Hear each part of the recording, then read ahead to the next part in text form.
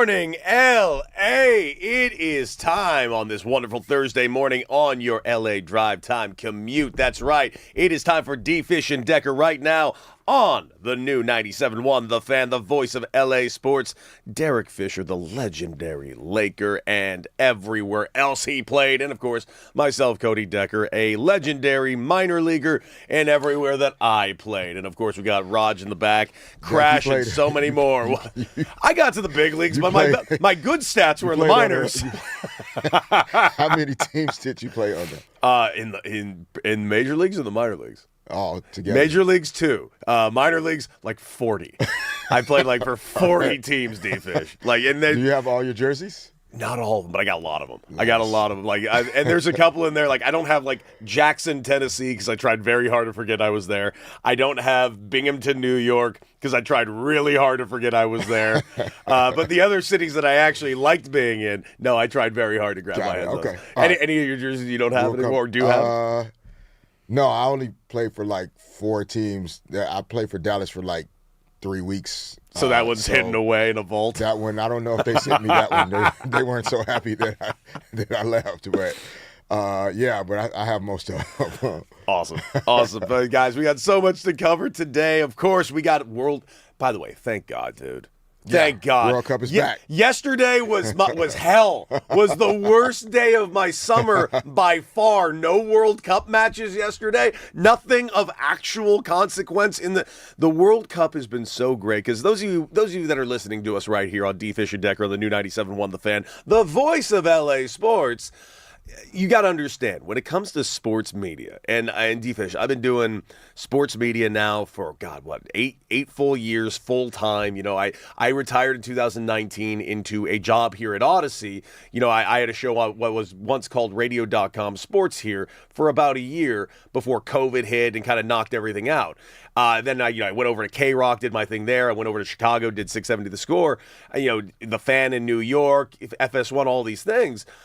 But here's the thing. This time of year is normally more or less the deadest sports time of the year. There's always stories you're trying to almost force onto shows sometimes. And the World Cup has made us not have to do that at all. It has made June and July super important. It has given us so much to root for. It's keeping us kind of on edge on what sports really are. We have been so spoiled, I honestly think, for the last straight year, because we haven't had a moment to breathe because we've gone from one great thing to another great thing. And it started last year's World Series.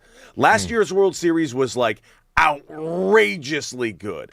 And then we go in, the W, and then the NBA Finals. Honestly, the only thing, the WBC, when that came back this year, was electric in the World Baseball Classic.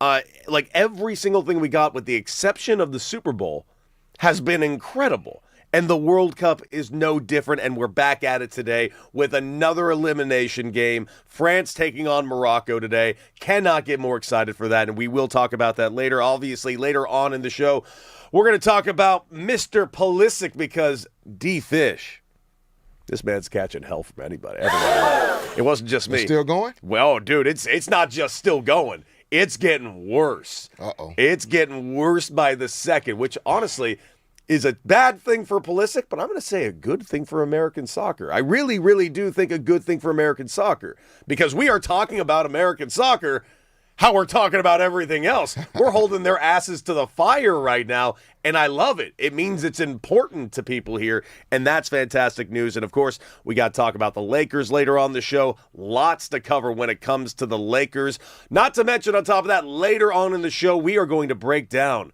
the best trade targets that the Dodgers can go after, or should they at all? But, of course, we're going to go ahead and open the show right here, D-Fish, with the Dodgers. And last night, another good victory. Listen, that was their 20th, I believe, season victory series of the season. This team just rolls on all cylinders, man. They really, really do. It wasn't the prettiest of wins. It wasn't the sexiest of wins. They get 3 runs in the first inning off of Hughes, who was making his major league debut last night. Little shaky for him in the first inning for the Colorado Rockies. But after that, he just started rolling. He absolutely neutralized Shohei Ohtani the entire show. The game was a solid game. And Roki Sasaki, who in the first inning comes out and gets through an extremely efficient 6-pitch first inning, making me think, man, Roki's really trying to make himself a case to stay in this rotation. We talked about it about a week and a half ago, D-Fish. The Dodgers have some very, very big problems. And when I say big problems, I mean, these are phenomenal problems to have. They have big problems with their roster in that they're going to be getting an influx of players, and they're not just some players. They're getting some players that are extremely high-priced coming back. You're getting Blake Snell back. You're going to get Tyler Glasnow back. Blake Treinen's going to be back in the bullpen. You're going to maybe get Brusdar Graterol back in the bullpen. Bobby Miller, you're going to get your hands back on Edwin Diaz soon. These are all major pitchers for the Los Angeles Dodgers, and there's only so many roster spots available, specifically in that starting rotation. Eric Lauer, Emmett Sheehan, and of course, Roki Sasaki. These three guys' names in the starting rotation might be numbered as far as their days go because of those names that are coming back. But Roki putting himself in a decent position last night, only giving up 3 runs, an efficient game. But I got to tell you, man, there's something about Roki Sasaki that does worry me. I still firmly believe I think what they're going to do with him in the playoffs. I think they're going to do the same thing, D-Fish, they did last year. But if we're going to look at his season this year, he is 3-5. His ERA is still a 5.33 in 16 games. He's only got 81 pitches thrown, 80 strikeouts. He's still doing it. This whip ain't bad either at a 1.36. So he's not having a bad year by any stretch of the imagination. But when you're going to this Dodger team, and these names that are coming out, I mean, it's going to probably be Emmett Sheehan will be moved out of the starting spot first. Roki Sasaki can't be far behind. There's something about this kid, D-Fish, that worries me when he's on the mound. Even when he's pitching well and efficient, you could just see it on his face, man. He gave up that home run yesterday to Kyle Karros in the second inning after that really efficient first inning. Then he gave up a solo shot in the next inning, and then a wild pitch, which led to a run. There are just moments where he looks scared to me, dude. And I hate to say that because I really like Roki Sasaki, but there are just moments when the panic looks like it sets on his face. And, you know, we talked about Dalton Rushing and how much emotion he plays with. I always thought playing with that emotion's really, really difficult. I had that emotion myself, and trying to take that emotion into a bat is hard. I can only imagine what it is like to pitch with that kind of emotion. And that's what Roki Sasaki does. And I'm not going to lie to you, it worries me 9 out of 10 times. I mean, some of it we had a young player on our high school team basketball that is from Japan. He's since returned back to Japan. Really talented young man, great character, great human being. Some of the things that you see in Sasaki remind me of this young man. Interesting. And so some of it is cultural that he's going to continue to grow out of and evolve out of. Because he is still very young. He's very young. And culturally, at times, the young man that played for me, he can wear things really hard because the standards are so high, the expectations are so high. He really wanted to do well. He didn't like to make mistakes. Mm-hmm. Felt like he was letting the team down. Yeah, and that sucks. He would bow each time we would substitute him out of the game. He would step right off the court and then do a quick bow and then go to the bench. And so that's the type of cultural respect and energy that players from other countries still carry that is also a part of their development and their growth. As a starting pitcher in the Major League Baseball, as you know better than I mean, you got to kind of have a little bit of crazy, little FU type energy. No question. In your bag. No question. And I think he's still learning. It's in there. He wouldn't be here if he didn't have it. No, we've seen flashes of that bulldog. Yeah. We saw it in the World Series last year. Yeah, it's in there. But I think he's still growing out of showing or feeling some of the things that maybe are happening on the inside, like showing them on the outside. We've talked about that a lot, like in terms of injuries or, even we'll talk about Pulisic later, like certain things you just cannot show in the middle of the competition. Like it's me against you, and we're both going for the same thing, and there's only one there. At no time can I show any sign of weakness or distraction or frustration that gives you an edge. And so, but like with rushing and other, like it's different for everybody. But by and large, you're trying not to show those signs that the other team or an opponent is getting to you. And sometimes he does have that look on his face, but I don't know if it's fear. I think it's more, it's frustration that he's probably, he's a type A personality. No question. He's gotten a lot of things right in his life. He's a world-class pitcher, pitching for the Dodgers at 24 years old. He doesn't want to make one mistake. And so I think it's more about frustration with mistake than fear, and how to control that mindset and that energy if things start to go the wrong way. Well, just giving you a quick juxtaposition. Those of you that think comparing these stats is crazy, you're wrong, because the MPP is the league in Japan, and it is a phenomenal professional baseball league. Comparing his stats here to Japan, it really is Dickensian, a very Tale of Two Cities type of situation. Here has been his stats when he was over there playing for the Mariners in Japan. In just 3 years' time, 2021 to 2024, his win-loss record was 29-15. His ERA, 2.19, and his strikeouts in that time, 505. I mean, that is a really, really, really good 3-year run. He pitched a perfect game in 2022. He tied the league record for most total strikeouts in a single game with 19, setting a record for consecutive strikeouts for 13. Incredible run in Japan is what he had, especially as a young kid from 19 to like 22 years old. Coming over to the States, now make no mistake, he has not been incredible, but he also hasn't been a calamity either. Now, his ERA compared to Japan, 2.10, 5.06. Not to mention this season, 5.33. His games played here, 26 games, so it's at least a smallish sample size.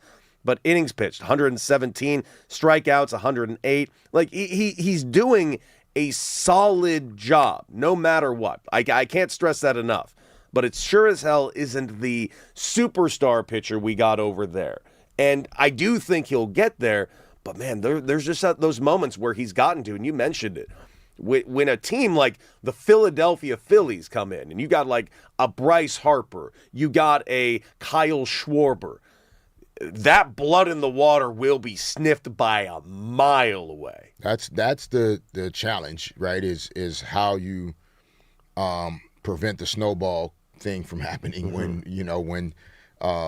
teams start to time up pitches, feel it coming, see what's about to happen, and start connecting with the ball. How do you get yourself out of those situations? And that, he was able to show some of that grit last night. He did, and work himself through it. Out of it a little bit. That's going to happen to the best pitchers in the world, and he was able to navigate that a little bit last night. But yeah, it's interesting. I don't know, what the plan is. I also think you're in the shadow of Yamamoto. You're in the shadow of Shohei Ohtani. You and trying to do anything to even scratch the surface of what those guys accomplished. And I'm glad got to be tough, dude. I'm glad you actually say that, because but there's also that weird juxtaposition. It's got to be youth. It's got to be the age, because we watch how much he wears his emotion on his sleeve, which could be a good thing or bad thing depending on the situation. But I think because we're so used to seeing this influx of other Japanese players, and they have a certain type of mentality. And I'm not even before I even get to the Shoheis and Yamamotos, but let's go back in time, like the Ichiro Suzukis. When he came here, it was like he had figured out baseball 2 decades before he even got here. It's like he got here and he's just like, oh, you guys think you're good? you guys are adorable. And he handled himself like that at all times, and he did these superhuman things that were like, my God, this guy's the best player in the world. Then you had a similar thing with Matsui when he went to New York. You had a similar thing here in LA with like Hideo Nomo as well. Like every Japanese superstar that's come over here has really like carried themselves really just super professional and almost robotic and like just Terminator-like with their mentality. Roki's one of the few that's come here and, you know, shows a little bit more emotion. Now, not that he's like kicking buckets and knocking over water coolers, but when a outing goes wrong, you could see it in the dugout. He's got tears in those eyes, man. He looks like he's just wearing it emotionally in just the worst way. But think about all those guys you named. He's carrying all of that legacy. Mm-hmm. Like, I mean, who else are you going to compare him to? We don't see what's being said or written in Japan. That is true. I can only imagine what's being written in Japan, especially when the column inches is going to Yamamoto and Otani, who is both on your team, and they're both superhuman at what they do. So yeah, so it's you know, all of these things are variables and factors. It's not, doesn't mean that's why he pitches well or doesn't pitch well, but these are things that we have to keep in mind in terms of, you know, what athletes are carrying, what Sasaki is emotionally working through, psychologically trying to figure out. The talent is there. I mean, it's there. We've clearly talked about the Los Angeles Dodgers' ability to not just find talent but develop it, you know, help players get better and improve and have great careers. So the talent is there, otherwise they wouldn't have brought him here. But, you know, figuring out how to be more consistent, how to reach his ceiling and his potential more often in games and in performances, you know, that's something I'm sure he's searching for, clearly. No question. And the team, I think, is invested in helping him figure that out. I'm curious about the in terms of the rotation when guys are back. You know, veteran guys that have been out. I mean, you're getting to a point where Blake Snell and Glasnow and those guys have missed multiple months of the season. Yeah. So you can't just drop them back into their normal workload.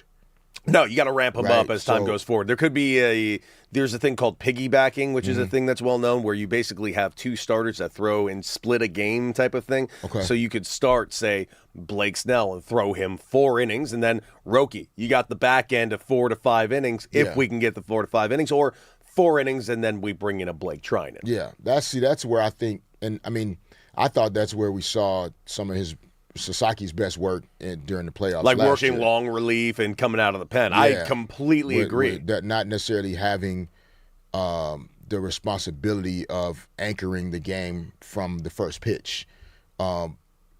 You know, Dave Roberts obviously will make these decisions ultimately, but that's where I really see the value of still starting him throughout, you know, this time that they're dealing with the injuries and so many guys are out, so that he can get the live reps and the experience of throwing against certain batters. He has film, he has video, he knows he can figure out what these guys are looking for.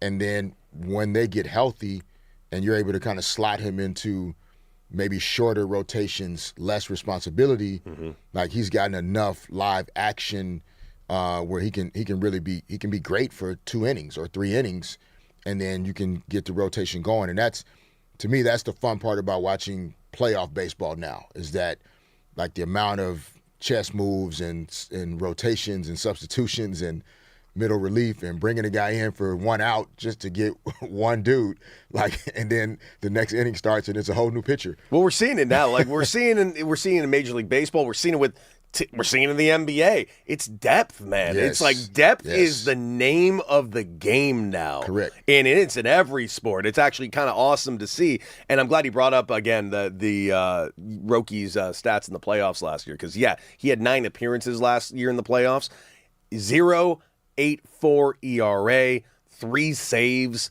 6 strikeouts, pitched his ass off. in October last year, and I'm hoping we get something very similar out of him this year. But last night, Dodgers get the win, 4-3 at home. Mookie Betts plays the hero with a nice RBI single in the eighth. Mookie Betts can play baseball? Oh, it turns out Mookie's actually fine. Oh. Yeah, he's hitting about 239 right now. Is it his best year? No, but I have a feeling Mookie Betts is going to be fine. And if you have any question about that, here's some sound of Mookie Betts being perfectly fine. Another payoff to him. He scorches it into center field to give the Dodgers the lead. A bullet of a base hit from Betts. 4-3 in the eighth. That was Mookie Betts being great. And Raj loves when Mookie Betts is being great. Ladies and gentlemen, that from Sportsnet LA last night. And that was a phenomenal job by the Dodgers getting it done, because here's the thing, the Dodgers were not swinging it great. Hughes kind of had their number for a little bit there. So to see them kind of get it done like it, a one-run victory, even though the Rockies are not the greatest team in the world, you got to understand the Rockies, they are getting better. Like last year, like right now they're at 39 wins. Not a good place to be. They had 39 wins on the season last year, so you know what? I'll take it. Dude. It's tough. I mean, it's actually hard. It's hard to play against teams that are not as good. You get played down to their level sometimes. Yeah, you do, and not even sometimes you're playing down. Like they're playing up. When the teams that are bad are playing against. Yeah, they know who they're playing against. They want to show that they are better than their record. So it's not as easy as it sounds sometimes. By the way, just a complete side note. I know this hasn't happened for you yet, but can you imagine this? Because I know you do a lot of these. You do a lot of these Laker games over on Sportsnet and all these. Can you imagine if your kid hit a home run in front of you? Because Kyle Karros, the player for the Rockies, son of Eric Karros, one of the Dodgers announcers. He's homered twice at Dodger Stadium this year at games that Eric is announcing. Can you imagine how badass that? Eric even said out loud, "Listen, I'm really glad the Dodgers are up 3-1, but I'm not going to lie, I'm pretty happy right now." As he should be. Proud papa. That's about pretty badass. All right, guys, we got so much to cover today. Of course, later on, we got World Cup to talk about. France taking on Morocco in the Group of 8 is the first of the Group of 8 that's taking place today. We'll talk about that later on. Of course, the shade being thrown by everyone on Christian Pulisic. We got to talk about trade deadline and Dodgers targets. And of course, coming up, the Lakers. Boy, oh boy, the Lakers. We've been talking a lot about the Lakers for the last week and a half because of all the moves that Rob Pelinka and company has made. Well, have the Lakers just fallen into a trap? Did they just make the mistake that the Celtics worked very hard to avoid? We will discuss right here on D. Fish and Decker on the new 97.1 The Fan, the voice of LA sports.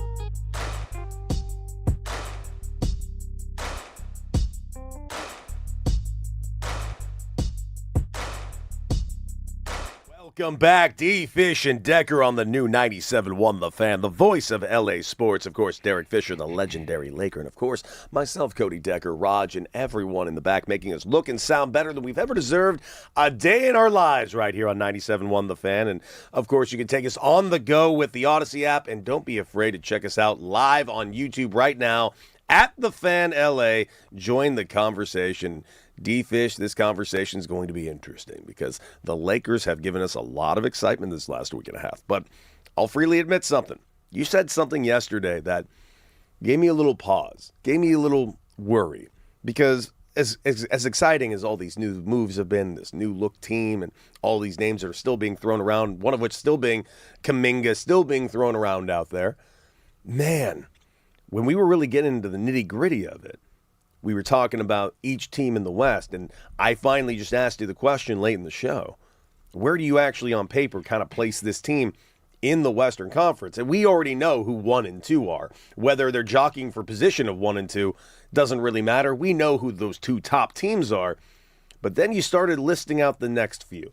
And at the end of last year, I firmly believed this. While healthy, I firmly believed that Laker team was the 3rd best team in the West. Now, of course, they got hurt at the end of March after that incredible run when they were the 3rd best team record-wise, and of course they fell a couple of spots due to those injuries.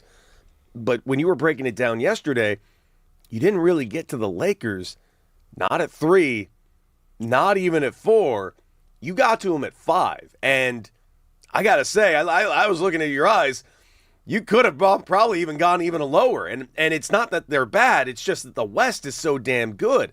And now kind of breaking down now all the Lakers' moves and kind of seeing the tea leaves throughout the league and where other people are going and jockeying for these positions, it seems like, and now there's a report out there, that the Lakers may have fallen into a semblance of a trap with the Austin Reeves deal, a very similar way that the Celtics did with the Jaylen Brown and Jason Tatum thing, which is why reportedly, the Celtics were trying to move on from Jason Tatum to do what we were talking about in the first segment of the show. Jason Tatum? I'm sorry, not Jason Tatum, Jaylen Brown. Okay. Because they're trying to get more, quote-unquote, depth and getting deeper and possibly younger.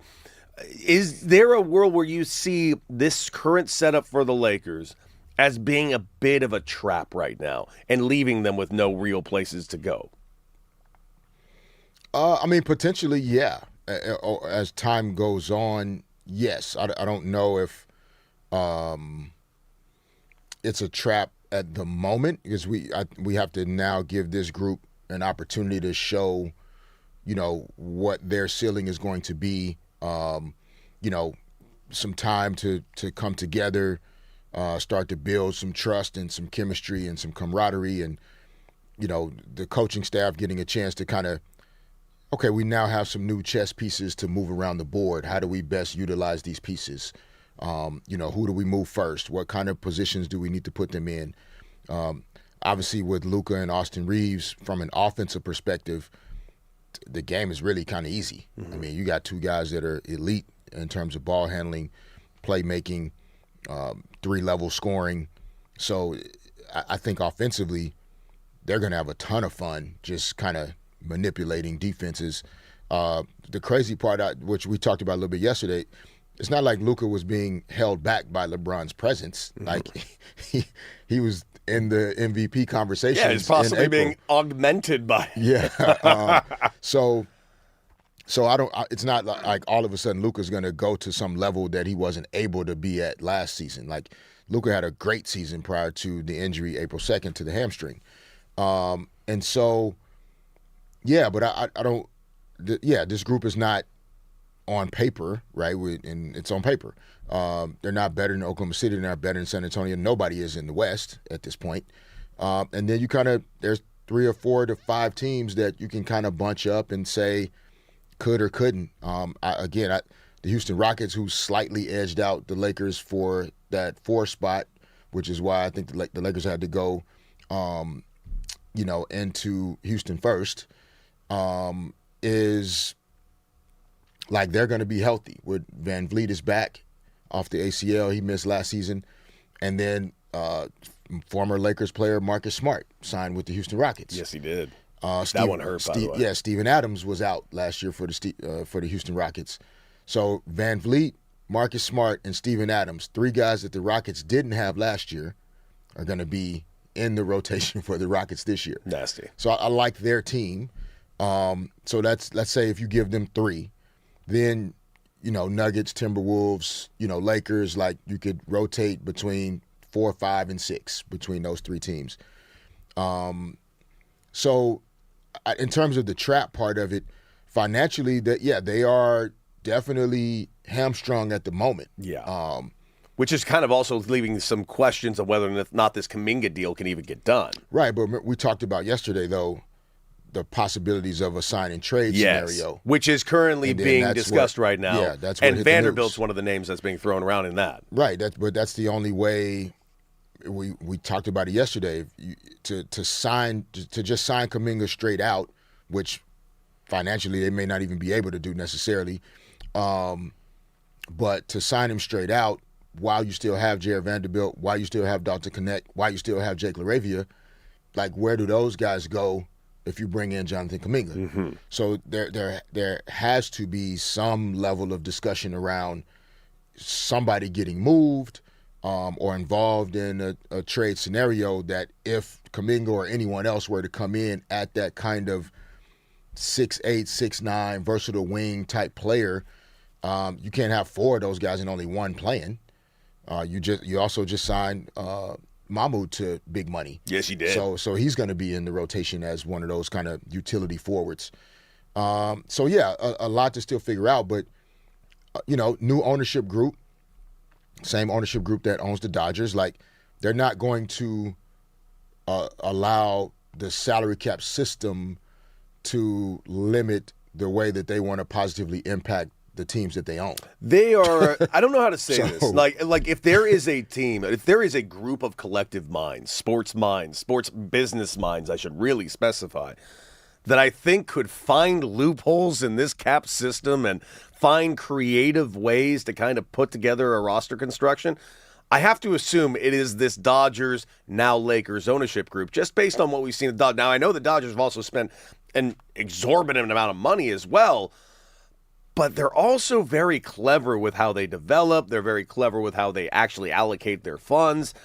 I'm really kind of excited to see what this era of Lakers can become as time goes forward. Because I remember, what was it, a month and a half ago, we were talking about we were even joking about the quote-unquote bean counter assistant GM they brought in, who is very known to basically handle his finances. And I'm intrigued on what that can be. At the end of the day, this conversation about the Lakers compared to what the Celtics are doing, is it just about mentality and or, I don't know, different thoughts on what roster construction needs to be in today's day and age?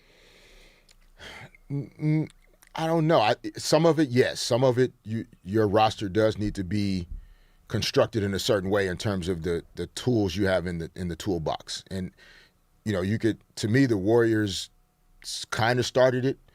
In terms of the depth, the ball movement, the player movement. Yes, Steph and Clay, being the Splash Brothers and heavily relied upon to kind of anchor everything, but it was really their depth that separated them from everybody else. Like, they had 8 guys that were like starters, basically. Mm-hmm. Sean Livingston came off the bench. Andre Iguodala took a bench role.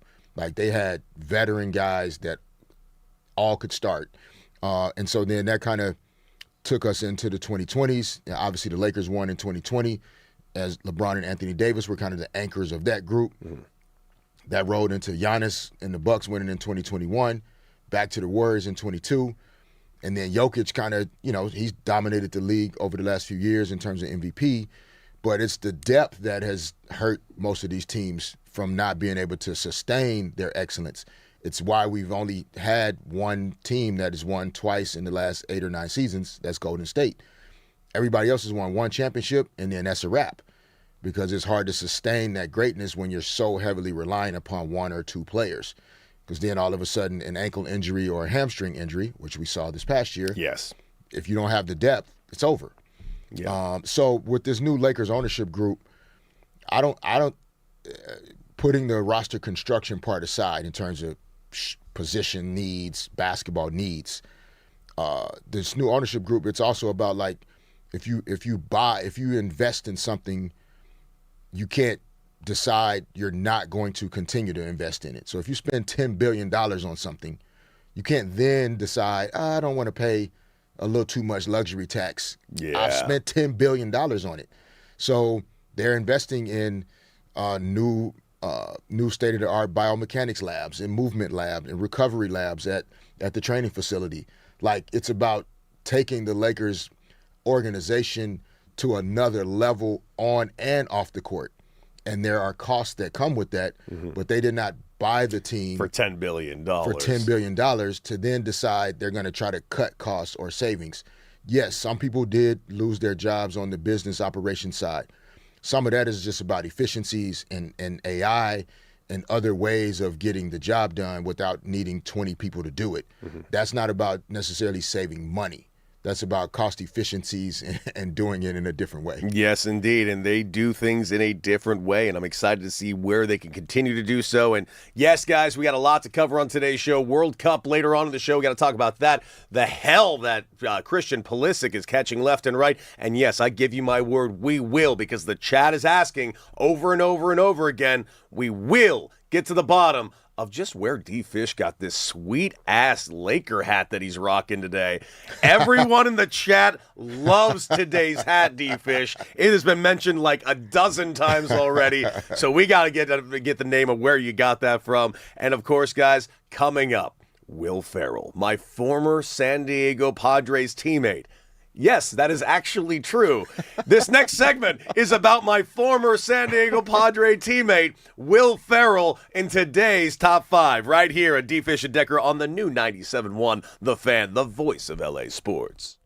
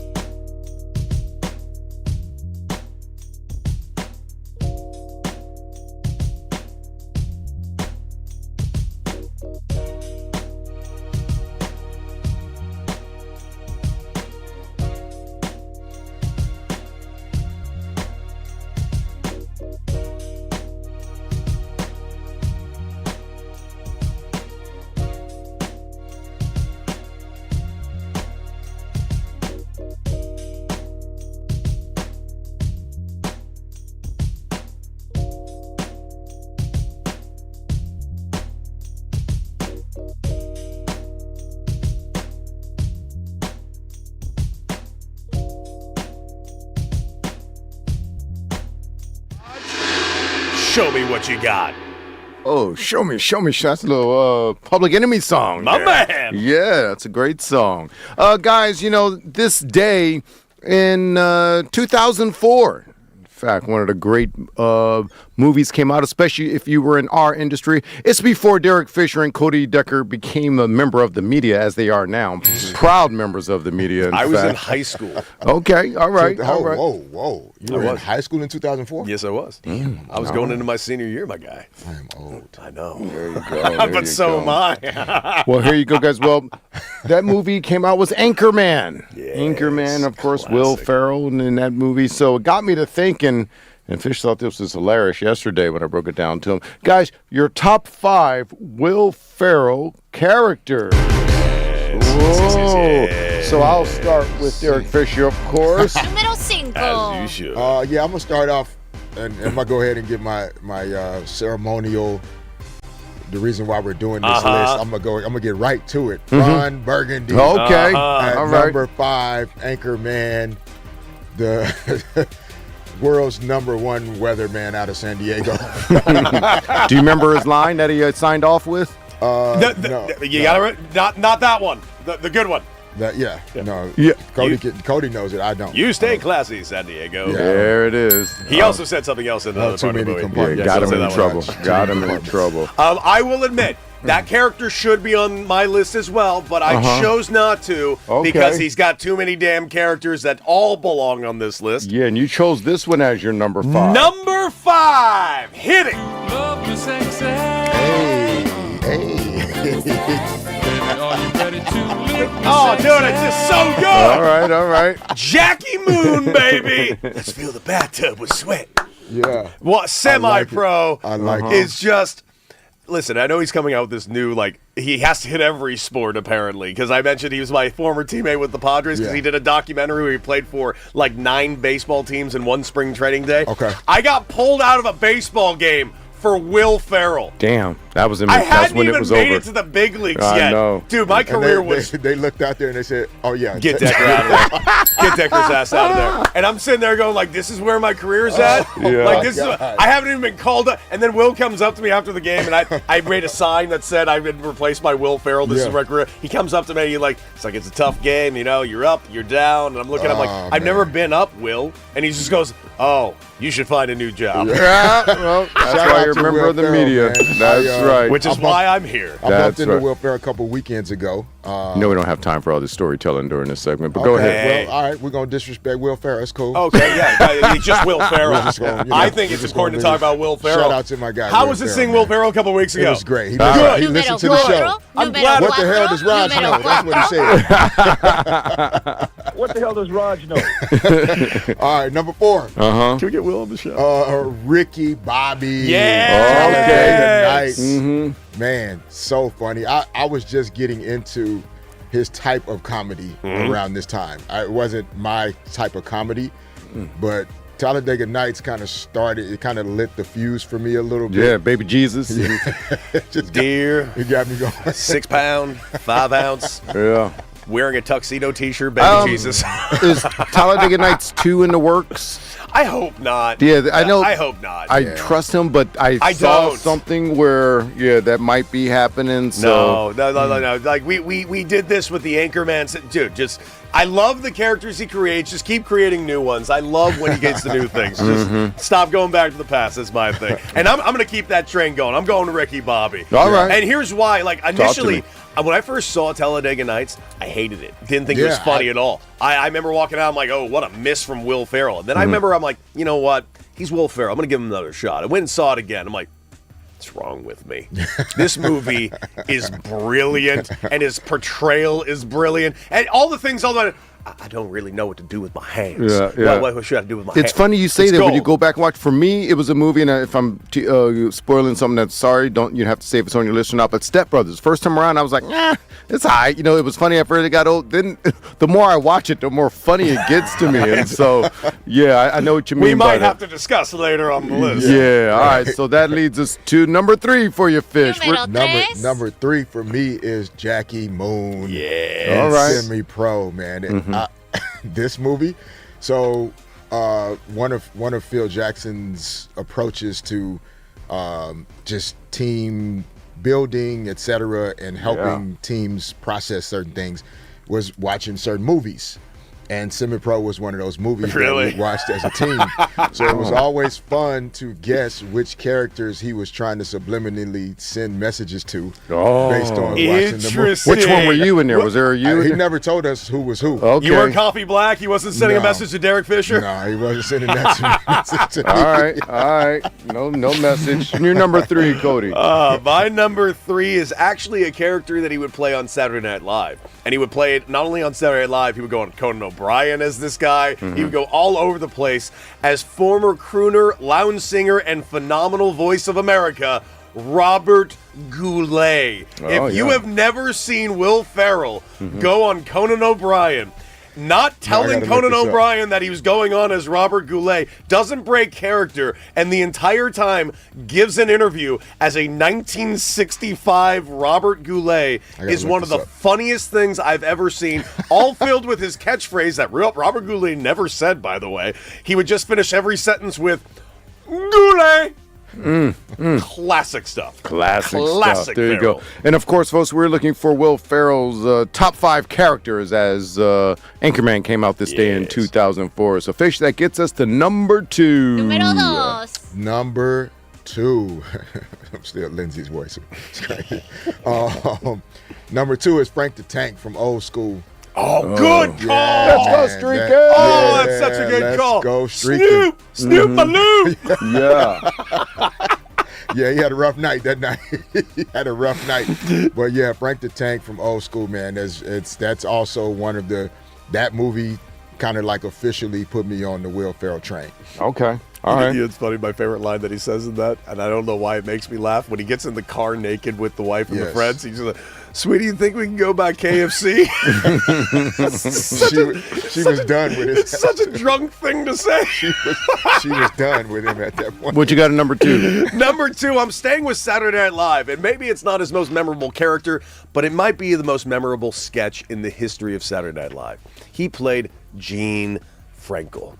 Who's Gene Frankel? The cowbell player from the great band Blue Oyster Cult. And he just goes to town. And he even says, I'd be doing this band a disservice if I didn't play the living hell out of that cowbell. He did. And he played the living hell. That little half shirt showing his belly. Dude, he says maybe 5 lines in the entire sketch. Yeah. He just commits to the cowbell in a way that no human being would ever dream of. He went the extra mile. He went the extra mile. Extra mile. He made the to the point where, to this day, I need a little more cowbell is still very much Derek a phrase loves in the our cowbell life. Sacramento playing in Sacramento back in the day, right? Yeah, I did, sure. All right. I loved it. You gotta I shut don't that know how much cowbell they up. loved it, All right, Vision. Of course, that leads us to the number 1 Will Ferrell character. Número 1. Yeah, number 1 for me is Brennan Huff. Step Brothers, numero uno. Did we just become best friends? Yep. Yep. Well, I'm really glad you said that. Oh my God, man. He and John C. Reilly, like their chemistry on screen in that movie was off the charts. So yeah, that's my number 1 for me. That one, I was hooked after that. Anything he did after that, I laughed before I even get into the movie. Well, then I got a question for you, D-Fish, because that's your number 1? Yeah. Well, here's my number 1. I got just one question for you. Did we just become best friends? Yep! Because Brennan Huff is unquestionably number 1 on this list. Every line that he says in this movie is perfection. And you know what my favorite line is? I try to get it for the sound here. I didn't get it in time. But when he says, well, I'm not going to call him Dad ever, even if there's a fire. There's no adult in the world that would ever say that, but many 3-year-olds would. And it is just such a funny movie, such a funny line, and my favorite thing Will Ferrell's ever done. Yeah, I mean, especially you spend a lot of time in Catalina. Yes. So when we're talking about the Catalina wine mixer. I just want to make this abundantly clear. The Catalina wine mixer exists now. It did not exist before that movie. Wow. It became such a proud problem on Catalina Island because people would come asking, where's the wine mixer? They had to invent the wine mixer. And now they have a yearly Catalina wine mixer, of which I attend yearly. That so. is absolutely. All right. So what was great. your Will Ferrell movie then? For you, Fish, your moment. I guess you ran into him. You looked up to him. Was it when he was at the? Man. What was I mean, it? what if he's listening right now? He doesn't like your enthusiasm. Yeah, why are I you met him happy too. about I've run into him at LAFC. I did a show up there at Okay. LAFC, and he came up as the owner and he talked. And he asked me why I like soccer, and I told him why, and I told him why LAFC is different. I asked him why he replaced me in a game, and he did not have a good answer. All right. Yeah, Well, his now we son- don't his have son time, is Fish. You playing only high got 30 school seconds. basketball. Sorry, Yeah. Fish. Only 30 seconds. Sorry. Wow. Got to go to Sorry, break in 30. sorry. Next Yeah. time. Sorry, Will. You should have jumped on it when I asked. Coming up, find out just how good friends Will Ferrell and D. Fish are, and of course, Dodgers, baby. Dodgers, and the snub that is only getting snubbed more. Justice for Justin Robleski, right here on D. Fish and Decker, and the new 97.1 The Fan, the voice of LA Sports.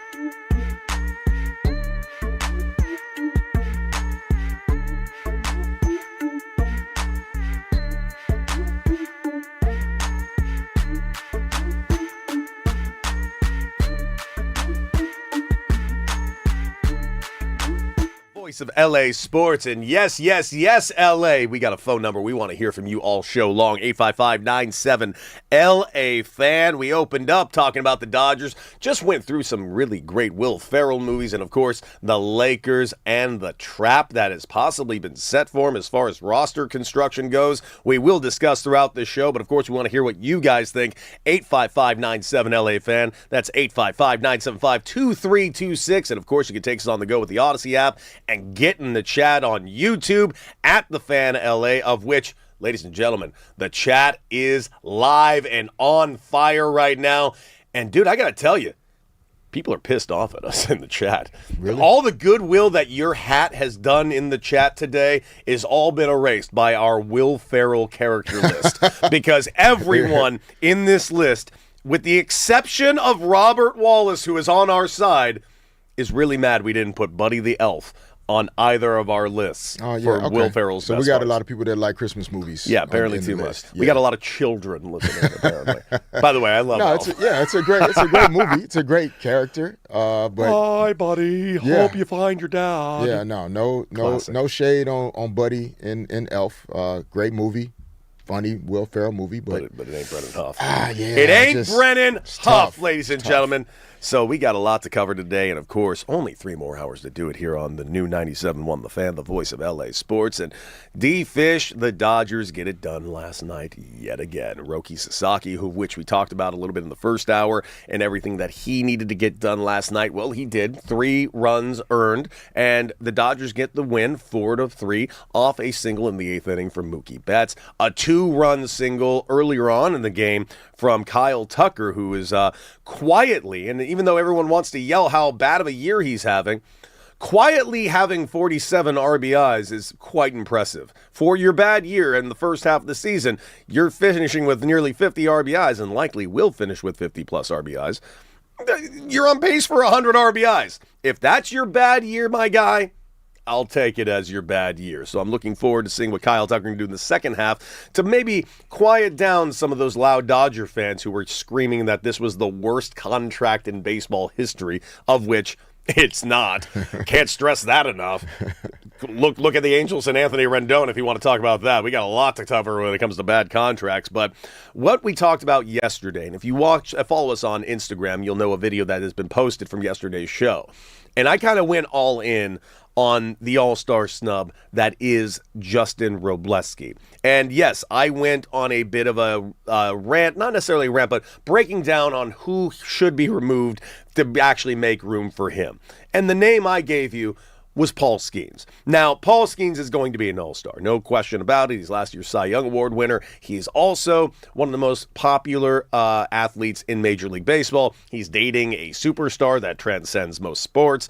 I understand these things. I get it. Obviously, Paul Skeens is going to be an All-Star. But Paul Skeens is also pitching this Sunday, which means Paul Skeens is not eligible to pitch in the Midsummer Classic in Major League Baseball. By rule, he cannot pitch, which means Paul Skeens needs to be replaced. And that is great news for Justin Robleski, as the announcement came in just yesterday, and everyone was really, really excited to hear that Justin Robleski is still not an All-Star. Why is he not an All-Star? Well, it's because he's been replaced by another Pittsburgh Pirate. And do I understand why this has happened? Yes. Do I agree that this has happened? No. That being said, I totally understand why Braxton Ashcroft has been named an All-Star for multiple reasons. One, it was written that it was per Paul Skeens' request. There is truth and not truth to that in 2 ways. One, yes, Paul Skeens did want his teammate Braxton Ashcroft, who's having a very good season, 9-3, a 3.24 ERA, a WHIP of 1.10, innings pitched 108.1, and he's got 122 strikeouts.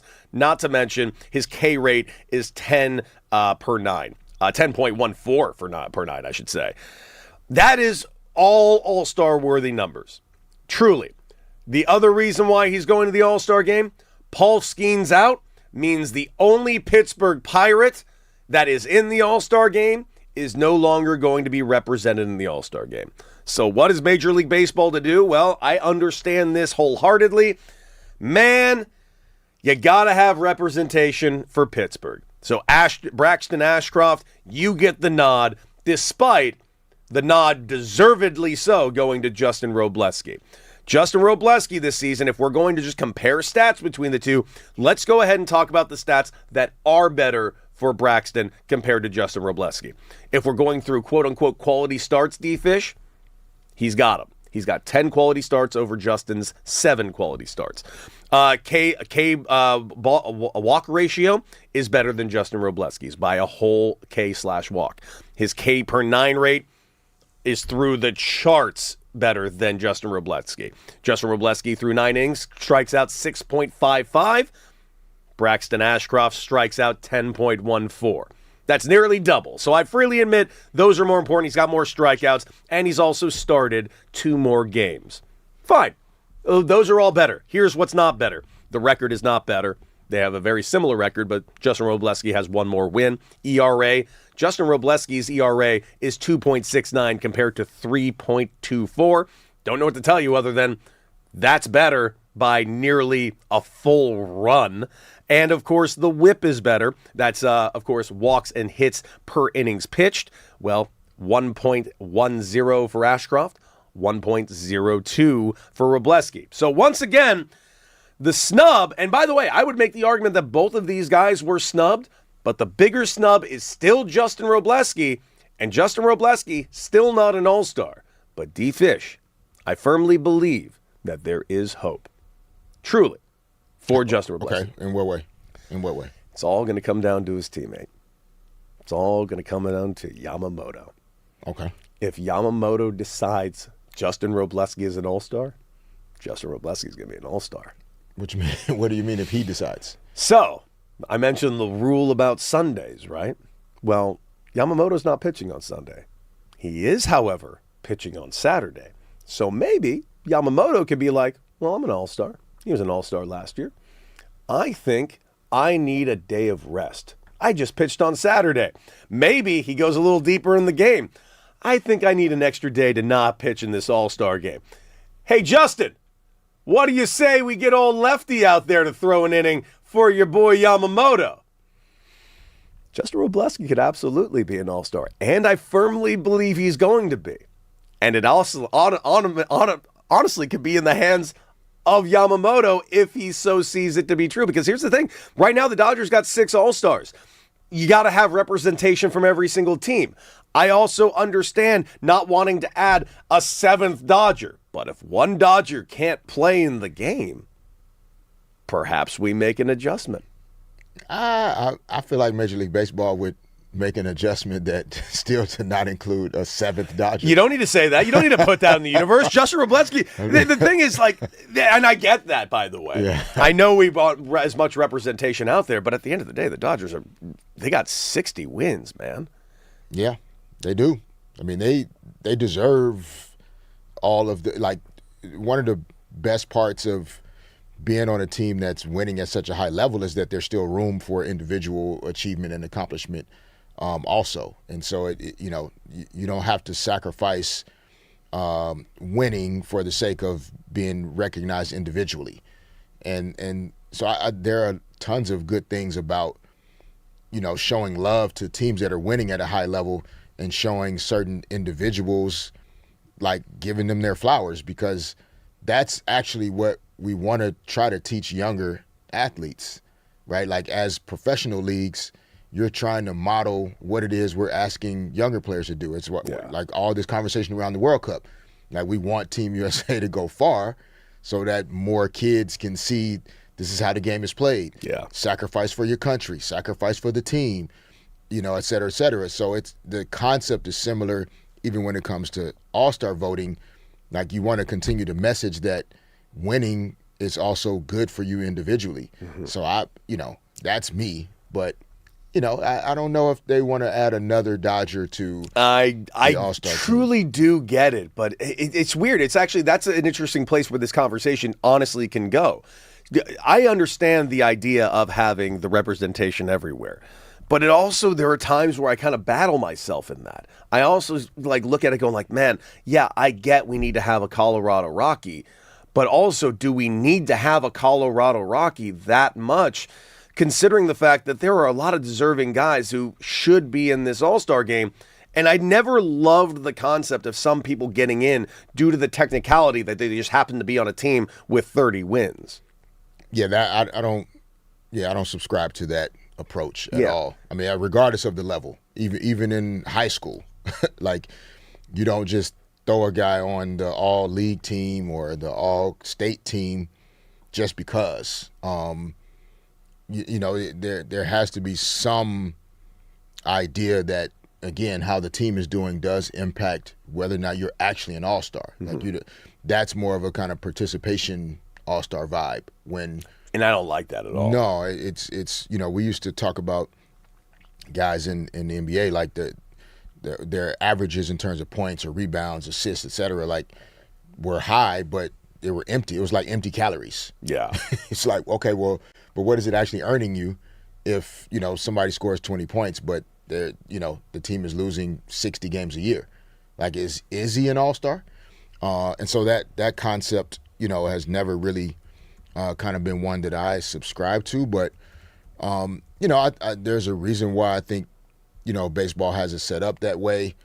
It's 162 games. It's hard to, if you're having a good baseball season and you're the best player on a Major League Baseball team, I mean, chances are you're one of the best, 30 to 35 guys. Yes. In the league. So I get it how it could still. There's got to be a pitcher or an outfielder or one of the infielders that, that's deserving of being an all-star if the numbers are there, even if the team isn't necessarily winning at a high enough clip. There's probably one guy on each team. Usually there is, but I'll give you an example when there wasn't one. So I played on the San Diego Padres and mostly the minor leagues, but I got to the big leagues with them in 2015. So in 2013, the Padres were, let's just be honest, terrible. The organization was in like horrible disarray at the time. I was just stuck in AAA, didn't matter what I did, and we had to have an all-star. And I'll never forget it. We were all like in AAA, like going through our roster. I'm like, who would you even try to pick? Like, I have no idea who you would pick on this team. They ended up going with our shortstop, Everett Cabrera. Okay, he's about as good of a pick as I guess you're going to make on this current roster, whatever. He goes to the All-Star game, and we kind of were joking about, like, oh, God, we're never going to hear the end of it from Everett Cabrera, are we? Because he can be loud sometimes. Then, all of a sudden, 2 months later, our one All-Star got popped for steroids. And we're all just sitting there going, like, our one guy couldn't even do it himself. Like, God, that's awful. And that was the moment where I was like, we need to get rid of this. Every team needs representation, because it made me realize there really are just no consequences for a team sucking. Yeah. Something needs to be done. Yeah. We didn't deserve one that year. Yeah.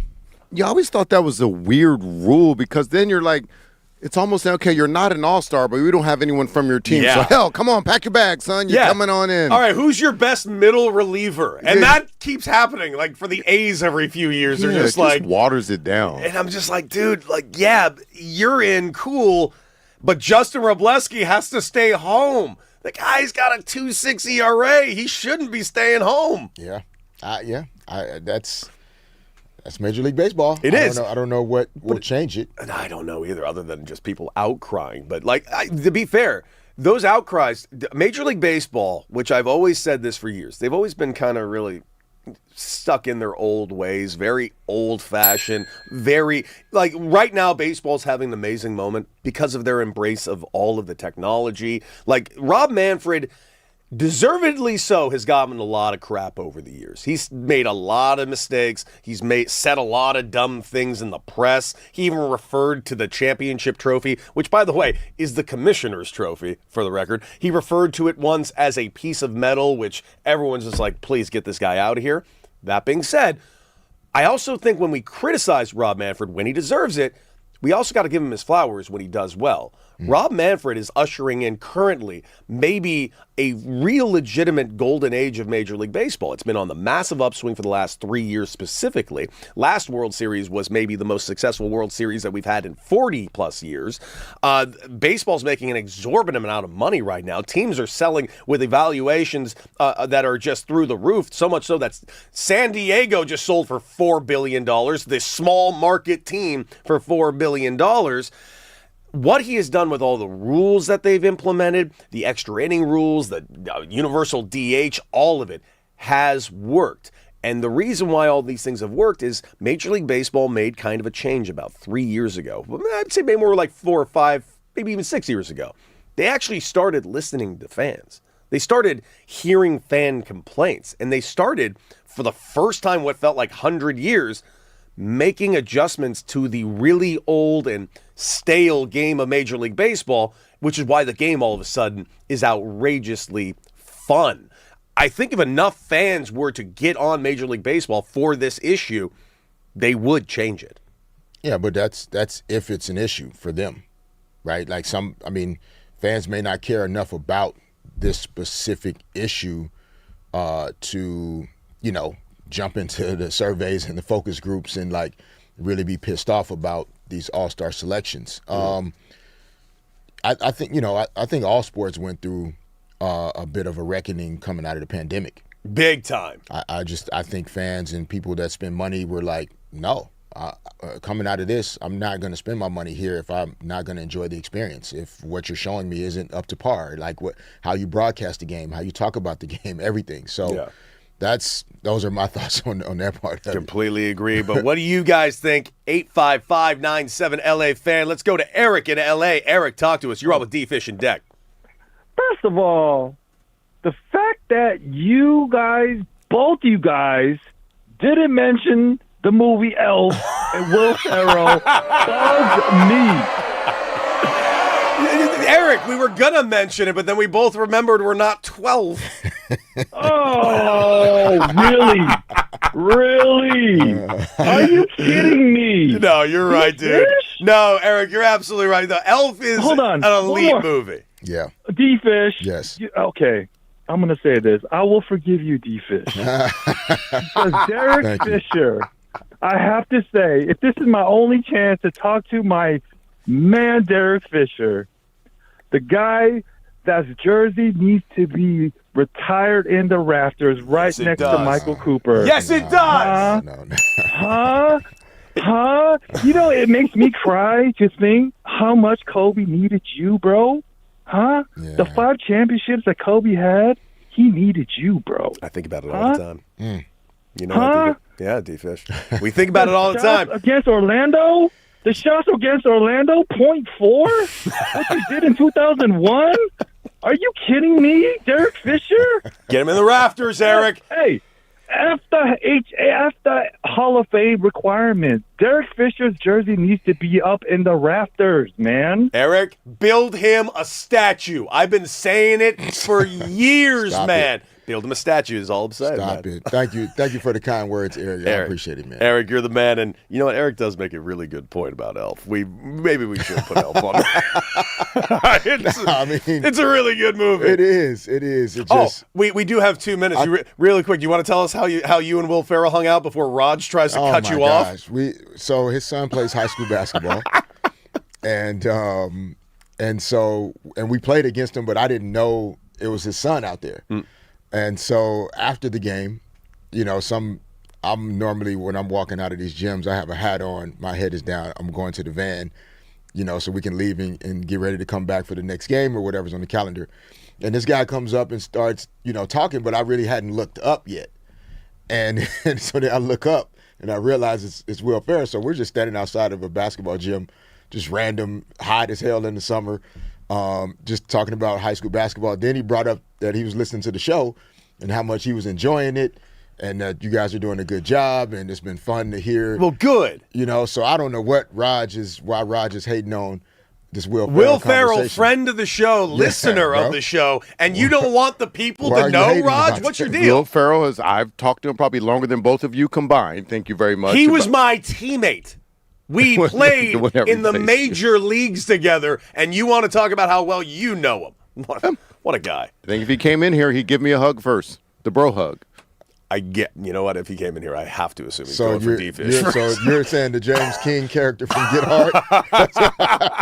Yeah, no. The only reason he might give you a hug first is because you're going to run down to the parking lot to escort him to the studio. That's your semantics. That's all it is. Guys, we're going to take a quick break, but coming up, man, oh man, Christian Pulisic. It's gone from bad to worse, and it seems to be getting worse by the minute for him because everyone is knives out for Christian Pulisic after what happened earlier this week for Team USA, and we're going to discuss it right here on D-Fish and Decker on the new 97.1, The Fan, the voice of LA sports.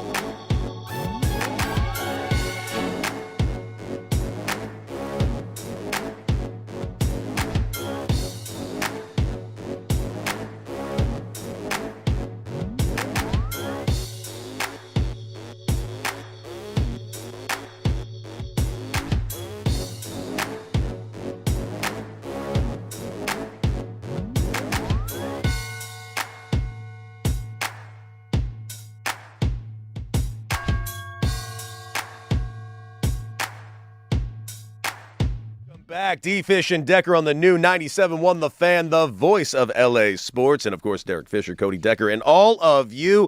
And, yes, we want to hear from you guys. 855-97-LA-FAN. That's 855-975-2326. And, of course, get in the chat on YouTube right now. And you can do that at The Fan LA. Get in the chat. The chat has been live all show long. Right now, we also have a poll going on right now. Hey, Raj, do you want to tell people the poll, or should we get Crash to tell people what the poll is? Well, yeah, let's see. Crash, you got a microphone over there? Let's get Crash a microphone. Everyone on the chat, say hi to Crash. What up, Crash?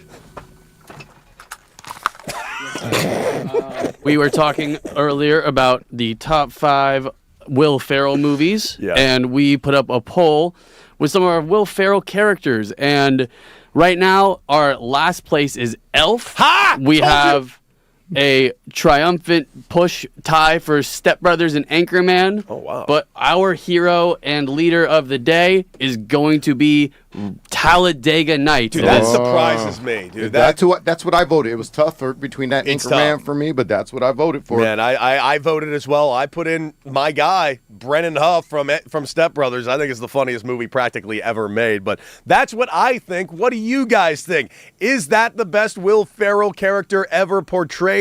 Or do you like something else? Is it Elf? Is it Anchorman? Is it Talladega Nights? Or is it something that we're not even thinking of? Let us know. Get in the chat at The Fan LA. And, of course, 855-97-LA-FAN. Whew, what a week this has been, ladies and gentlemen, for Team USA Soccer, and not in a good way. I mean, a week ago, the greatest underdog story that United States could have possibly had. United States coming from the ashes in soccer, and the thing that we have never taken seriously and we don't know the nuances of, and we finally have a team to really root for, and everything that Belligan was doing, and of course the star power of Christian Pulisic that we were going into this tournament with. Now, Christian Pulisic over the years has dealt with multiple injuries, and there's been some questions about exactly whether or not he is, and I quote, is he him? And listen, we came into this tournament asking that question to Charlie Davies, our correspondent and analyst and host over at CBS Sports. We asked him that question. He said he's going to need to be. He's going to need to be if Team USA is looking to make a dent into this tournament. And Team USA did make a dent in the tournament, but it sure as hell wasn't because of Christian Pulisic. He missed multiple games, came out of the first game in the first half, and honestly, the team looked like they were firing perfectly fine on all cylinders without him. And of course, Belligan being one of the main reasons. Then, of course, the terrible vibes after Belligan gets the red card, and then just the horridness and the corruption that surrounded everything, with our government getting involved with the red card, and phone calls being made to the president of FIFA, and the announcement from FIFA that Belligan was back. And yes, we were excited to have our guy back, but man, the vibes were really harmed and along the way.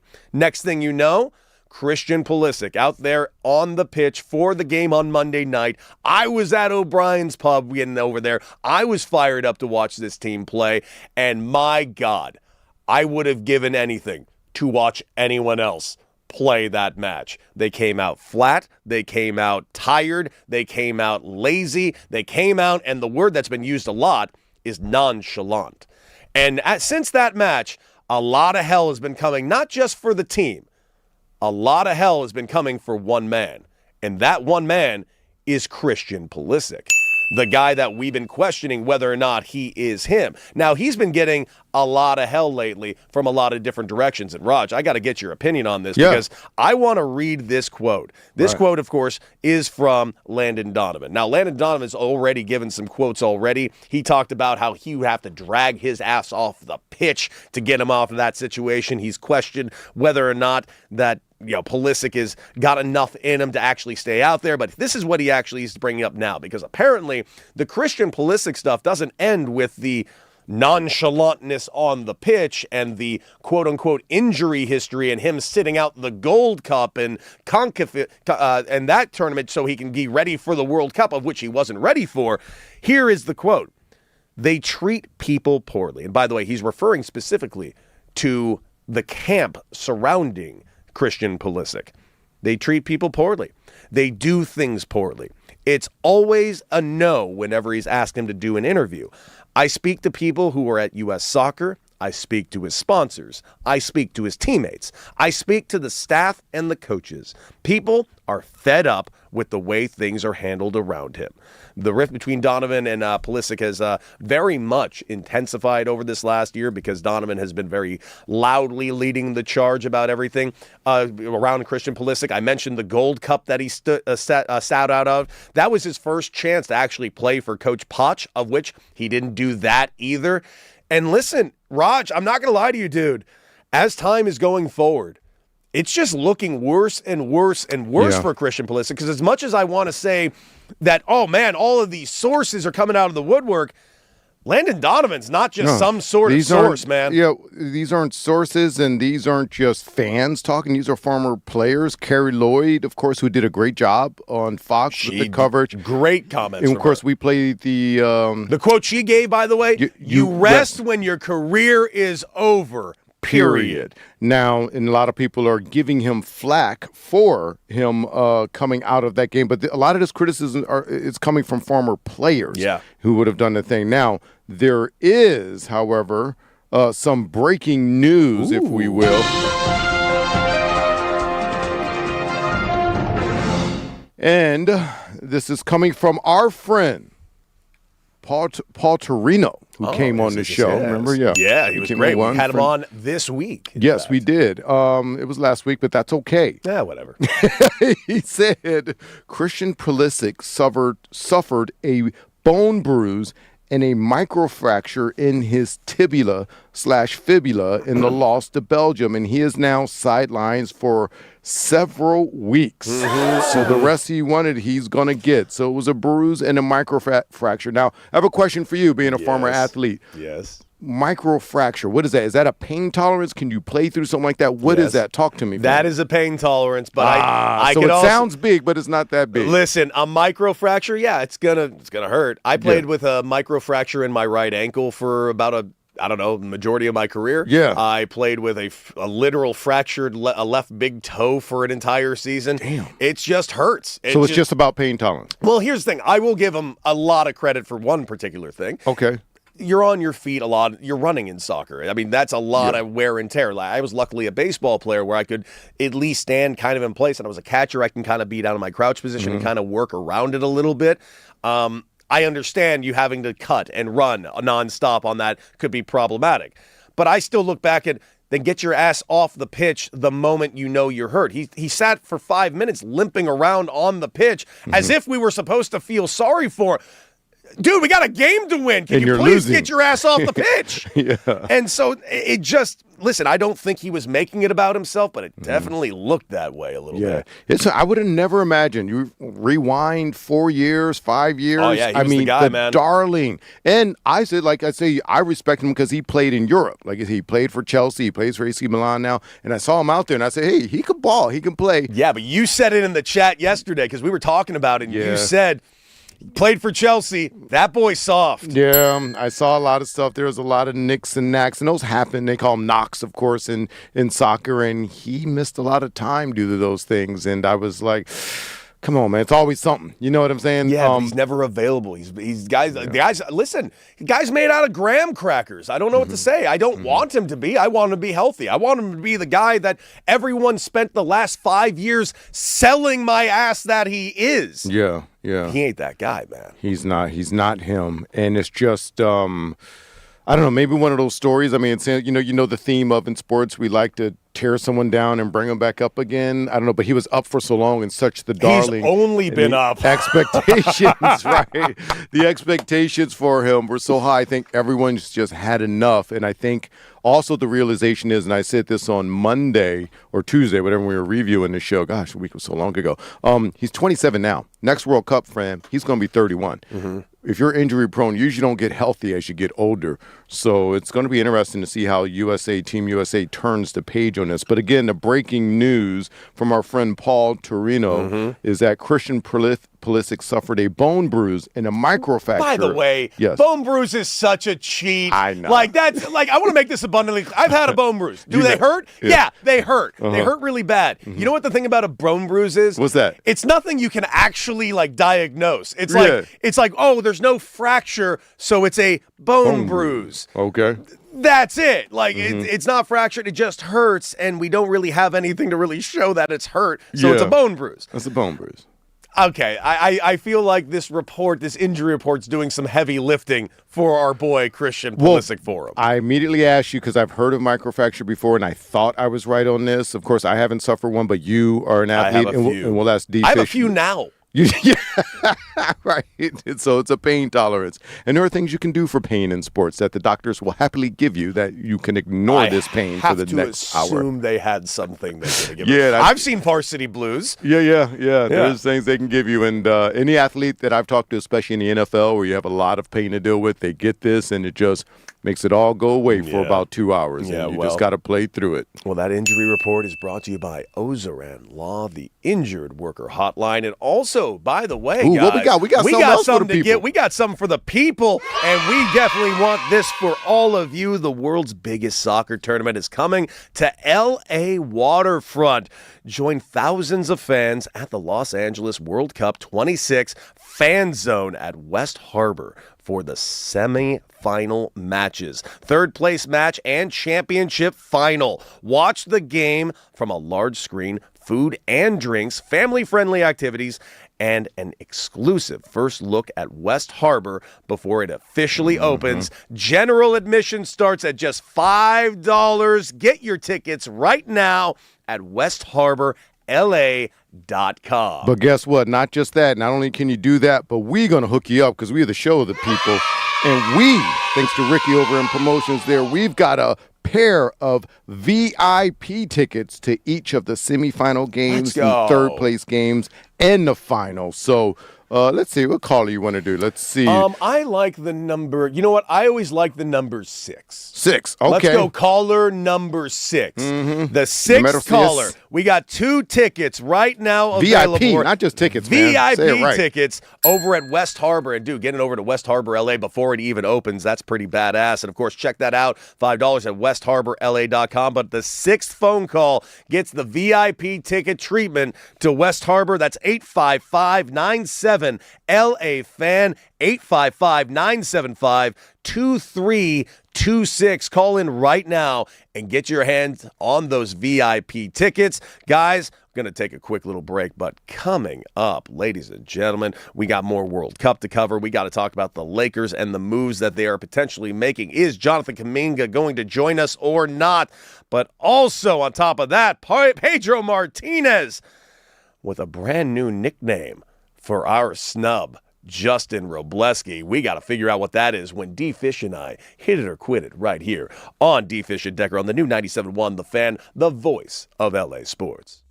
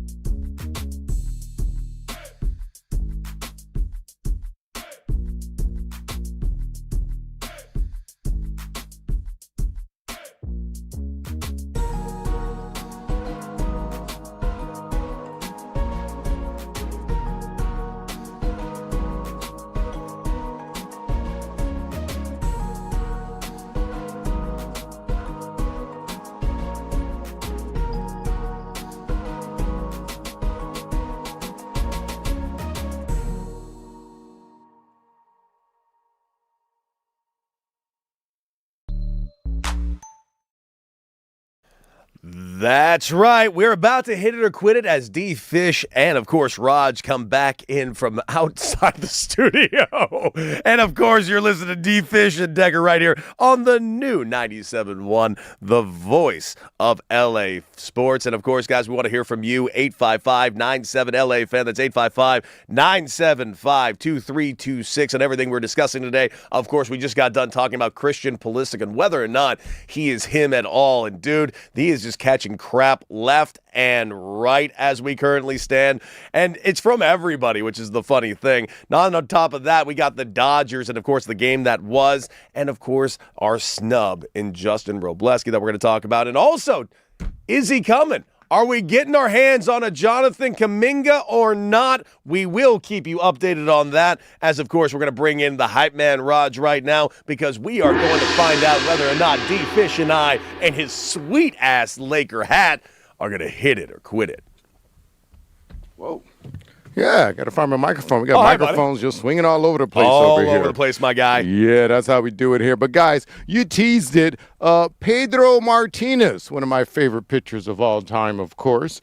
He said he was impressed with Justin Robleski, and he was like a shark out there. So after tonight, he's now the shark. Fish hit it or quit it on Robleski being the shark as a nickname. What do you think about that? I mean, not bad. And I feel like if one of the all-time greats has a nickname for you, that means he really sees something. Yeah. I'm rolling. I hit it. Okay, all right. I mean this from the bottom of my heart. If Pedro Martinez came in here today and just gave me a new nickname, guess what my new name is? Whatever the hell Pedro said it was? Whatever the living hell Pedro Martinez just said it was. Okay. Absolutely. And I also love the nickname, the Shark, all day long. He's extremely efficient. Yep. I love me some Justin Robleski. It's a lot better than the nickname I was giving him, the Snub. Yeah. What was your nickname? Did you have a nickname? I did. I was the anti-hero. That was the name I was throwing around. A little something. Yeah, okay. No, it was a joke I said offhand one time and it stuck. I said, I'm not. Right. Hey, you're like, you're the hero of the game today. I said, no, I'm more like the anti-hero. I'm a bad guy that you root for. You don't want to root for me. You have no choice to. Anti-hero. Okay. Hey, Candace Parker. She teased the WNBA players for insecurities following Caitlin Clark's All-Star vote. We voted that, we talked about that. She was the number 11th guard, according to her peers. This Candace Parker said, y'all need to go to a therapist and figure out what childhood issues you have. Fish, hit it or quit it on WNBA players needing to go to a therapist to figure out the issues they might have. I mean, we all need that. Yes. No, I'm pretty good, I think. I don't know which part is she saying because they ranked her 11th? All of it, Fish. You know what? Yeah, how she lives kind of rent free. I think in a lot of people's getting throat heads. punched. Got it. Yeah, I mean, sure. I mean, there's something there. Yes. I don't know if it's insecurities, but there's something there for sure.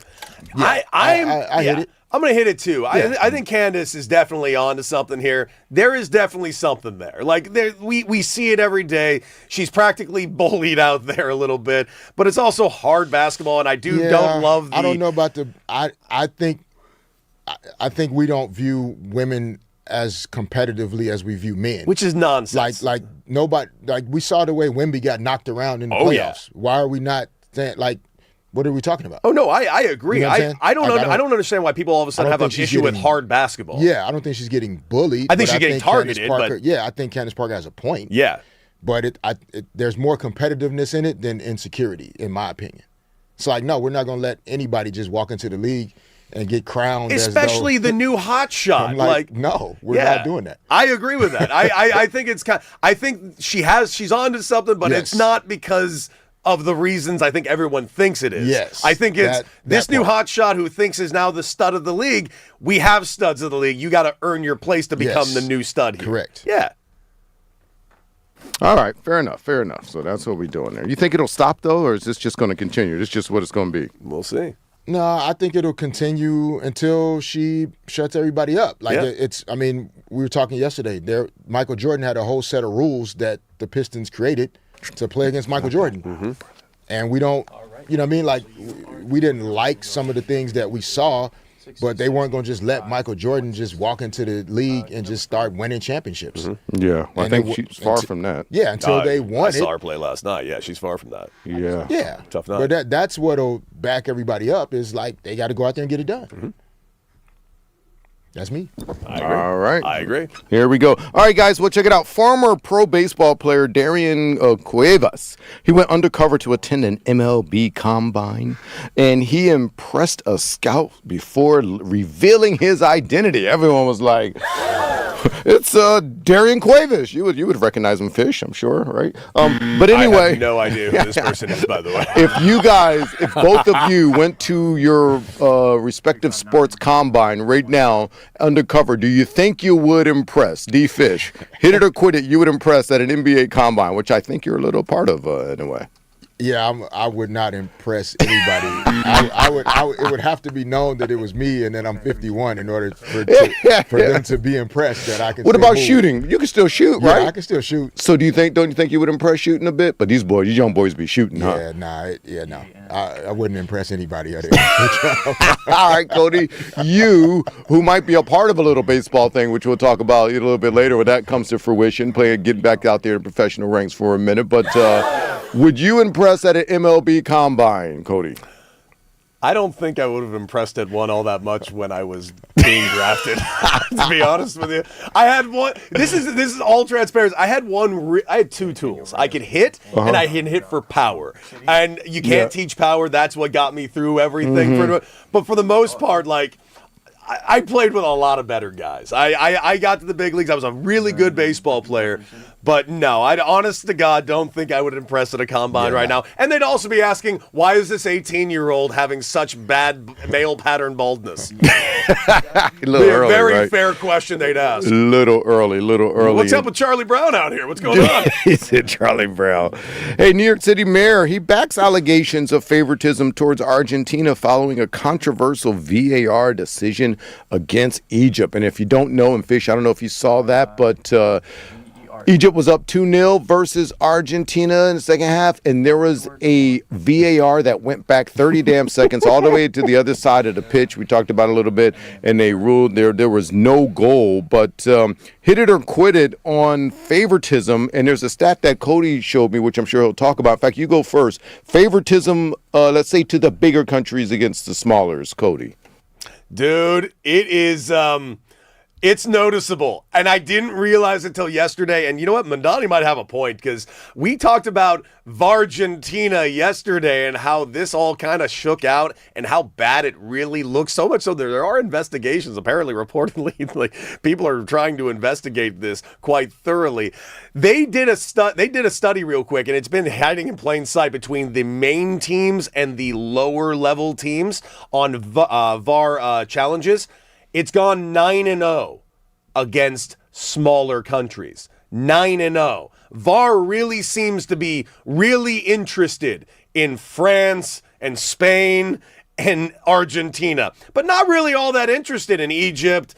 I don't know. Cabo Verde. I don't know. You name it. Morocco. It seems as though it's very uniquely tailored to the big wigs, and I'm not going to lie to you, considering the fact that VAR is pretty much left to interpretation, it's ugly. I'm starting to get on Raj's side. They need to start tailoring exactly what VAR is used for because it's being used to just get the same old to the finals, and we're going to end up with Argentina, France, just the way VAR wanted all along.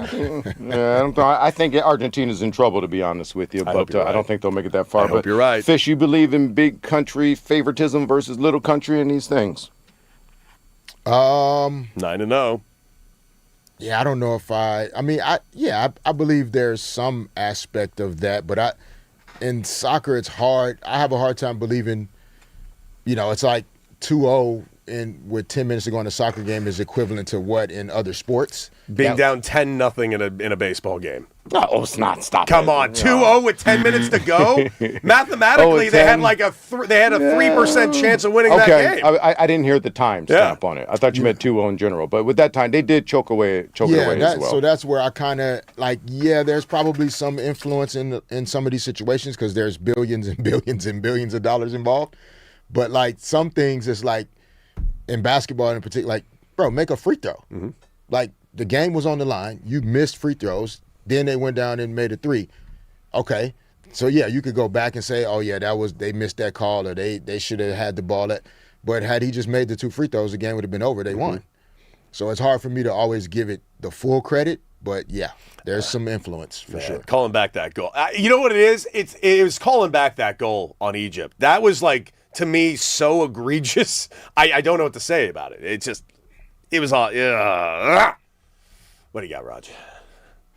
Yeah, that was a rough one indeed. Hey, fellas, you know we like to pay attention to the police blotter.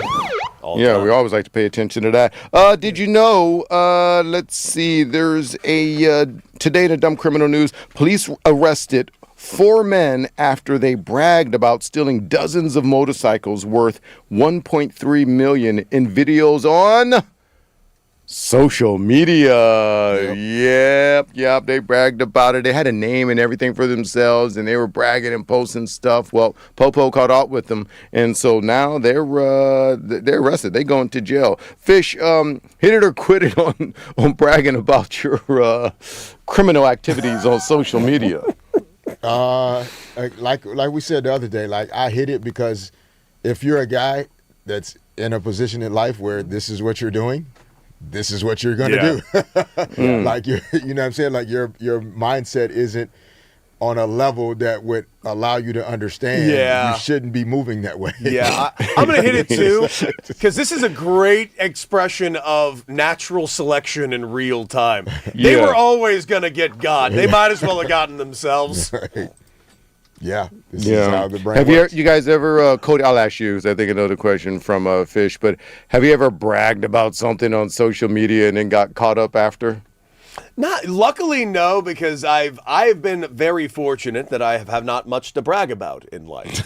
So because of that, no. But maybe I could try it one of these days and see how the backlash will go, and see if I can get arrested from my sweet pumping up of myself. But D-Fish, I think we got a lot to cover here in the next 2 hours of D-Fish and Decker, and of course, we got to talk about the grit that was shown last night. Because coming up, Roki Sasaki.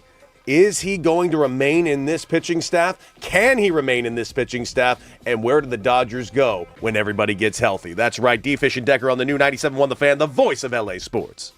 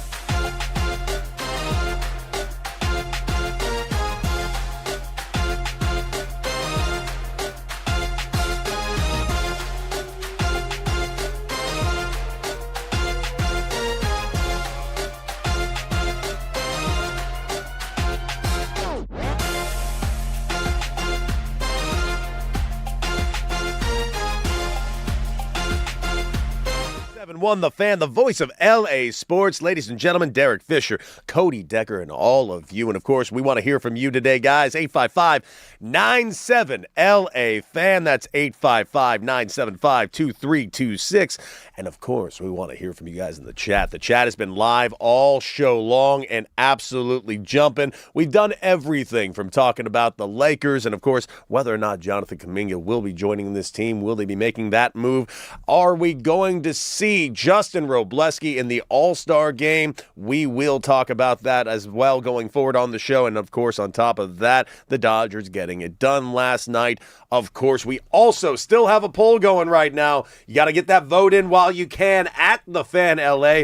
What is your favorite Will Ferrell character? Is it Anchorman, Step Brothers, Talladega Nights, or Elf? We do have some movement because right now, at the very bottom, D-Fish, Elf at 10%, Talladega Nights at 25%, Anchorman now in second place at 30%, and the number one vote getter, you and me on the same page right now. People are agreeing with us.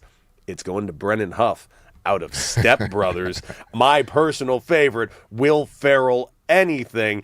And, of course, we'll keep you updated. Go over there at The Fan LA to vote on that. Guys, let's talk about Roki Sasaki. Roki Sasaki, who is a pitcher who has had a very unique run as a member of the Los Angeles Dodgers. Because I got to say, last season, we can all agree, Roki had kind of a rough start to his Major League Baseball career. He's a very, very talented pitcher, but I just want to break down what Roki Sasaki has been since he has been a Los Angeles Dodger and what he was before he became a Los Angeles Dodger. D-Fish, Roki Sasaki was a young superstar out of Japan. And, of course, we've had a lot of great luck here in Los Angeles when it comes to superstars out of Japan. We saw it in the 90s, of course, when we had Hideo Nomo winning himself a Rookie of the Year during that incredible 5-year run where the Dodgers had a new Rookie of the Year every single season. We had Kuroda here who did an amazing job. We've had Ashihi, who did a great job as a lefty starter for the Los Angeles Dodgers. And, of course, we got the great Shohei Ohtani and Yamamoto. Just so you guys are aware of exactly who Roki Sasaki was before he came to the United States as a young player over in MPB Baseball, which is, of course, their major leagues over there in Japan. He had a career of a 29-15 win-loss record. His career ERA was 2.10. He had, in 3 seasons, just 3 seasons, 505 strikeouts. He also tied their record for most strikeouts in a single game of 19, and he also holds basically the world record in all of professional baseball with most consecutive strikeouts in 13 in a row. However, coming to the United States, his first season left a little bit to be desired, and now his second season, a little bit of the same. He's got a career run now in the United States in 2 seasons of 117 innings pitched, a 5.06 ERA, a losing record, and just not quite as many strikeouts, to say the least. However, his season this year is going okay. He's 3-5 right now. His earned run average this season, 5.33. He's pitched in 16 games. He's got 81 innings pitched. He's got 80 strikeouts. He's pitching fine.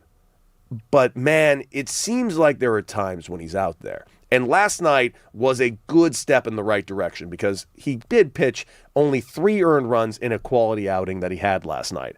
However, I do worry about his mentality out there. He is still very young. And when he gets roughed up, even when it's small, he wears it on his face. You could see it in his expressions.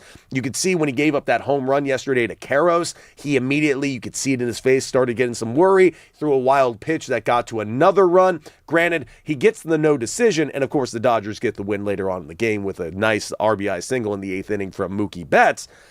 But there's something about him that definitely worries me. But then the juxtaposition is he threw a 0.86 ERA in 9 outings in the playoffs last year. The time where he should have crumbled, he didn't. And it's like, it's very interesting that the times he's crumbling weren't in the biggest moments humanly possible in the World Series. It's been in May and April and June.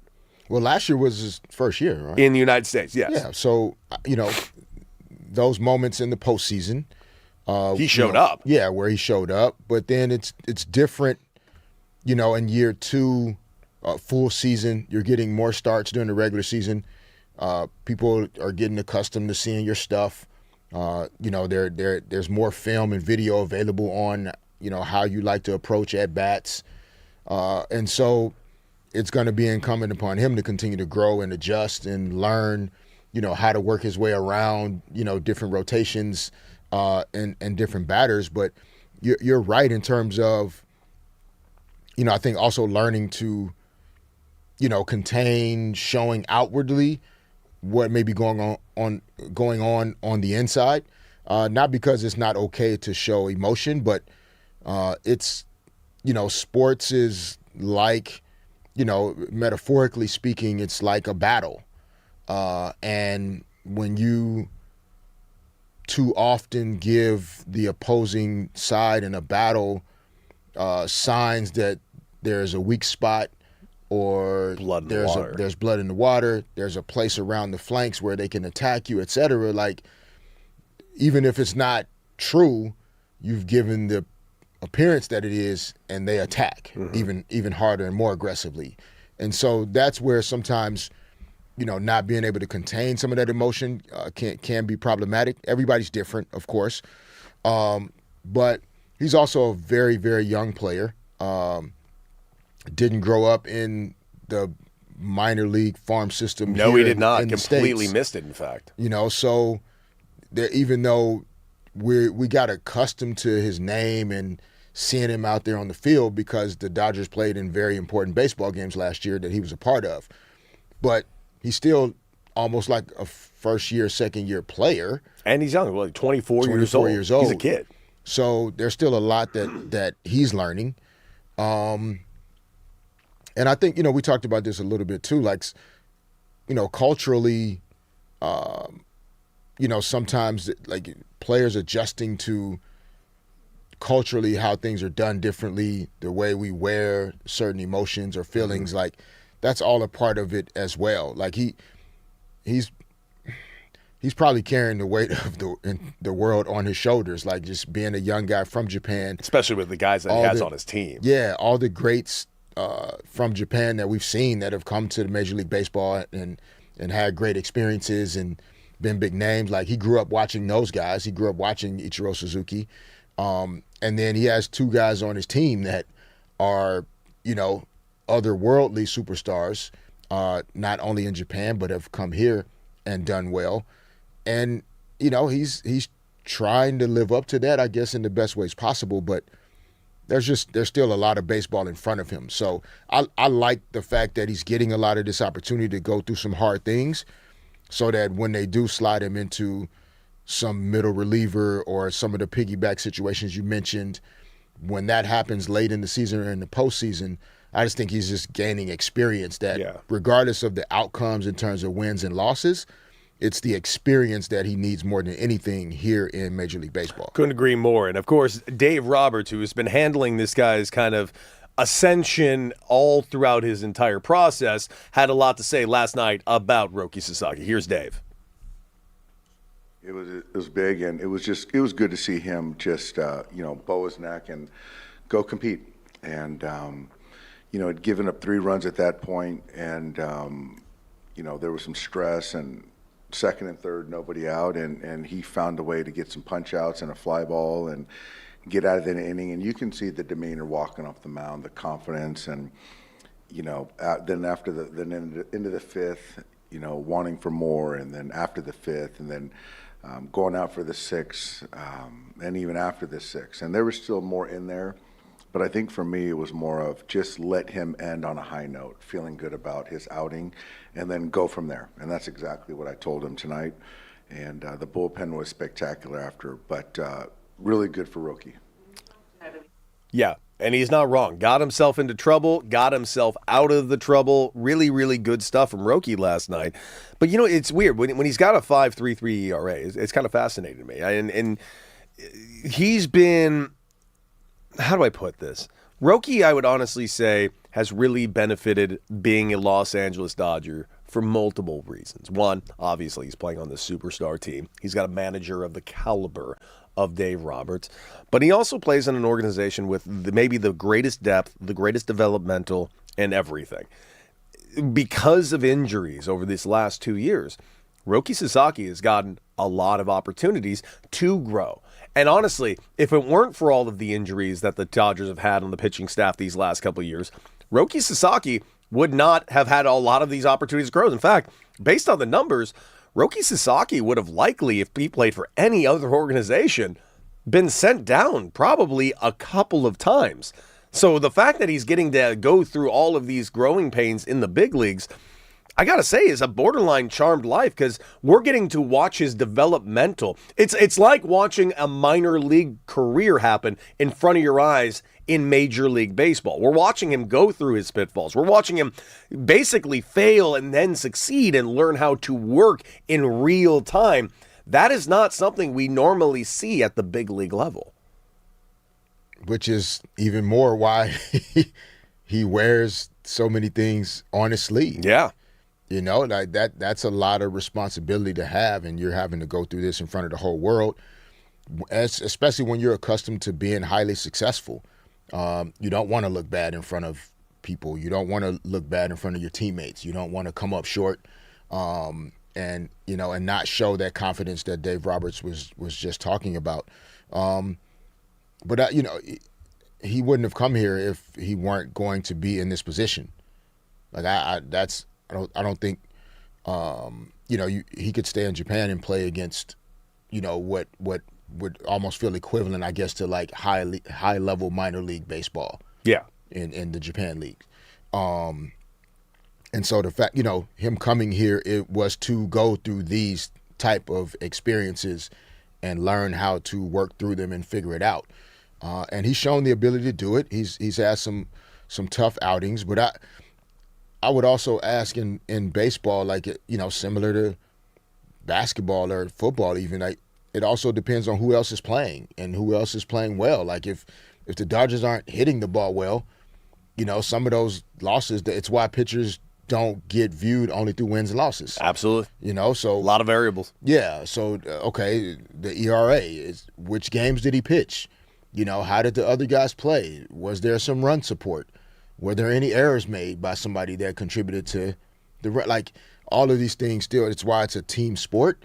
But yeah, I think Sasaki is he's getting early experience that, like, if this guy's still pitching in the majors, whether for the Dodgers or anybody else, 10 years from now, like, we're going to remember these early, kind of trials and growing pains, but he's going to be better for it over the long run. Absolutely. D-Fish and Decker on the new 97.1 The Fan, the voice of LA Sports. What do you guys think? 855-97-LA-FAN. What do you guys think of Roki Sasaki and his ascension here for the Los Angeles Dodgers? What do you think he's going to be used as in the second half of this season? Do you think he's heading to the pen? Do you think he remains in this starting rotation? And also, do they move to more of a six-man rotation going forward based on how they're going to handle the great Shohei Ohtani? On top of that, like, it's also the fact that I firmly believe he's going to be back in the bullpen. Like, I really do. And I don't mean that in a negative way. He's shown what he can do out of the bullpen last year in the playoffs, to the point where, I'm not going to lie to you, I kind of want him out there in the playoffs.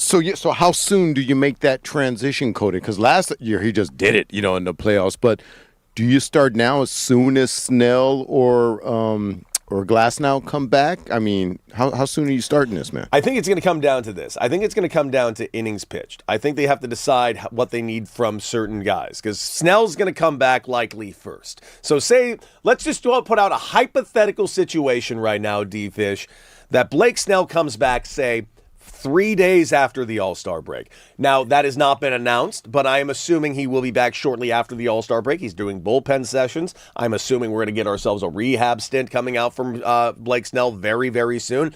And it has been reported July, middle to late July was the reported date moderately set for him to return. So that's going to be one arm in the starting rotation that needs to leave the starting rotation. Is that Roki Sasaki? Is that Emmett Sheehan? or is that Eric Lauer? Now, if I am running things, and I am not running things, my pick would be Emmett Sheehan. Now, does that mean he goes down, or does that mean he goes to the bullpen? Likely, they move Emmett Sheehan to a long relief role out of the bullpen. I think that'd be a great move for him, even though I firmly believe as the season goes forward, that role will belong to Roki Sasaki at some point, because then Tyler Glasnow rejoins this team. Okay?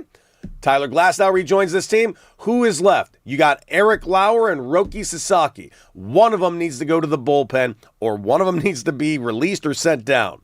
Well, either Eric Lauer is going to be moved on elsewhere, he's going to get sent down, be released. I'm not sure, because they're not moving Roki Sasaki. And seemingly, based on the last 2 years, they're not sending him down either. So that tells me Roki is most likely going to be the guy that's going to move to the pen. And your question is, when do we do it? Frankly, I would do it around September. That's when I choose that time to start working Roki Sasaki out of the bullpen. Give me a full month of this workload to get ready for another October out of the pen. However, maybe you don't even need that, because he didn't get that last year. October just rolls around. He gets 9 playoff appearances, and he throws out his best work in his entire major league career so far. Frankly, here's my answer. Whatever Dave Roberts decides to do is the right answer, because for the last couple of years, everything he has done has been correct. He would probably argue against that. He would probably say I'm wrong, of which I will tell Dave, no, you're wrong. The question around the timing of when to make that type of adjustment is a fair one. I don't know. Yeah, in baseball, like calendar-wise, September sounds right. He has the experience, before. He, like you said, he jumped right on the horse last year and performed really well in postseason play.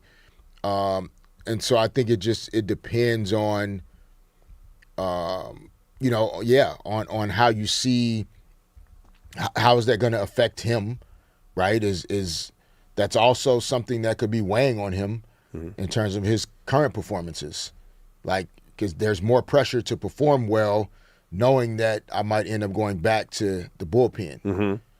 And so maybe he's pressing, maybe he's trying too hard to prove that he should be in that starting rotation, as opposed to just accepting maybe the reality of working out of the bullpen. And so doing it, sooner rather than later to give him a chance to adjust and, kind of prepare for that's a different mindset. Than being a starting pitcher and then being off for 4 or 5 days and then pitching again, compared to coming out of the pen. So we'll see. I mean, like you said, Dave Roberts, the coaches will know best. But it'll be interesting to watch the timeline on these things for sure. Yes, it will be. Yes, it will be indeed. But by the way, make no mistake, as of right now, Glasnow's not back. Snell's not back. They need Roki Sasaki right now pitching good innings as a starting pitcher. Period. Stop. Like, they truly do need him right now. They need him. They need Emmett Sheehan right now. They need Eric Lauer right now. These 3 guys have been doing a phenomenal job, especially with the injuries that have taken place. And frankly, they're going to need them throughout the season, because who's to say Blake Snell doesn't get hurt again? Who's to say Tyler Glasnow doesn't get hurt again? These are 2 guys at this point who do get hurt a lot for a very, very high price tag. So yeah, and you can't drop those guys back into like high workload, when they first return off the IL. You got to be mindful of that. Mm-hmm. I mentioned that piggyback situation that either of them can find themselves in. Kind of, you get 4 innings out of Blake, and then you get 5 innings out of Roki or Emmett Sheehan type of situation. And I think, we were talking earlier, just showing some love to Tanner Scott as he just continues to another save last night. Yeah, continues to just, keep stacking saves and responding to just things that have no place in sports, but just doing a good job continuing to get the job done out there on the field. Absolutely. And also it was mentioned that Enriquez Hernandez had pitched an amazing job last night. He has actually been astonishing for the Dodgers out of the bullpen as of late. So, of course, a lot of good stuff coming up. Let's go over to Bobby in L.A., 855-97 LA fan. We want to hear from you. What do you got, Bobby? Talk to it. Hey, good morning, fellas. D-Fish! What up, baby? What's up, Bobby? Hey, keep in mind, man, it's almost Friday. So, just going back to the Dodgers, I think it's a wonderful problem to have. Mm-hmm. You know, you have a strong rotation. I think they're going to make a strong push for when the playoffs start. Correct me if I'm wrong. Last season, Blake Snell he came off fresh to DL. The safety was glass now. And they were very important for the World Series run. And I believe using this strategy, having a 6-pitcher rotation would be great. Like you said, either moving Sasaki or Trevor to be a middle relief, that would be awesome as well. Mm-hmm. Yeah, Bobby, you're not wrong, dude. It's just we live such a charmed life out here in LA right now. The Dodgers have nothing but great decisions ahead of them, and they have the right man at the helm to make them. And that's the other thing. Having a guy like Dave Roberts with this group of guys, everybody pulling kind of the same direction, it really is. The Dodger, it kind of blows me away. I get why fans in other cities hate the Dodgers because of their dominance, and people don't like to see success, and especially in a major city like LA. But if you just look at this team, this is maybe one of the most likable sports teams I've ever watched. I mean, it's the balance. They're sports teams, like pro sports teams, always have world-class talent. Mm-hmm. So it's not even so much like people watching a talented team do something. Like, it's the way they go about it. Yeah, it's how they move. It's how they work together. It's the way they speak about each other, the team, and ultimately winning at the highest level. But these guys make it look cool to be good. Very much so. And guys, baseball coverage on the new 97.1 The Fan, the voice of LA Sports, is presented by Xfinity. Score the most reliable Wi-Fi, one price, 5 years guaranteed. Xfinity. Imagine that. Coming up, ladies and gentlemen, we're going to do ourselves a little segment we like to call the Upper Deck. That's right, because there are trade targets that are available for the Dodgers. But what are those trade targets? And should they even go after them? Right here on D-Fish and Decker on the new 97.1 The Fan, the voice of LA Sports.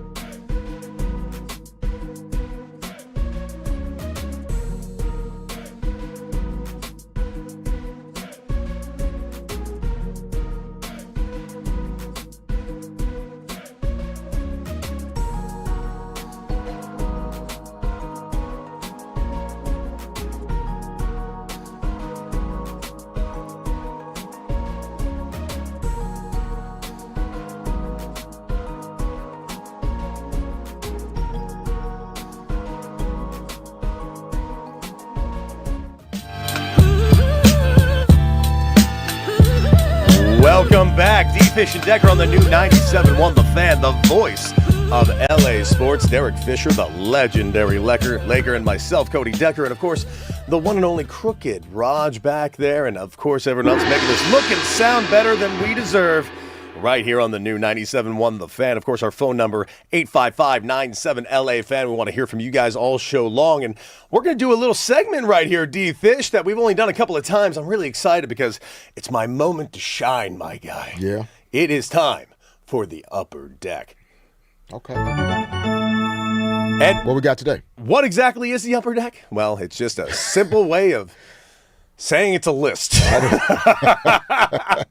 And it's a very simple list today. And it's basically, I'm just going to give you what I think are the Dodgers' top 3 potential trade targets. And listen, each one of these trade targets are very, very, very coveted by their organizations. They would cost a decent amount, and they will be massive targets by every team that is currently competing, more or less, to take down the Los Angeles Dodgers. And the teams that are going to be involved in trying to be alive in this trade market, it's a hefty crew. We got the Milwaukee Brewers, which, by the way, sneakily only 3 games behind the Dodgers for the best record in Major League Baseball. That is a team that needs to be actively active this upcoming for the trade deadline, and I'll tell you why. That team right there got their asses swept last year by the Los Angeles Dodgers. The Dodgers made quick and easy work of the Milwaukee Brewers last October. You better believe Matt Arnold and Pat Murphy know full well that happened and need to get anything they can to beat the Los Angeles Dodgers. The Chicago Cubs, they're only a few games behind, of course, the Milwaukee Brewers. They need pitching very, very badly. So I'd be watching out for the Cubs to be also active in the trade deadline. The Philadelphia Phillies, they haven't been able to get over the hump for a long time. So yes, they will be active in the trade deadline. The Washington Nationals, the Pirates, the Padres might, if they can figure it out a little bit. The Miami Marlins are winning and holding on to one of the wild card spots. The hottest team in June. In all of baseball, D-Fish, the Miami Marlins are 51-42 right now. They might be active in the trade deadline. Of course, the Atlanta Braves, who are narrowly holding pace in the East, they'll be active in the trade deadline. Is Derek Jeter still involved with the Marlins? Not anymore. He sold his stake out, and he actually now just works at Fox, living that cush life, man. Nice. Yes, he does. Nice. And by the way, the teams I just mentioned, I only mentioned the National League teams. The American League teams, too, will be active in the trade deadline. So here it comes. Today's Upper Deck, the 3 trade targets that the Dodgers can go after. Number 1. I think it goes without saying. We've heard callers call in about it. We've seen it in the chat a ton, and we've heard murmurings about it for a while, and everybody just thinks it's inevitable anyways, because it seems like when a new pitcher becomes available, when the free agency hits, they seemingly always want to go play for the Los Angeles Dodgers. And this name has won 2 Cy Youngs in a row. Tarik Skubal.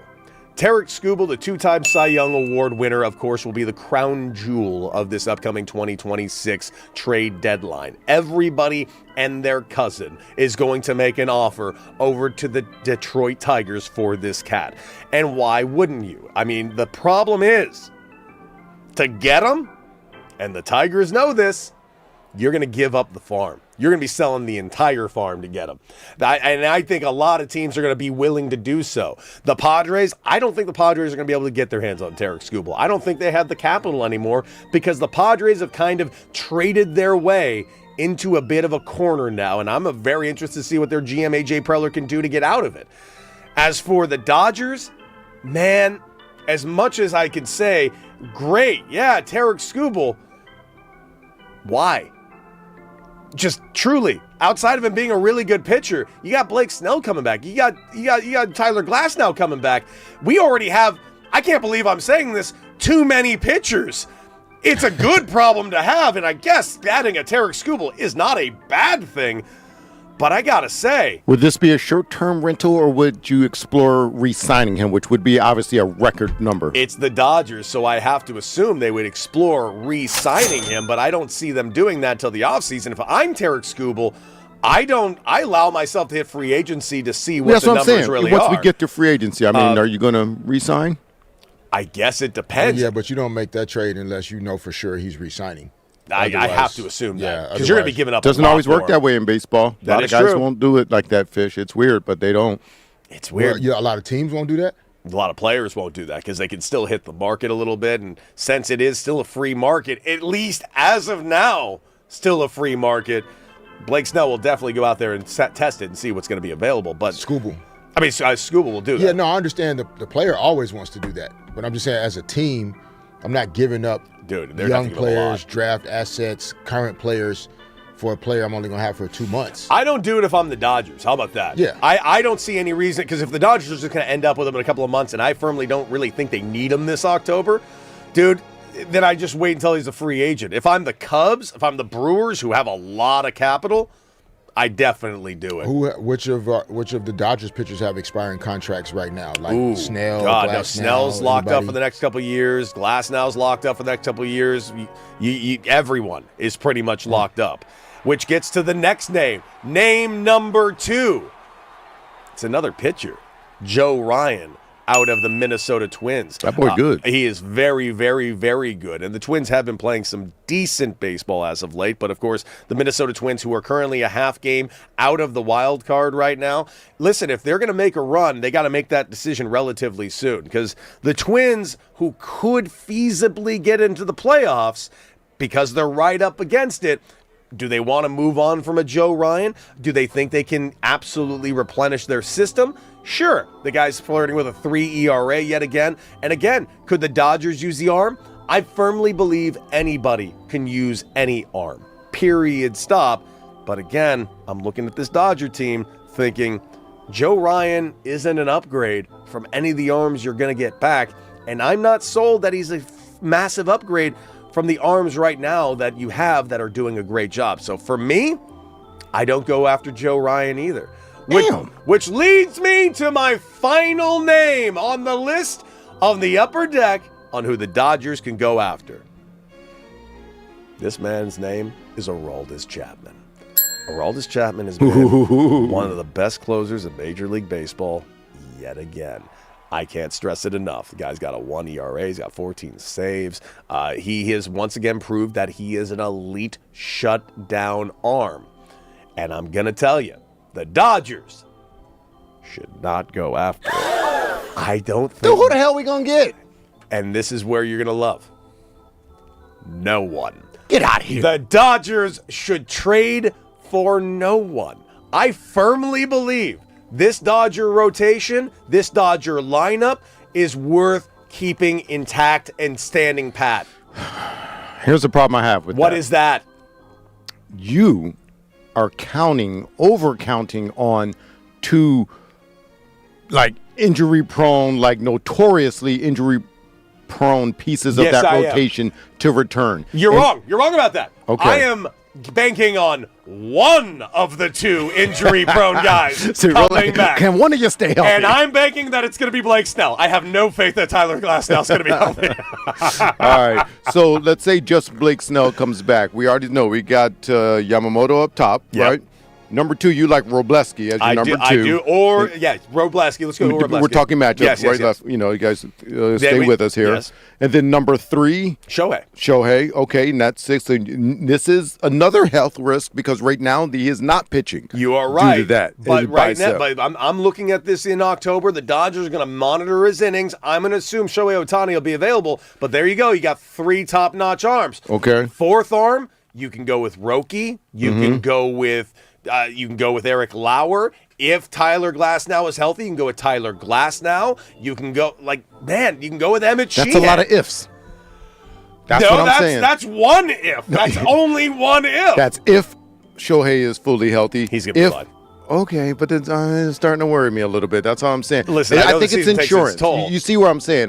No, I appreciate the insurance, but dude, if you're going to give up the farm, you don't give up the farm for insurance. Okay, but Joe Ryan isn't the farm. He's very good, but he's not in the same level as. But I see it this way. Hear me out on this. Okay. I do think especially if Tarek Skubal gets traded fairly early, Joe Ryan's stock is going to go through the roof. So all of a sudden, because now best. he's the sexy person at the dance. Right. People are going to overpay for Joe Ryan. Yeah. I don't want to see the Dodgers in a situation where they got to overpay with prospects for Joe Ryan. That being said, they have the prospects to do it. Yeah. And also the Dodgers, apparently, if you believe certain reports out there, Jeff Passan has mentioned that Dalton Rushing has been dangled out there as a potential piece to be traded, along with their really high prospect, James Tibbs III and Michael Sierrota. So, listen, the Dodgers have the pieces to move. And not only do they have the pieces to move, like Dave Roberts said when he came on this show, by the way, friend of the show, we can call him. Great friend. He says, and Jeff Passan said the same thing, that they keep developing. That's why they can make these moves, because they the farm system, not just the farm system, but they scout well, and they keep replenishing the farm system. So we got the pieces. I say, damn it, let's do it for insurance. The Dodgers have won 2 World Series in a row. And you see how hard it was? They barely damn won that thing last time. Come on now. There was 2 amazing plays from not being repeat champions. Don't take it for granted, damn it. What you guys did out there in New Mexico. They won 2 World Series in a row.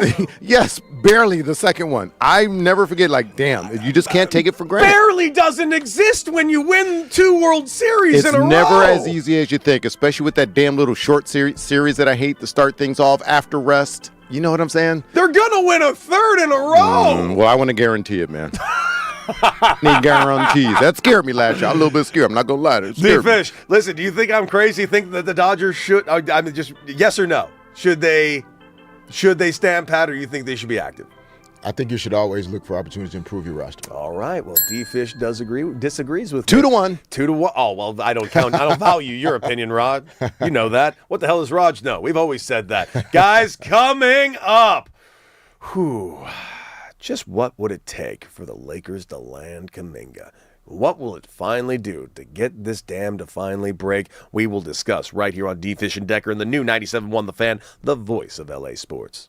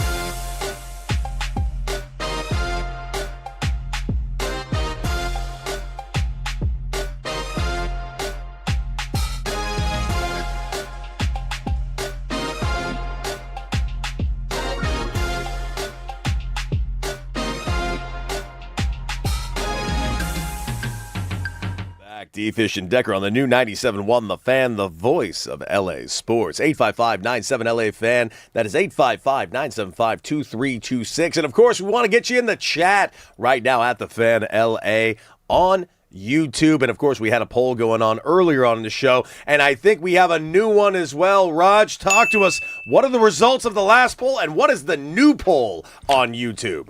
No idea what the results are of the old one, because that's not what I asked you to have me on for. I wanted to give that we had a new one that is on, the new result of a poll. That discussion we just had on the trade talk where Fisher and I want to see the Dodgers improve the roster by making a trade before the deadline. And basically it's yes, let's go for it, get stronger, or no, stand pat. But Crash, I believe, has the updates to the old poll. Hit me up, Crash.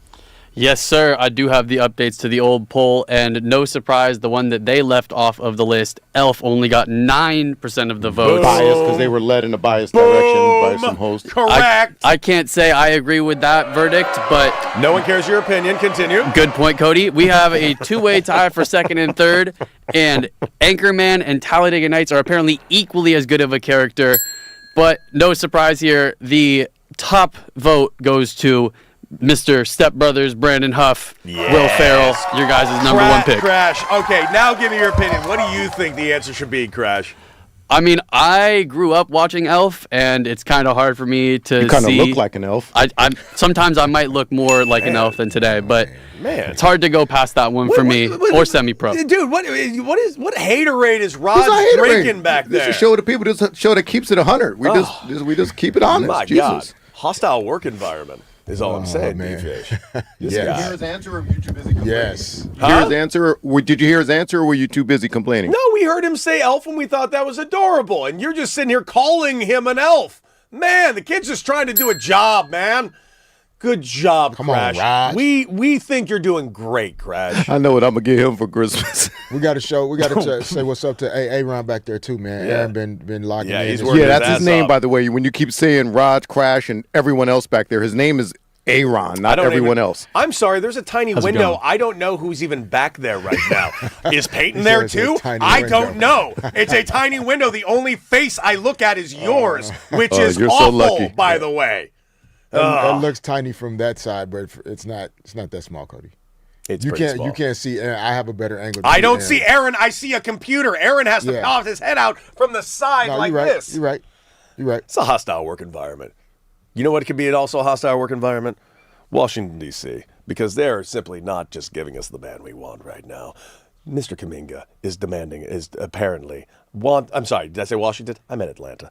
The Hawks have revealed a trade package. Yeah, I'm sorry. Got that. Just got the wrong city. Hawks have revealed a potential trade package that could lead the Lakers to getting their hands on Jonathan Kuminga. But here's the thing. Is this realistic, D-Fish? I got to ask you this, because I truly don't know. The framework under discussion would send Jared Vanderbilt, who you mentioned yesterday, the Lakers got in the cupboard right now, and the Lakers' 2032 first-round pick swap back to Atlanta. And this is, of course, from Kobe Price from the California Post, has reported it just yesterday. Is that a realistic type of move right there? Because the Hawks did decline Kuminga's $24.3 million team option. It made him an unrestricted free agent, but due to his bird rights, they can still work a sign and trade. What are your thoughts on this potential idea of a sign and trade, and what kind of maneuvering do the Lakers even have at this point? Well, the sign and trade, which scenario, which we talked about a little bit yesterday, we talked about the reality of Jonathan Kuminga not being a guy that 2 years, $20 million is not at the level that, of course, he would want, right? And bird rights essentially just means the Atlanta Hawks, because his bird rights with the trade from Golden State kind of came with him to Atlanta. So it means that the team that you recently played for, they can basically pay you the most money. So instead of the Lakers trying to sign Jonathan Kuminga outright as an unrestricted free agent for 2 years, $20 million, if they execute a sign and trade with Atlanta, Atlanta technically can sign him for significantly more than that, and then trade him to the Lakers. But it's all done in collaboration. And so then the Hawks would receive a player or two, some draft assets. Like Atlanta's going to have to be incentivized to do this. Like you're going to have to convince them it's worth their time to do it. What are you willing to give up in order to do that? You could say Jared Vanderbilt, but they might want Dalton Connect, or they might want Jake LaRavia, or they might want Bronny James, whatever that they want. It could be 2 players in order to equal that. And the Lakers are in a position where the salaries are going to have to match for the most part, unless we could get into some other more complicated scenarios, but that's not what people listen to us for. The Lakers are going to, at this point, they're going to have to align these salaries up. So if Jonathan Kuminga signs for $18 million a year, it's going to take Jared Vanderbilt and another player. They also could try and execute some trades of current players to other teams. You trade Dalton Connect, you trade Jared Vanderbilt, you trade Jaden Hardy, you trade, whichever guys, I guess, that they may not value as much within the context of adding Jonathan Kuminga, and free up some cap space. So, for example, if you trade Dalton Connect, that's $4 million additional dollars in cap space. So then you can increase your offer to Kuminga by $4+ million. If you trade another player, so there are some ways to get there, but it's all execution and timing. Jonathan Kuminga also has to be mindful that other teams that have the cap space to sign him are going to make different decisions at some point as well. So he can't leave himself out there too long and end up not being able to get to the Lakers and not having teams that can pay him more than what the Lakers are offering him right now. So you could end up kind of weighting yourself into a corner where you make less than what the Lakers are paying you now, or you end up, teams like Brooklyn or Chicago that have a tremendous amount of cap space, but those are not situations that you want to be in, and those are not teams that are trying to sign you outright anyway. So there's definitely some timing and song and dance aligned with it, but it's clear that the Lakers want Jonathan Kuminga. It's a matter of how can they execute it in a way to get it done. One thing I also read was that the Walker Kessler contract hasn't been signed yet. Mm-hmm. So in that sign and trade scenario from Utah to the Lakers, in theory, they could also add some things to that sign and trade where you end up adding an additional team to the conversation. So a sign and trade between Utah and the Lakers has already happened. If you add Atlanta to those sign and trade conversations, now you can still play around with the mix of like which players and which draft picks are involved, and still try to get to a place where if Kuminga's willing to sign for $17.5 million instead of $10 million, you can maybe work through the sign and trade scenario of Kessler's deal or some other sign and trade scenarios to get there. So it's going to take some gymnastics. Another reason why they probably hired the assistant GM, that's going to help do all the calculations and run the scenarios in order to understand these things at a high level. But it seems like this is the target. This is the guy they want. The question is, can they get it done? 855-97 LA fan. What do you think, LA? Do you want Jonathan Kuminga wearing purple and gold, and what would you give up for him if you could? And D-Fish, it's right here. I'm looking at it right now in the chat. Robert Wallace just said, would love to get Kuminga in capital letters. Love it. He defends at a high level, too. What do you think that Jonathan Kuminga could bring to the Laker team if he gets put in the starting position? I mean, some things you can't teach, and he has a lot of those things.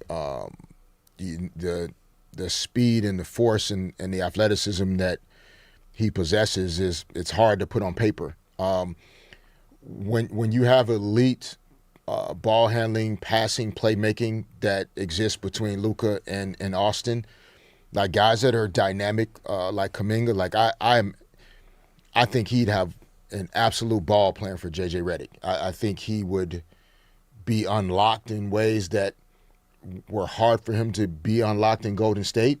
Like their offensive system being primarily set around the gravity of Steph Curry, the passing of Draymond Green, et cetera. And you could almost end up in the way too many times in Golden State if you don't understand some things at a really high level. Okay.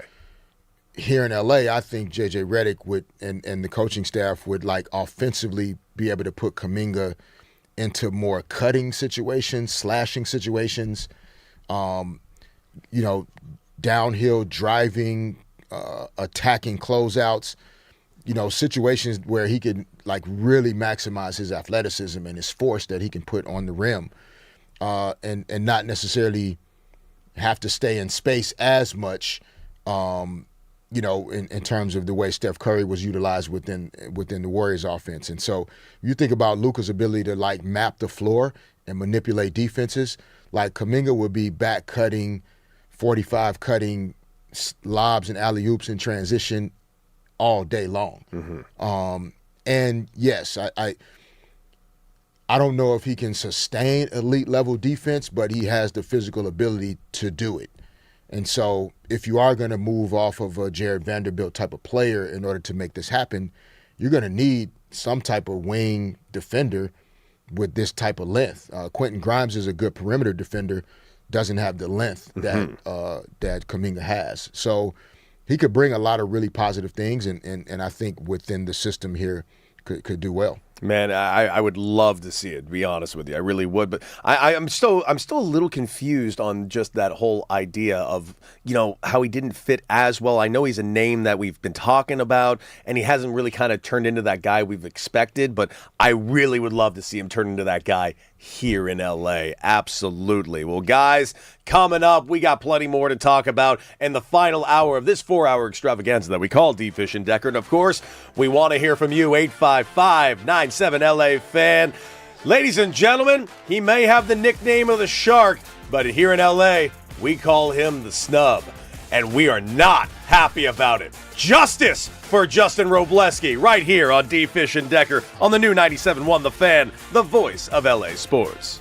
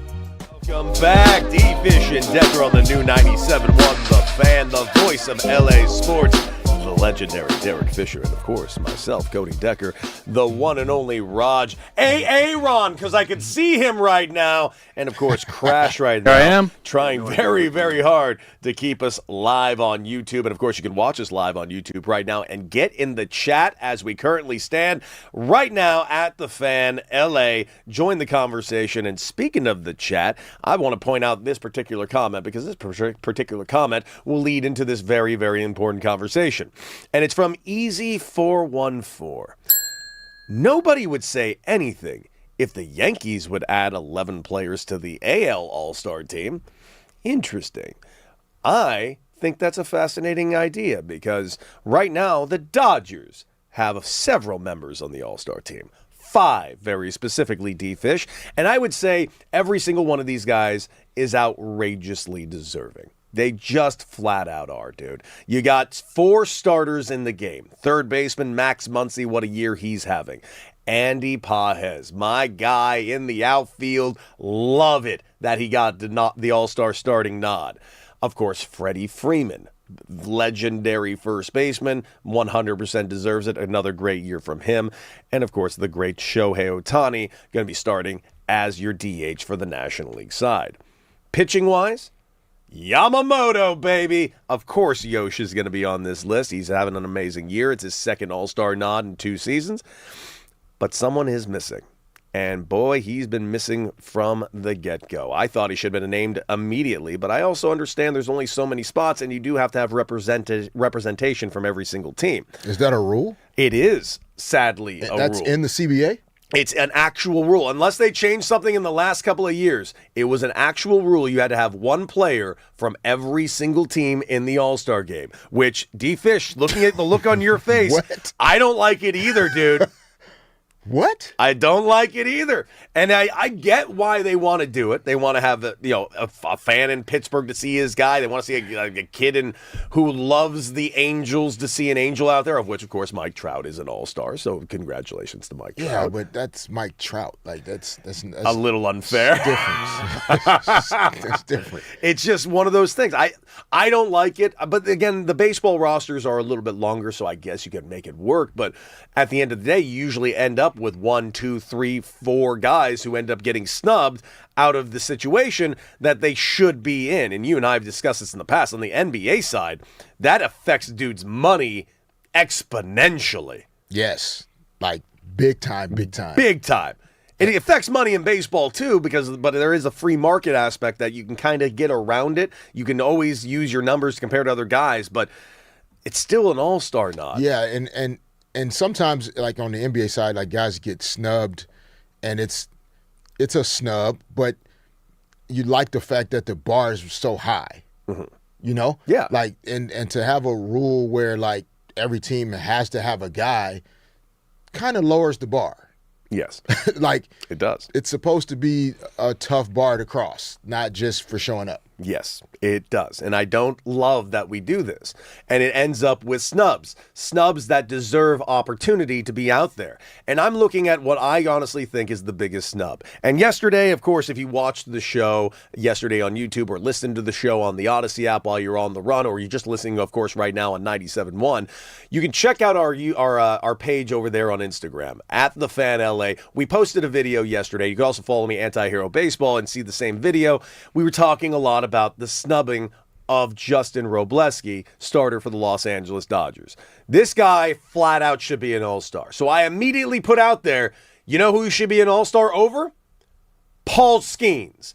And of course, Raj fought me on that. And listen. Yeah, that was the Decker part of the show, everybody. Well, that was the Decker It part was the Decker part of the show. And you know what else was cool about that, D-Fish? The Decker part of the show also brought receipts and was right. According to who? According to math and numbers and facts. Because right now, Justin Robleski is flat out having a better season than Paul Skeens. I agree. That being said, fan votes, Paul Skeens is the defending Cy Young Award winner, deserves to be in the All-Star game himself. But good news for Justin Robleski, because of the rule, you cannot pitch on the final Sunday and then pitch in the All-Star game Guess when Paul Skeens' next start is scheduled? This Sunday. Cannot pitch in the All-Star game, which means we can get another arm in there. Question. Yes. Do pitchers and staffs do that on purpose after so many All-Star appearances? Sometimes they do. Okay. Sometimes they do, and sometimes they don't. Okay. Sometimes when you got a Paul Skeens, perhaps you don't want him throwing in a game where he's not wearing a Pittsburgh Pirates hat. Guess what, Paul? You're scheduled for Sunday. Yeah, and he doesn't want to do it either at this point. Probably not. He's done it enough. He's good. He's good. So what do? You got to replace Paul Skeens. Justin Robleski's time has come? No. No, it has not, because Paul Skeens requested that his teammate, Braxton Ashcroft, goes in his stead. And guess what? He got his way. And by the way, Braxton Ashcroft was also a snub. I want to make this abundantly clear. Braxton Ashcroft having a phenomenal year. 9-3 right now, a 3.24 ERA, a 1.10 whip. His strikeouts have been through the roof. He's got 122 strikeouts right now. His K per 9 rate is 10.14 per 9. Phenomenal year by this kid.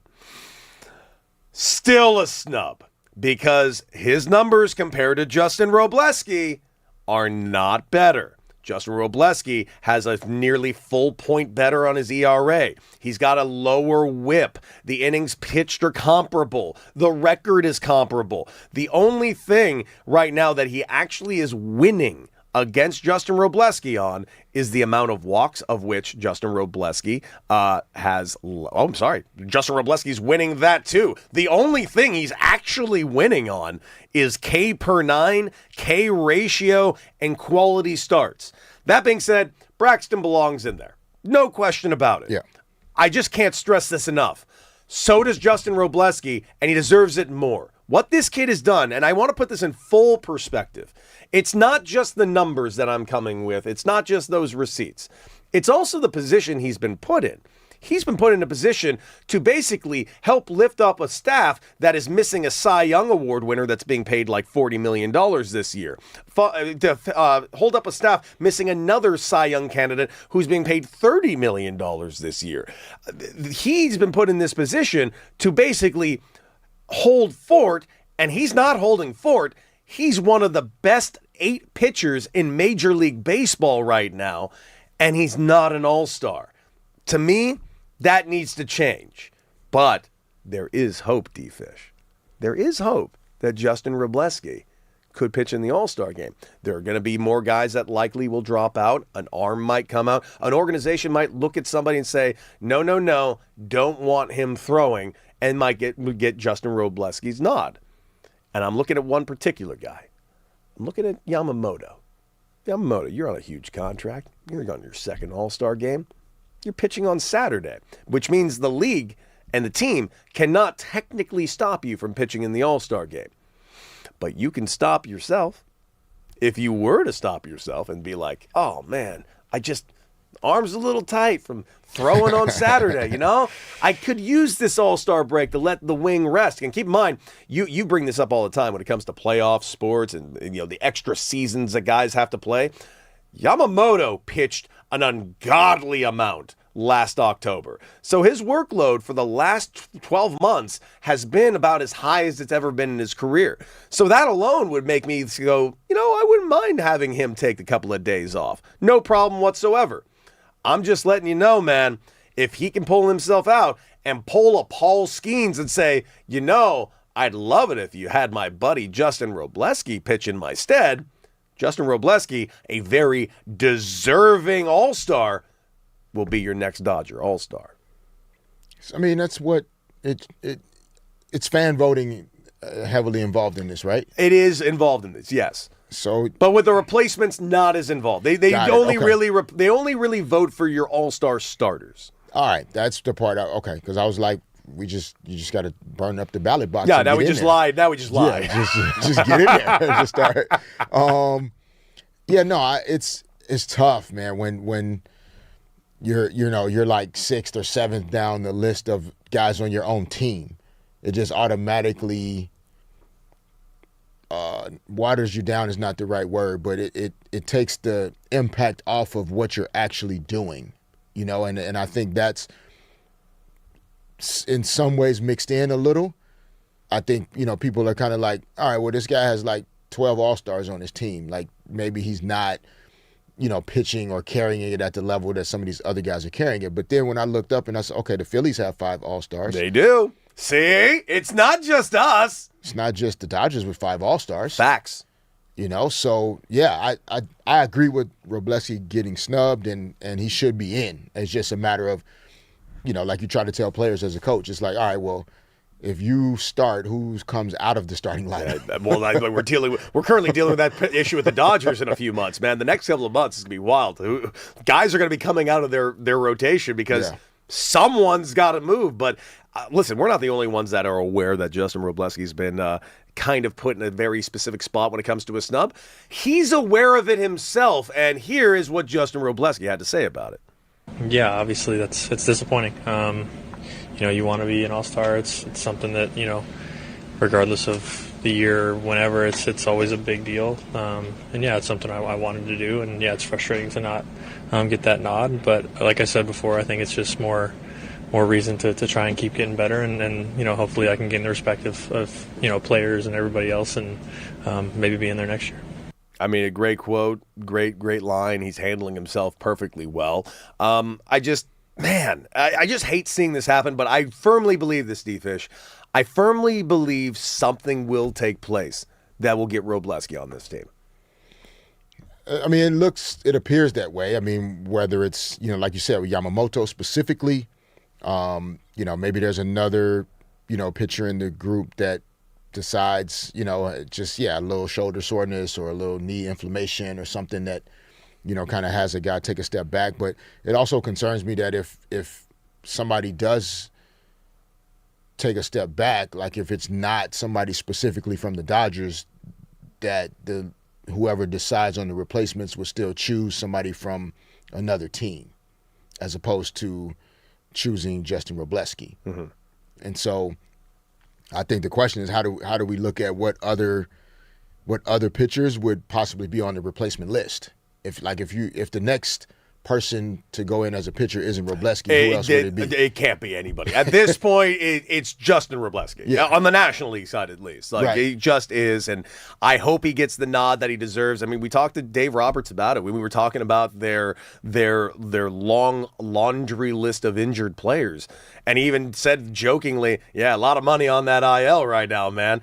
And I mentioned, but the guys like Justin Robleski aren't making that money. And he just jokingly said, Ro ain't making that money, but he can make that money if he keeps this up, man. Like, I'm really excited about this guy's future, and I hope he gets the opportunity to be in the All-Star game, because if there is a pitcher in Major League Baseball that has earned the All-Star nod, it is definitely Justin Robleski. D-Fish and Decker, by the way, on the new 97.1 The Fan, the voice of LA sports. And speaking of those Dodgers, D-Fish, a good win last night, their 20th series win of the season. They got to a very comfortable 61st win on the year. They are now 61-33. They have a 4-game lead on the best record in Major League Baseball. They have a staggering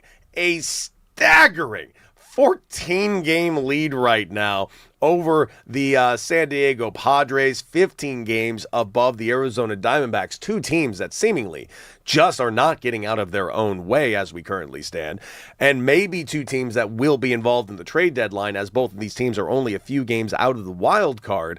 But the Dodgers getting it done against the Colorado Rockies last night. Sadly, the last place Colorado Rockies, who are playing the Dodgers really, really tough right now. That was 3 straight 1-run victories played in this series, 2 of which, of course, won by the Dodgers. The man who played the hero in the 8th inning, Mookie Betts, who is quietly putting together a good season now. He plays baseball well? He does. It turns sometimes. Out he does. What you mean sometimes? That's all great baseball players play great baseball sometimes. Not when you're batting .239. Buddy, he's Mookie Betts. Stop, Raj. He's Mookie Betts. I'm just saying I expect more from Mookie, and that's okay. It's a second half that's coming, and I think Mookie's going to be fine. That's what y'all said last year. I'm sorry, was Mookie not fine when they won the World Series? Not in the second half of the season. Won the World Series. But that being said, Mookie is starting to put it together. Got himself another quality hit last night in the 8th inning. 2 knocks for Mookie last night. Also a really nice job from Kyle Tucker. But let's hear from Mookie after the game. Here's what he had to say after this victory. Mookie, let's go straight to that at-bat. You were down in the count. You battled, though, just grinding to get to that 9th pitch in which you ultimately got the result. What were you just looking for? What was your approach there to get to Sensatella? Early in the count, I was trying to drive it just to make sure we got the run in. And once I got down, it was just pure battle, put it in play, and just see what happens. I was able to foul some pitches off. And I got one that, I was able to put a good swing on, and I'm glad it went fair. I hit enough foul balls that at bat. There's obviously a lot of familiarity there, but is there anything you were able to take into your at-bat from what you were looking for, whether it's from Tommy or even Freddie, who were in front of you tonight? No, I faced him a bunch of times, but out of the bullpen, it's a little different. And so the way he pitches is a little different. So that's really my first time facing him out of the pen. But, it was really just kind of being in competition and just playing. Great game from Mookie with that big single. He's hitting .237 on the year, but another very important move last night, a 2-run single from Kyle Tucker, who also seemingly starting to put it together a little bit. Kyle Tucker on the year right now as we currently stand. I think he's hitting just 249. He's just under 250 as we currently stand. He's got a few home runs, but he's got 47 RBIs. Now, again, Kyle Tucker is having the worst year of his life.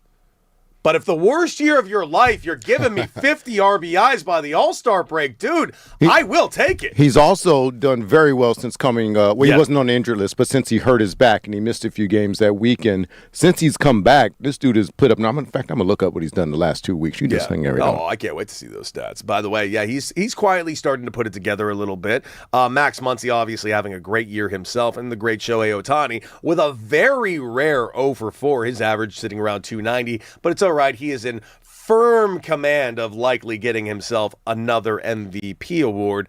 But again, the Dodgers, I don't know how else to describe this, dude. They just sleepwalking through the season, and they're getting 60-plus wins. But, okay, so, Deck, how many, hitting 300 for the season is not common? Not anymore. Not in today's day and age. It used to be lot more common. Right. But nowadays, if you're hitting around 250, you're doing just fine. Here's the deal with Tucker since his back has been injured. Last couple weeks, 15 for 44 in terms of hits versus that's very good. But what I'm more impressed is on base percentage, 442 with the home run, 7 ribbies, 8 base on balls, walks. We call them 9 runs scored. And that's just in the last 15 days, Fish. Yeah. Now that's putting it together. Yeah. Now, how about this? If you're hearing on base percentage above 400, you're doing something right. I don't know what to tell you other than you're doing something right. If you're getting on base over 40% of the time, that's good stuff. Can I give you Mookie's the last couple weeks? Bring it. Now, I was clowning a little bit. He's 15 been doing of 49, really well. pretty good. On base percentage, 358. It's not bad. That's solid. That's not bad. That's solid, Fish. Not the 400. 3 homers, 10 ribbies, 4 stolen bases, which I do like, and 8 runs. So both of them have been doing better the last couple weeks, gearing up before this mid-season break, of course. So, D-Fish, honestly, when I'm breaking down stats, batting average is kind of... It's the ERA of stats. ERA is way more accurate than batting average, if you ask me. That being said, they're both passé stats. Batting average is far more passé than ERA. Okay. Because batting average is a little misleading. It doesn't really take in the quality of your at bat. Doesn't take in the hard contact. The slugging. It doesn't take in the slugging. There's a lot of aspects that it doesn't really show. It just mentions how many times you get hit, like how many times you get a hit out of 10 at bats. Okay, yeah, and all, but how are they playing you positionally? How many guys are on base? Where are you hitting in the lineup? So why do people panic when the guys aren't hitting the ball well? Because it's an old school barometer. It's just kind of still got to hit the damn ball. You still got to hit the ball, and even I would worry about my batting average, knowing full well my batting average didn't matter. My job was to hit bombs, and that's what Daddy did. That being said, I had to occasionally get on base with hits too. I can't even look at you when you said that. No eye contact there, Fish. Come on. So, all right, so like it's like 4 dudes on the Dodgers hitting 300. Yeah, which is insane, by the way. But I guess I'm just trying to figure out why we singled out 1 or 2 guys that because of their name we like to say because it's a good not talking playing well, point. but it's nobody's like just smashing 400 batting average and on base percentages and slugging percentages of 900 and So, I'll tell you right now. It's a team game. It's a team game. If you're looking at individual offensive stats in baseball, to me, there are 3 numbers that matter the most. 1, probably the very most. And that is because it's a combination of 2 other numbers. On-base percentage and slugging percentage, I would honestly argue is a little bit more important. Okay. Depending on where they hit in the lineup, I would throw RBIs on there too, because RBIs is a team stat and how many guys you're actually knocking in. Now, a lot of variables exist with that as well, but RBIs are huge to me. But honestly, the main one for me, if you really want to know how a guy's doing, look at his OPS, which is his slugging plus on-base percentage. Okay. If that number is hanging around 800, 850, the guy's having a pretty damn good year. If it's over 700, you're doing fine, 750. But if you're above 800, 850, boy, you're doing well. If you've got a guy that's in like 1,000 OPS, pay him. Pay him so much money and never let him leave you. All right. Yeah, right, guys. Well, guys, coming up, where is it going to go? Where is he going to go? The best chance to win a chip with LeBron James, according to Derek Fisher. That's right here on D. Fish and Decker on the new 97.1, The Fan, the voice of LA sports.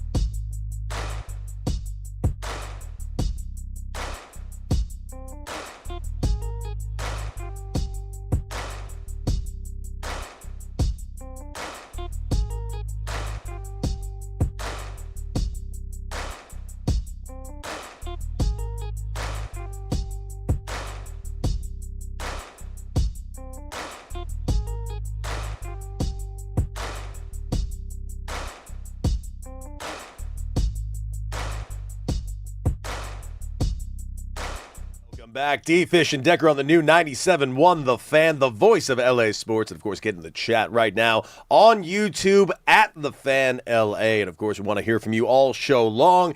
And D-Fish, I know it's a topic of world sports news. It just is, no matter what. It doesn't matter if he's a Laker, doesn't matter if he's a Cavalier, doesn't matter if he's on the Heat. It doesn't matter if he's going to Philly, Golden State, Minnesota, you name it. LeBron James just gets column inches. No matter what he says. And frankly, sometimes D-Fish, no matter what he doesn't say, gets a ton of column inches as well. But D-Fish, the teams that we've thrown around, the names that have been thrown around, the smoke that's about Golden State. Now, we talked about it yesterday. We're going over the active Kalshi odds on where this guy could potentially end up. And those odds have updated, but really not much more than they already were.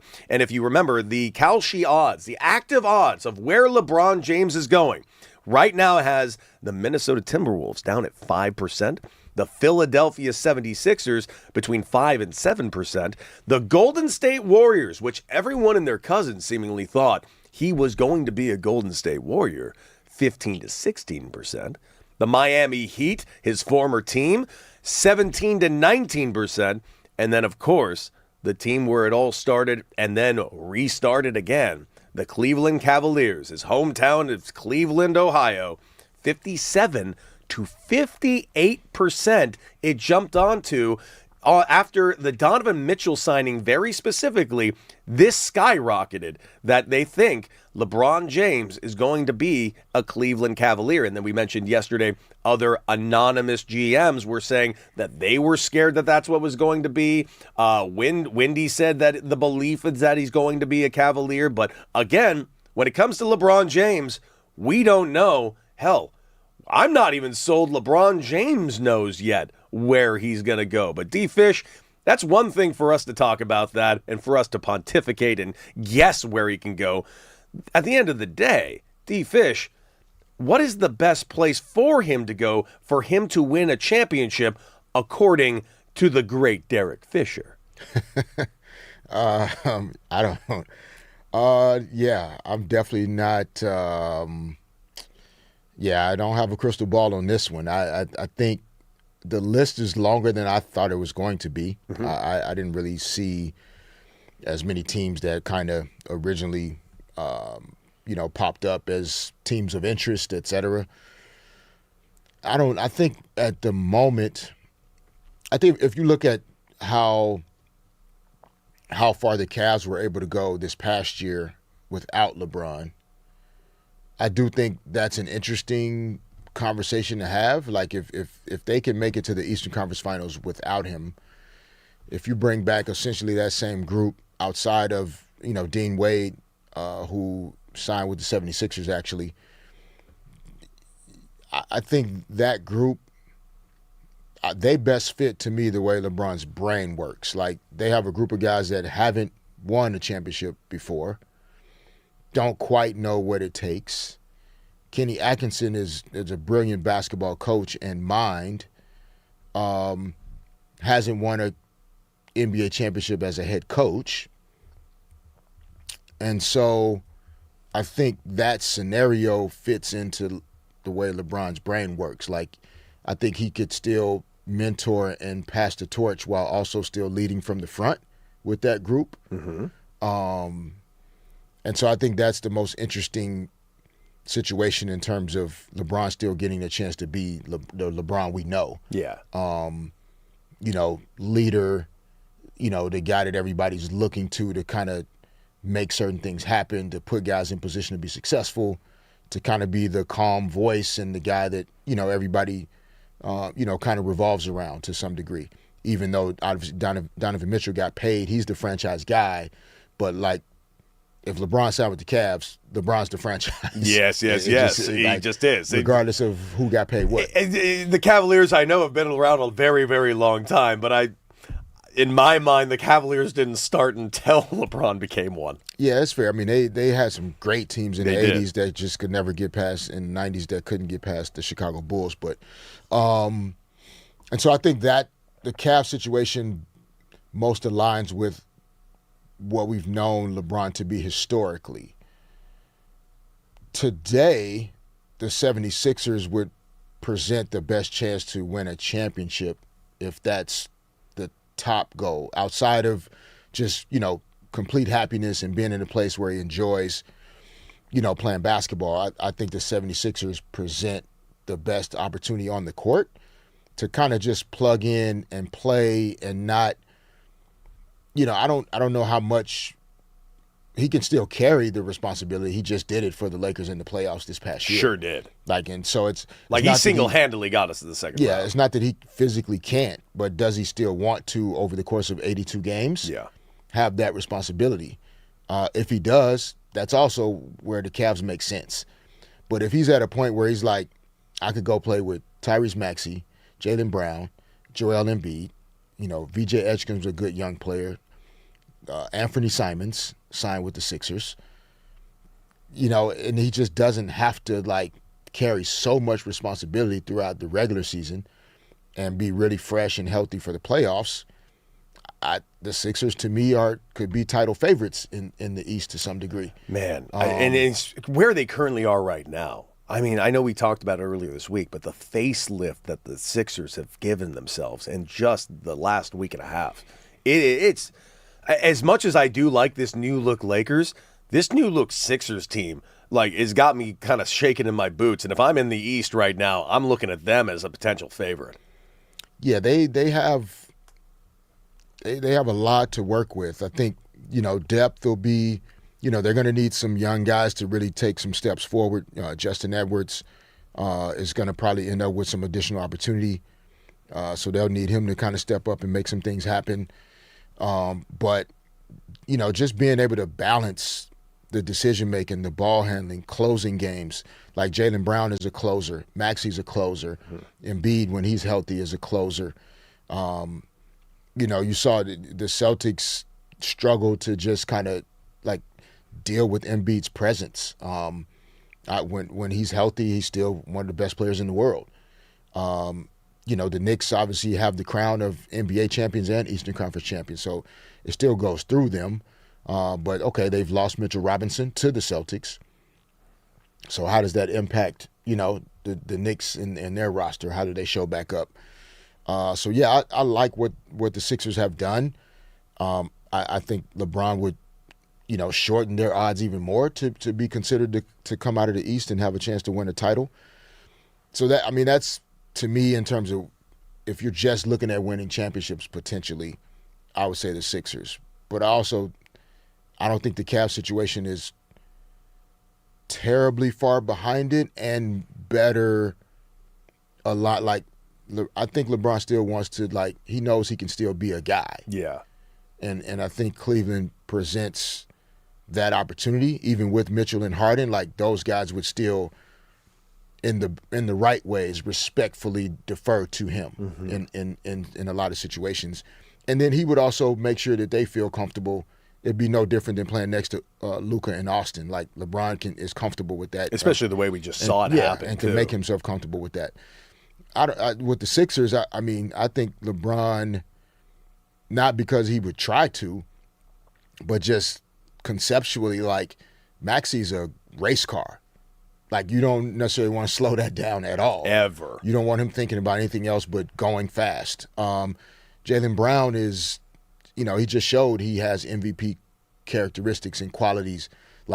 Does he want to be on a team with so many guys that he can't lead from the front? I think Embiid would be fine. He knows he's not at a point where for 82 games, he can be the guy like that anymore. So I don't think it matters as much to him, and he probably would enjoy the opportunity being, on a team with LeBron. But it'll be interesting, man. I don't know what exactly is in the psyche, but right now the 76ers have the best team for him to plug into. I think the Cavs have the most organic situation that he would, finish in his career there. It's just hard for me to see him wearing another uniform. I'm having trouble. I don't even have that picture in my brain. Yeah, the one team I'm having trouble with the most, and I know it's high on the list, and I just mentioned the Calcio odds.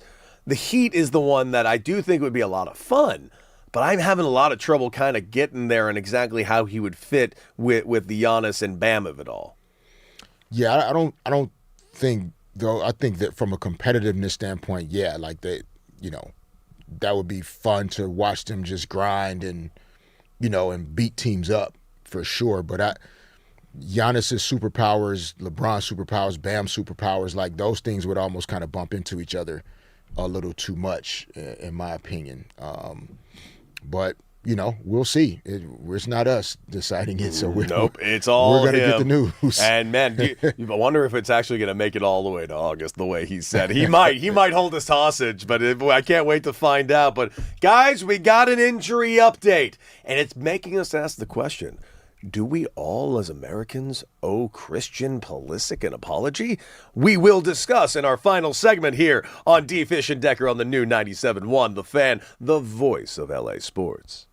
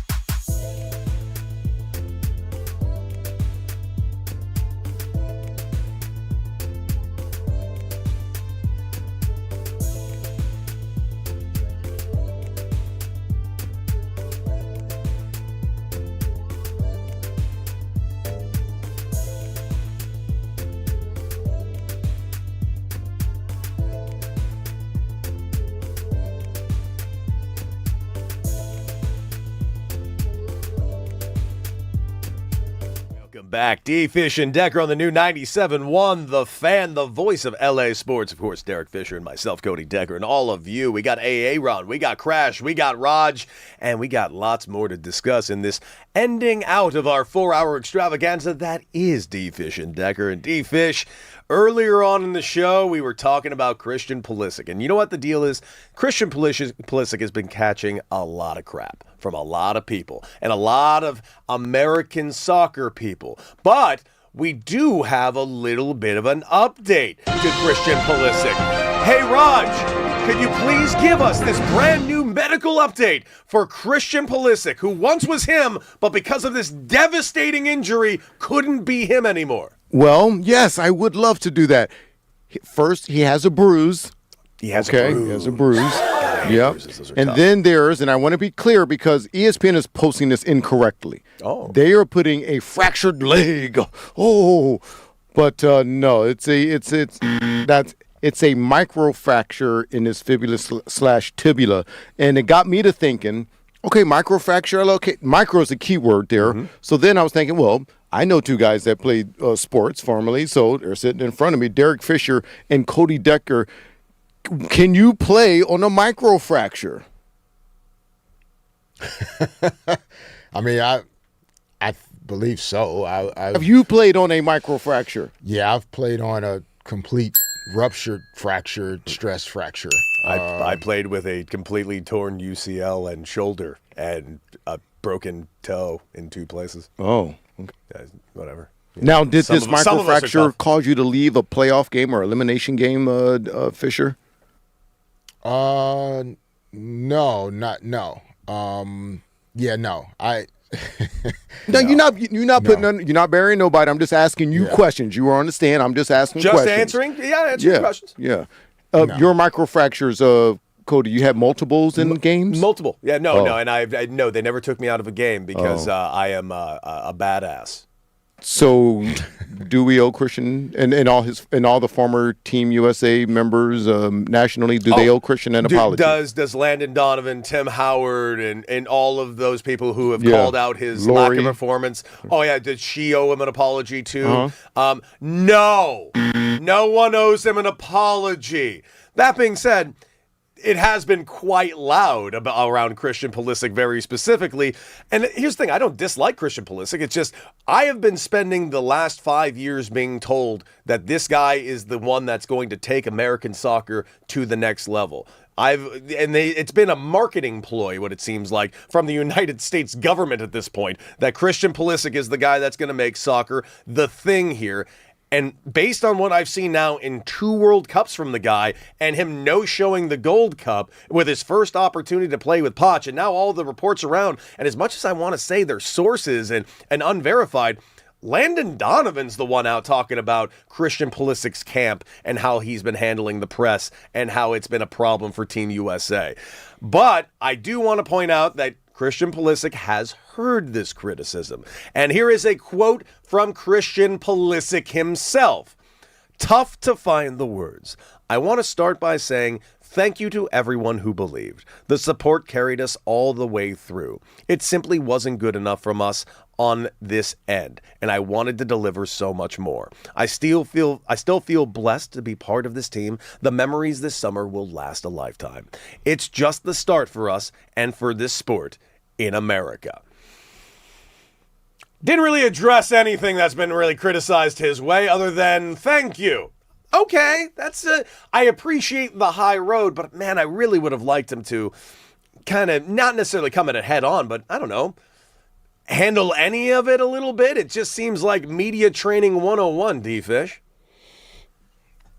Yeah, I mean, I don't know how much he wants to get into, even talk about it at all. I mean, clearly, it's when you feel like, you've come up a little bit short and not gotten the job done, like it's not fun to dive into these things. It's a no-win situation in terms of trying to explain, how much he was injured or what, when the injuries happened. I mean, he's dealt with injuries historically. You could argue bone bruising probably happens in every World Cup soccer game. I mean, the way they get kicked and hit in the legs, like microfracture that I don't know if that happened on just the one play. Well, he already had the issue, the calf issue, and everything that was happening before that. I think more like these types of injuries these are injuries that after the World Cup ended, we're gonna possibly be there anyway, just due to how grueling the sport can be.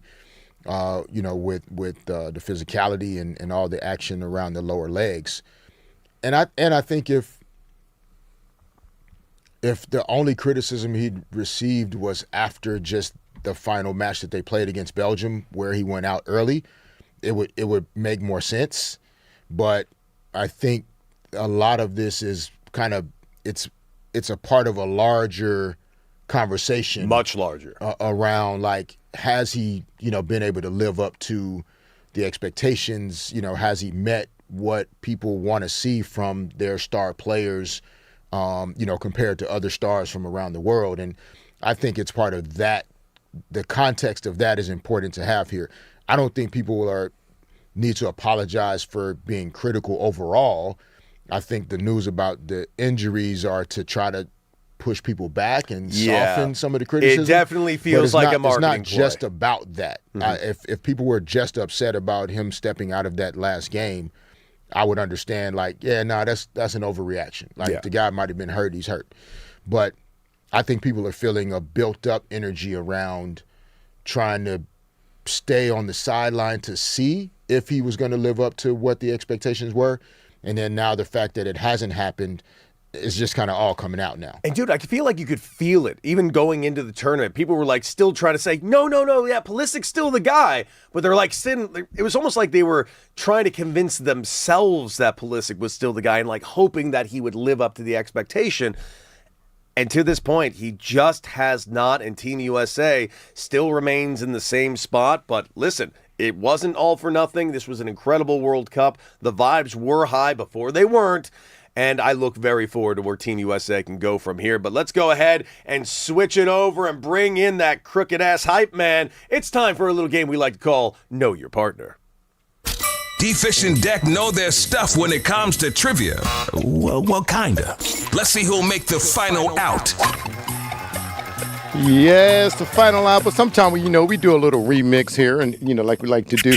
And this time we're going to do Know Your Partner. You guys should be paying attention. But by the way, updating the poll real quick, we had a spirited debate earlier if the Dodgers need to make a trade at the deadline or not. Yeah. And we asked the people, should we make a trade at the deadline and strengthen the team? And guys, it was a 50-50 tie. Our listeners could not. Some said, no, stay pat. Others said, yo, let's go get that three-peat. You know what I'm saying? Dude. But it's a discussion for another day. We'll get into that more tomorrow. You guys did a great job on that discussion. But, hey, it's time for Know Your Partner, so check it out. How was I going to word this? Oh, okay. Let's see. In the 1996 draft, Cody, our friend Derek Fisher was drafted. There were 5 other standout guards. Standout guards in that first round. Is that fair to say, Fish? Yeah. Can you name me? How many can you name? If you get 3 of them, then I got you, baby. You get a point. 3 of them? And give me 3. 96. 96, fam. It's magazines. Remember Slam Magazine? That give me thing? Mm-hmm. Yep. Yeah. Mm-hmm. Steve Nash. Oh, damn. Okay. Yup. Allen Iverson? Say it with your chest. Allen Iverson. All right. Okay. All right. One more, and you get a point. I mean, Kobe? Yeah, Kobe was 96? Yeah, that was it. I thought it was 97. Oh, my God. How could you get his own damn teammate? I'm sorry. Well, the other 2 were Ray Allen and Stephen Marbury. Remember Marbury? Oh, I wouldn't have gotten those. Yeah, I know. That's why I was going to give you credit. Thank you for the 3. I got the 3. Yeah, she got the 3. Hey, check it out, Fish. How many times did Cody lead the whole damn state of California in home runs in high school? How many times? Oh. So he played. Did you play all 4 years? I did. All 4 years. How many times did this man over here? He told you he was a one-trick pony. Power. How many times did he lead the state in the whole state in home runs? I can do it really good. 2. Right on the button. He nailed it. My guy. He nailed it. Okay. Let's see. During the season, as long as the streets for both. Out of Santa Monica High School, by the way. You're welcome, everybody. Yes. Okay. Did you know during his playing days, Fisher held the longest active streak in the NBA for both consecutive regular season games played and Iron consecutive regular season starts. So let's just say on games played, if you get within 70, if you get within Dude, I got 75, no shot. how many, or if you get within 100, then how many consecutive games did Fish play in the regular season? I'm gonna say you took a day off at year 8, so I'll say 536. 495 is the answer, so I'll give it to you, baby. I'll give it to you. That was way pulled out of my ass. All right, Oh, all right. I'm good. All right. Hey, Fish, you've learned a bit about pitching and everything. What was the hardest pitch for Fisher to hit in his professional career? Me. For Decker to hit. Excuse me. The hardest pitch. Yeah, as a power hitter, it had to be like a changeup. Oh, you got it. Right You got out the the gate. changeup. Oh, you guys are on I fire. can't stress this enough. Guys are. Everybody listening, driving around, listening to 97 on the Fan. A good changeup is unhittable. Okay. Just remember that. This is a multi-question here. What celebrity game show did Fisher appear on? Oh, dude, Fish, were you? I want to. I don't think you were on Celebrity Jeopardy, so I'm going with Fish. Were you on Celebrity Family Feud? Yes. It was, but that wasn't the one I was talking about. Can we put a photo up? Can we put a photo up of the? You know, I'm gonna save it. Oh. No, I'm gonna save it. That's a good photo. That's a really good photo. No, throw that back up. No, we're gonna do it another time because I'm gonna save this one for another Fish, time. you still got that jacket? Hey, Fish. No, I took that back. In high school, Cody starred in what musical high school? I'm gonna give you multiple choice. Whoa. Grease, The Music Man, Little Shop of Horror, or Mamma Mia. Now he starred in this musical. Oh my God. Starred. Grease, Little Shop of Horrors, The Music Man, or Mamma Mia. What you got? The Music Man. This dude is on fire. Seriously? So that means, can we go to the judges? Hang on. Professor Harold Hill and the Music Man. The judges, you are on after fire, dude. who has won today's Know Your Partner? This game of Know Your Partner reminds me a lot of the poll we just did because we have a tie at 3-3. Oh, 3-3. Hey, wait. Shouldn't I get extra credit because I got an extra thing that he was on a celebrity game show on? That's pretty sweet. Man, pretty good, man, guys. what a day. Well, that was another episode of Know Your Pretty Partner. solid. That was good, Raj. job. Look at us. All right. Look at That us was good. knowing each other real well. Well, ladies and gentlemen, what a day. D-Fish, we did it again. Yes, sir. And we ended on a he's great putting it up high. anyway. Dude, I'm gonna make that my new profile on Instagram, that Yeah. photo. And I want that jacket, dude. Get that jacket on our socials. Guys, that is it for us today. We, of course, will be back here for another episode of D-Fish and Decker of the all-new 97.1 The Fan. Here, the voice of LA sports. And until then, guys, enjoy yourself some sports. Kick rocks. We'll see you bright and early tomorrow.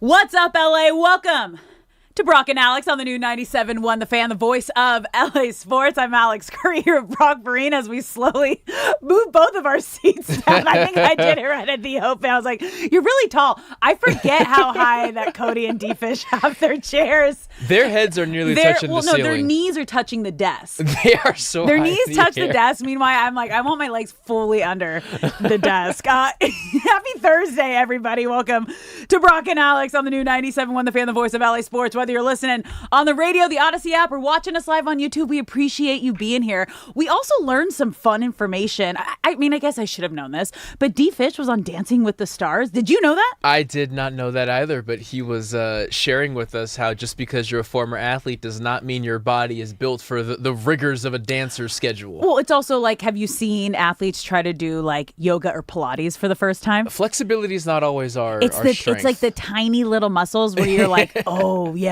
no, I can lift like hundreds of pounds, but doing tiny little movements. If you were ever on a competition show, what would be one that you would absolutely slay? That's a good question. Yeah. I feel like I could get into my manipulation bag on anything that involves people getting voted off, like Big Brother or something like that. Oh, I could play everyone for sure. Yes. Are you playing us? Do we even know the real Brock? Maybe Maybe not. Are you alluding to something? Maybe America is waiting to vote right now, and I'm just playing the cards right. You know? Wow. Now, I would kill like a Big Brother or. The real world, they didn't vote people off, but you were still kind of playing to favor everyone. That was like the beginning of like reality TV. Yeah, it was, and I was a legitimate viewer for like 10 or 11 seasons, and then once I went to college, I kind of fell off the track. But I was a diehard watcher. Yeah, that was the jam. What show for you? So fun fact, the Curry family was actually on Family Feud before I was born. Yeah, not me. So like my mom and dad, grandma and grandpa. And it actually, none of us had any idea. Our episode was just in a movie that they were like, the characters were watching Family Feud, and it happened to be Grandma and Grandpa Curry. And people started sending our family videos. We're like, what? Hey, I was just at a movie, and I think your grandma was on the screen. Yeah. But I mean, there's like a whole other like long story. I think it's, it helped my parents like get their first house situation. That is cool. And we have like the old school VHS, like everything. Do you know how they did? Yeah, they won. Oh, they won it? Yeah, they were on a couple times. They won. They crushed it. That's so cool. I think I would maybe crush something like The Amazing Race. Oh, I could see that. Yeah, yes, just like the adventure side of everything. Yes, you are being dropped off in Italy, and you need to find these 3 things, and then like you're going to Greece. Scavenger hunt vibes and like traveling the world. Yeah. I feel like I could crush that. You definitely could. Situation. Yeah. Okay, Amazing Race. I like that show. Yeah, because then I was thinking like the obstacle courses. Like, I don't know if I have that in me anymore. I almost said Hungry Ninja, which is the name of a restaurant in American Valencia. Ninja Warrior. American Ninja Warrior. So I used to do sideline for that. Okay. So no. If you are not a rock climber or a gymnast, yes, or parkour, you're not succeeding at that. It's all grip, and like upper body strength, being able to hold yourself like this and pull yourself up. They are the most insane athletes in the world. My knees and shoulders would just turn into dust by the end of one round. Yeah. I could not even attempt any of those things. I mean, they asked me, they're like, oh, do you want to try the course? I was like, absolutely not. If I see these professionals get hurt, right. I am for sure going to hurt myself. Call my doctor and bring them here, and then I'll try. Just make sure they're nice and close. I know my strengths. This is not one of them. You're listening to Brock and Alex on the new 97.1 The Fan, the voice of LA Sports. Kind of a light day for games today. We got France and Morocco kicking off at 1. This is going to be the first match of the quarterfinals, which now it's getting serious, you guys. France, Morocco today. And then Spain and Belgium on Friday. Norway versus England Saturday at 2. Argentina versus Switzerland at 6 p.m. And I think that might be the toughest one there. Shockingly, yeah. Not that there aren't more exciting stories and teams to follow than those two, but as far as just competitive matchup, I'm expecting that to come down to the wire. Yeah, especially since like Switzerland when we had Lori Lindsay on, she's like, they're my dark horse. They hadn't She even called played it. yet. They hadn't Yeah. even played yet. She's like, I'm pretty sure they're going to win today. And then they're my dark horse to like make it to the final. It's just not a country you associate really with anything but winter sports, like Yeah. skiing, snowboarding. What's the thing where they ski and then they shoot the rifle and then they keep cross country skiing? Like any winter yeah. Olympics related things, I'm like, oh yeah, Well, it's Switzerland's also gonna dominate. They're just neutral. Yeah. It's Switzerland. They just mind their business. Yeah, but yeah.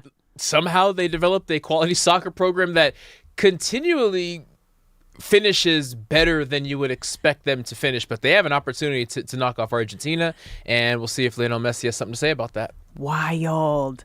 Well, let's get to last night's game, you guys, because the Dodgers ended up winning the series. But they were all close. You guys, all three games were decided by one run, and it looked good out of the gates. Like LA jumped out to a 3-0 lead in the first inning. Then the offense just was like, yeah, no, we're good. Went a little cold. Well, Colorado kind of chipped away and ended up tying the game, and thankfully ended up being Mookie Betts with the game-winning RBI single in the 8th, and Dodgers have now improved to a best 24-9 after a loss this season. Now, I want to talk about the positives from last night, okay? And we're going to start with Roki Sasaki. Yes, we will. Because you guys, this is, and it wasn't perfect. Like, this wasn't a perfect outing for Roki Sasaki. But what I loved about this outing from Roki Sasaki is that he got in trouble early and he didn't let it rock him. And that is the most important thing. And we've heard Dave talk about Yamamoto in that way, where it's like, if he gets in trouble, I'm not worried because I know it's not going to completely mentally take him out of the game. And we've seen it with Roki. And obviously we talked about it a lot yesterday. They were investigating into, is Roki tipping his pitches? And whatever they did, however they decided to handle it, he looked solid yesterday. It did not need to be perfect. It definitely was not perfect. But the fact that he got into trouble, he didn't let it completely kind of derail him out of the game. And then he settled in and retired 9 straight hitters during a stretch. And you just kind of were able to take a deep breath. I'm not going to say Roki Sasaki is back, but he's back heading in the right direction. Yes, that is a great way to put it. And knowing how much pressure was riding on that game for him, Dave Roberts, after his second to last start against San Diego, said Roki is remaining in the lineup because there are no other options. This is it. This is all we got. You're facing the Colorado Rockies, who you need to be able to handle and win this series. And if we can't trust you against Colorado, we certainly aren't going to be able to trust you come playoff time. So Roki knew the stakes, and you bring up the most important piece was avoiding that spiral. Yeah. It's between the ears with him, but more specifically with Roki versus any pitcher, because obviously pitching is such a mental thing. It's avoiding the spiral. It's okay, something bad happened. That doesn't mean that good things can't happen after this. Yes. Whereas previously throughout the year, we've seen moments where a home run turns into 2 home runs, turns into a hit by pitch, and then the spiral's lost and you're getting yanked in the 3rd inning. That moment you are talking about where he got out of trouble. So in the 4th inning, he has 2 on and 1 out. And there was such a cool moment where the crowd could have begun to turn on him. Yeah.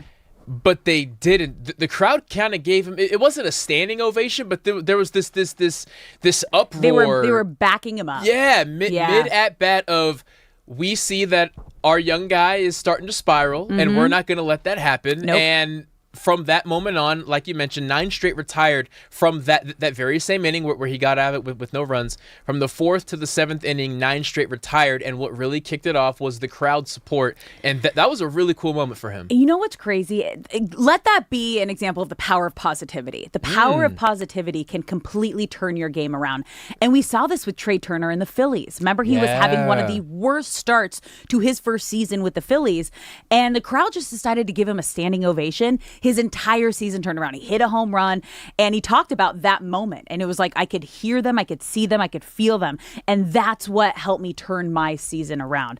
And to know that you can see a direct impact after that happening. As you mentioned, you kind of saw that with Sasaki and the fans. Like, okay, let's get behind him. And it's interesting because we saw the opposite effect with Kyle Tucker in the fans. And I'm sure the contract has everything to do with that.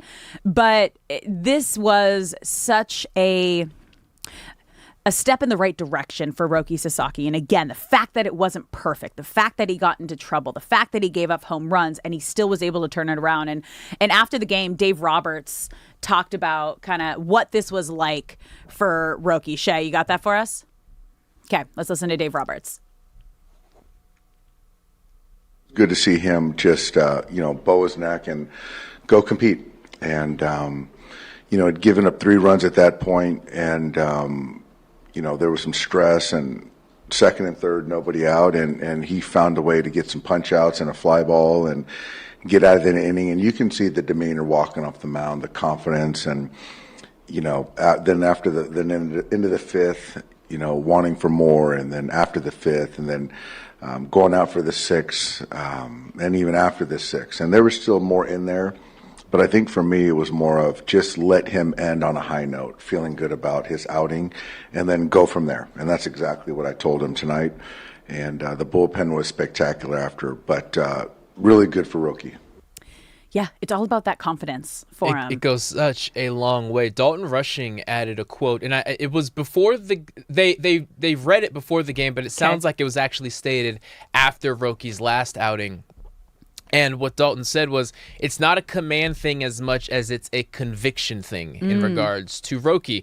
And Roki has said as much, and you've heard Dave Roberts say as much, as his pitches are fine. Yeah. His stuff is good. But if he doesn't believe in what he's throwing, it's that final 0.1% that is the difference between a strike and a home run. And that's all it takes. So if Roki isn't convinced in the pitch, it doesn't matter how good the pitch is, because that's just how thin the margin is between a pitcher and a hitter.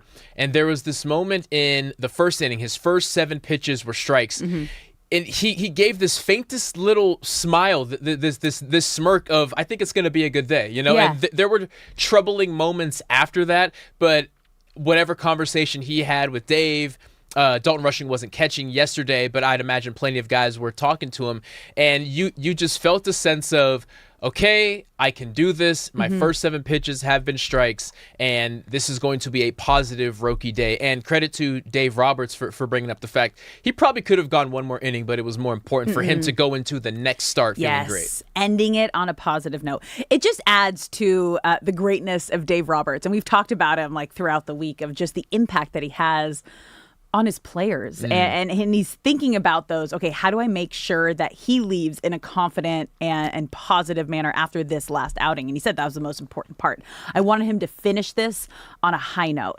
And it's so interesting because like when he was in that stretch of those 3 games that we keep kind of going back to for Roki Sasaki, and was like, okay, that is the goal of what he needs to get back to. His biggest thing was, I finally feel like I'm pitching like myself.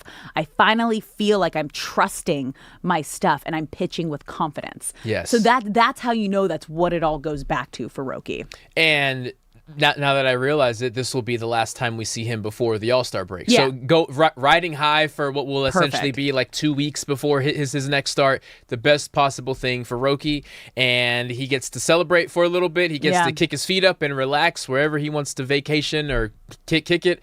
And he gets to come back on the backside of things saying, okay, my position in this rotation is safe for now. There's more work to do. For now. But I've proved that I can do it, and I proved it to the most important person, which is me. Yeah. It was so funny. I was like, is he going to say him or is he going to say Dave Roberts? But yeah. Myself, that I can do this. Another player that is really kind of turning things around is Kyle Tucker. Yes. Who continues to swing the bat well, added a 2-run single last night. But over his last 11 games now, he's batting .333 with a .455 on-base percentage. And he's walked 8 times in those 11 games, which is really important because he's seeing the ball well. Yes, his eye was one of the biggest reasons that he got $60 million coming off of a pretty injured season, right? And it's because Kyle Tucker is not swinging at something that he is not confident he can make contact with. And during what we hope is the end of a slump. He was swinging at everything. He was swinging out of his shoes. He looked desperate. He was reaching, and yeah, hitters go through slumps. But when you are now swinging at what is kind of essentially just junk, and okay, well now you're losing the thing that is most important to you, You're and what losing makes the you so plot. great. Yeah, you're losing the plot, man. You're already doing side quests. But they brought up on the broadcast about how much time he has spent after games in the cages. Yeah. And just trying to recreate his swing without thinking about it too much. Dave Roberts mentioned about a month ago about how Kyle Tucker shortened his step that he takes when he swings. So he's constantly grinding, he's constantly working, and a swing is like a golf swing. You are always working on it. It's never set in stone, but it's good to see that whatever he's doing right now is working. And now let's have a moment for the hero of last night. Mookie Betts hit the game-winning RBI single in the 8th inning. And last night, Mookie officially has played as many games as a Dodger that he did when he was a Red Sox. Wow. Yeah, which is crazy. So through 794 games, and they're pretty like a lot of things are kind of close neck and neck. He had 470 RBI with the Red Sox, 473 with LA, 139 home runs with the Red Sox, 163. But this is obviously where, it's gotten much better in LA. 1 World Series win with the Red Sox, 3 with LA. And Dave Roberts talked about Mookie last night and just kind of how everybody views him now as a player. The sports world sees Mookie as a Dodger. I think they see Freddie Freeman as a Dodger now, which is crazy, which is a credit to all of us. It's flown by. I remember the first spring training meeting where he addressed the guys and asked to address the guys and, challenged the room. And I look back now, he got 3 rings and, he's been here a long time. Wild. It really is. And I remember that 2018 season for Mookie Betts, where it was undeniable that this guy was going to be one of the faces of the league forever. And I thought, sitting there thinking, okay, here's a young guy named Mookie who won the World Series, won the AL MVP, won a Gold Glove, Silver Slugger. He's going to be a Red Sox forever. And I don't like the Red Sox, but I like this guy. Yeah. And the idea that after the following season he would be traded is wild. insane, and Boston Red Sox fans should never forgive their management for No. that. But the fact is, it's awesome to see a guy that you thought you were going to have to root for from afar, and now that fact that he's going to be remembered as a Dodger as he likely continues to win World Series is really cool. We kind of stole one from them, and I'm happy with that. Oh yeah, no, he is a key core piece of this Dodgers dynasty, and we were kind of talking about it last week. Is like, do you see? We were talking about it with LeBron. I think is how it got brought up. It's like you think of LeBron, like obviously he's won championships in Miami, Cleveland, and LA, but it's like he's going into the Hall of Fame as a Cap. Like, like that's just what he's doing. And then we're like, well, what about like Mookie and Freddie? Because they both had, significant impact in the towns and the franchises that they were with before coming to LA. So do you think they go in as, Mookie for sure. Like he is a Dodger. 3 World Series. But Freddie, he's still kind of like on the verge for me, just because you saw how upset he was and sad when he left Atlanta. If they win a 3rd and we three-peat, I think that solidifies Freddie as a Dodger over a Brave. And how both of them split from their previous teams plays a huge factor. Like, I wasn't happy. Right, like Mookie was blindsided by the trade, and the fans were blindsided by the trade. And to this day, a lot of people still don't understand what the heck was going on and really track the lack of Red Sox success since then to that trade. Oh, yeah. And so Mookie being understandably spiteful and coming to LA and having success, I feel like he doesn't want to be remembered. Doesn't want to be Red associated with it. Exactly. Like you did me wrong. Whereas Freddie, it's like I had so many great memories there. Yeah. It didn't end the way that I thought it was going to end. And personally, I know we discussed this last week. I don't think Freddie returning to Atlanta for a final year or two is out of the cards, just because his timeline and the Dodgers timeline aren't really aligned. We'll worry about that after next season. But because Freddie's still, and it's not like he hides it, still feels a little bit of sadness, whereas Mookie is more so spite. Yeah. I still think there's a window where Freddie gets remembered as a Brave over a Dodger. No, I'm talking about going there. into the Hall. Going into the Hall? Yeah, I that's feel what right, I was talking about. I feel right now it has to be a Dodger. Just Well, for because of Mookie, the yes. Freddie, I'm still on the edge. Like I said, one more World Series, then I think Freddie. Okay. Then I would confidently say, no, Freddie is LA now. Yeah, I mean, God, he is.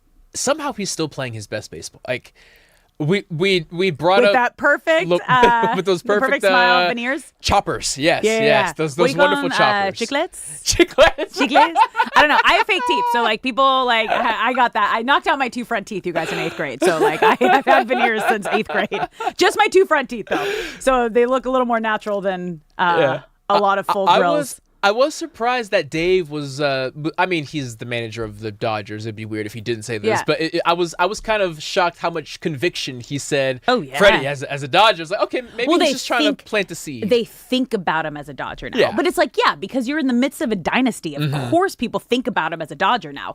I'm talking about how is he going to decide his end of his obviously the legacy of your career, because when you decide to go again, I believe these are 2 future Hall of Famers. Yeah, but when you get inducted, what team? Gotta pick what a jersey. Hat? What do you do? I don't know. Because the biggest part of me believes that he will finish his career as the Braves. The window is still open. No matter how much success he has with the Dodgers, the window will always be open until he officially retires, that he will go into the Hall as a Brave. I don't even want to think about that yet. I know. Reportedly, he wants to play until he's 40, so that'd be 4 more years. So if he signs a 4-year contract with the Dodgers, that would be a lot more time to maybe give a little bit more on the resume with the Dodgers. But again, that's if he signs he'd be playing until he's 40, if that's the case. And Shay, I'm glad that you brought that up, because the Dodgers have shared, we kind of see you as more of like a 1 more year, and then we're gonna redecide. That's hard though, some because things. he's also been such a big piece of He's been such dynasty. a big piece, and also he's still producing. He's having a miraculous year. So preseason, the Dodgers were more so on the side of maybe 1 or 2 more years, but if he keeps this up, maybe they can reevaluate some things. Okay, we'll continue to kind of debate and break this down throughout the show. We're going to take a quick break here and talk some Lakers. When we come back, they've really got 1 more roster spot that they need to fill. What are they willing to give up in order to get their guy? We're going to talk about that next.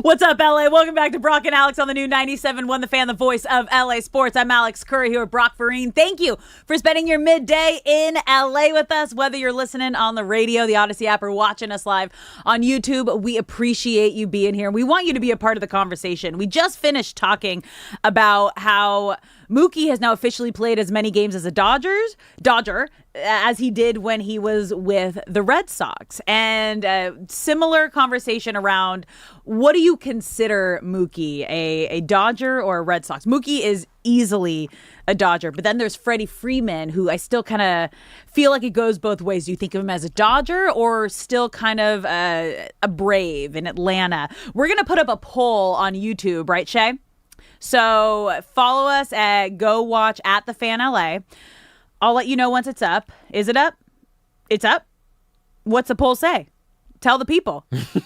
Shay, just giving me thumbs up back there. Like, exactly what you just said. It's It's exactly what you just said. Okay, well, what? Like, is it for both of them, or is it just for Mookie? Is it just for Freddie? It's. Do you see Mookie as a Dodger or a Brave in the Hall of Fame? Wait, Mookie?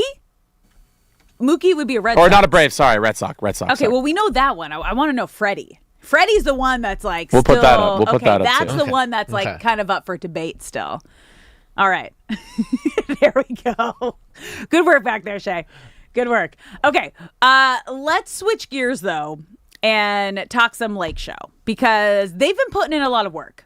And it's been great, considering the fact that, was it last week?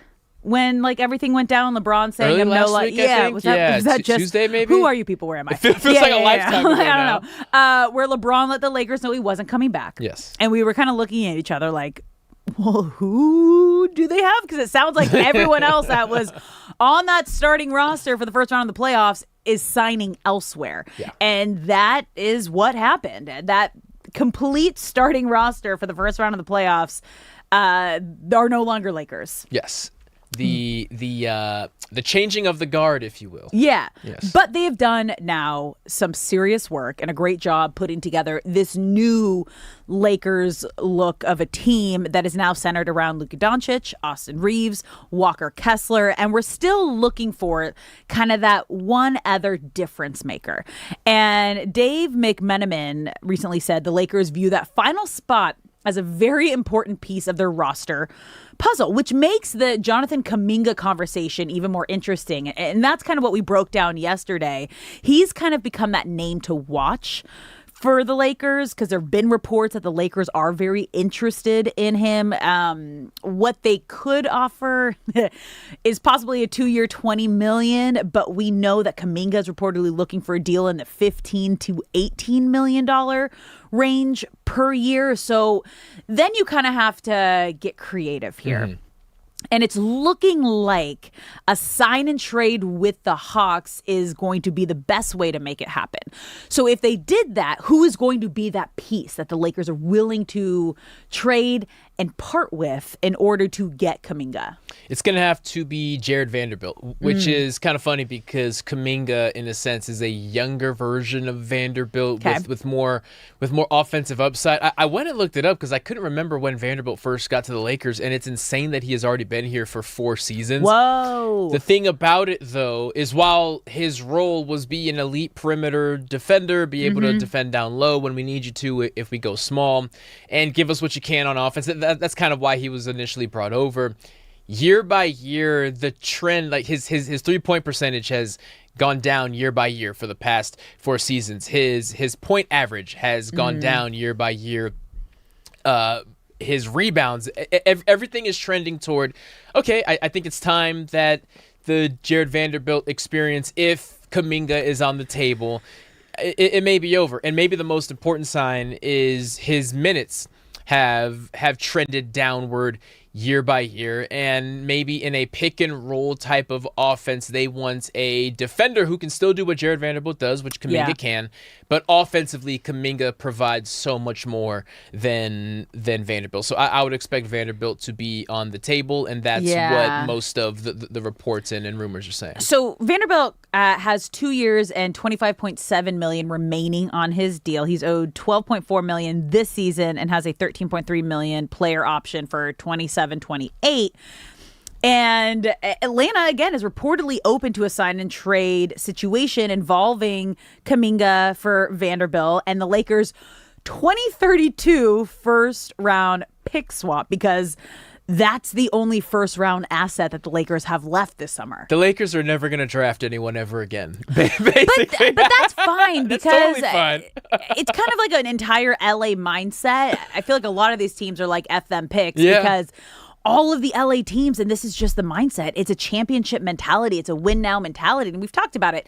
If you're getting drafted on the Lakers, you're not getting developed like you would with other organizations. Like, this has to be a keep up.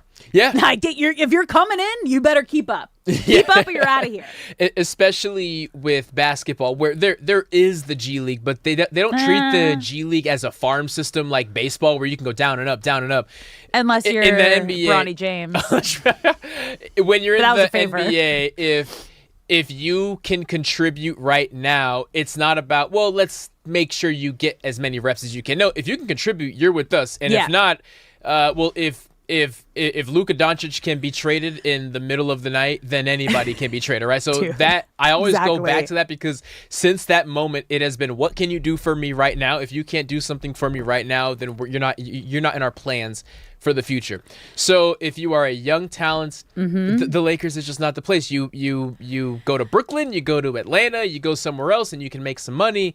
But there are some special cases, but the Lakers don't draft early enough typically to get those special cases. But that's also an interesting conversation around Kuminga, because he's still young and we still haven't seen him reach his full potential.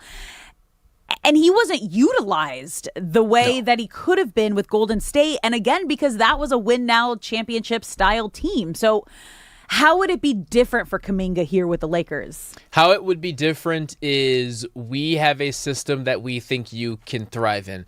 To the point of Golden State, when Jonathan Kuminga was drafted, Golden State saw a guy who was a project. He did not go to college. He went straight to the G League.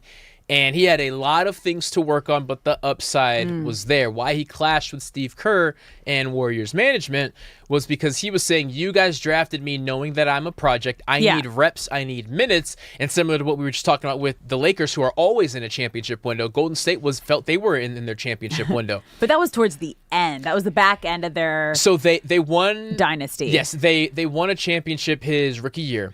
But the names that were there were Klay Thompson, Andrew Wiggins, Jordan Poole, Iguodala, DiVincenzo. It was that season. And so there just wasn't room for him to play. So how is that different from the Lakers? Is the Lakers are always in that window, but now we can give you a starting role. Well, you're not this Lakers group isn't established yet. So we're asking you to come in on the ground floor and to buy into what we believe that we can be and what we can accomplish. We are putting together a completely new, just everything, roster, star of the show and Luka Doncic and Walker Kessler and Austin Reeves. And we want you to be a part of that. We want Kuminga to be a part of this.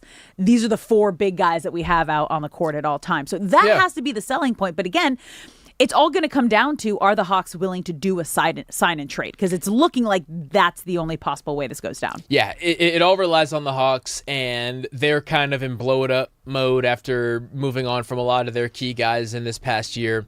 Trae Young is on the Wizards now. So they are in the place to help the Lakers out. However, because it has to be the Hawks that help them out, they also hold a lot of leverage there. So they're going to try and squeeze Pelinka and the Lakers for everything that they can. But Pelinka and the Lakers get to say, dude, we are already squeezed. This is the offer. We literally can't give you anything else. So I'm confident that this will happen. And if you are Jonathan Kuminga, you know that you can get more money elsewhere, but you're not going to be able to land a starting role. Like he will be a starter day one, at least an opportunity to. So there's no other contender that can give you $10 million that can give you a starting role. Can you make more money elsewhere? Yes, but you want to be part of something. The issue in Golden State for those years was that they never made you feel welcome. We want to structure this thing around you being here with Luka. Well, the difference, already established, already winning the championships. The core group had been together forever. This is a new start, but with an organization that knows how to win and has two guys that were part of the last regime, but they weren't the leaders. It was still a LeBron James team. Now they're getting the reins. They're getting the keys to the Lakers, and they are the leaders of this franchise. So when you come in, this whole new structure and this group and everybody together, Jonathan Kuminga has to be pitched on the idea that you are a part of this next generation of Lakers, of this next championship generation of Lakers. And if the money is an issue, I point to Austin Reeves. I say, look at that guy. He was undrafted, but we brought him into the right system, and he is thriving next to that guy. And now he has $175 million or whatever the contract was. $185 million. Thank you. Who knows what you are going to look like in this system, but we want you because we think you can thrive in this system. And if you can, we have a proven track record that we cash people out. If you can play well next to Luka, we will cash you out. And Austin Reeves is what, if you are Kuminga and you want something to motivate you, the Lakers can't pay you. They just can't pay you right now. But they have proof that if you thrive here, you will get paid. And that's actually a great, I didn't even think about that in terms of Austin Reeves being the comp of like, okay, look how he came in. Look where he was at. Yeah. We're not really a team that develops, but we can help elevate your game. And he's 28 now and made a max contract. Exactly. Kuminga is 23, 24? Maybe 24. He's crazy young. Crazy athletic, crazy young, still has so much 23. Promise. 23 years old. Oh, my God. That's what I'm saying. So, like, that is actually a great comp of, like, look what you can get to. And look how we believe in potential and talent and untapped talent to its full potential. You may have a shorter runway here on the Lakers, but if it works out, you will never want to play anywhere else in your life. Okay, I like this. I'm also like talking myself into this as we talk through it. That like, oh, I think this can actually happen. Come on. This kind of feels like the Lakers don't have much to work with. They gave away all of their first round capital. So what was it, 30-32 is like what it was looking at, like a first round. Yeah, Alex, your daughter will be in college before the Lakers have another draft pick. 32 first round pick swap is what they're looking to throw in there, which is wild. So this is going to be fun. It's going to be fun to see. As we talked about, Rob Pelinka is working for his job right now. Yes, he is. This is the offseason. This is the summer of 2026 that they told Luka Doncic and his team, don't worry about it. We're going to turn it around. And it's looking like they're moving in the right direction. All right, we're going to take a quick break here. When we come back, do you care, LA? We got some spicy allegations that we're going to dive into. Ooh. Don't go anywhere. You're listening to Brock and Alex on the new 97.1 The Fan.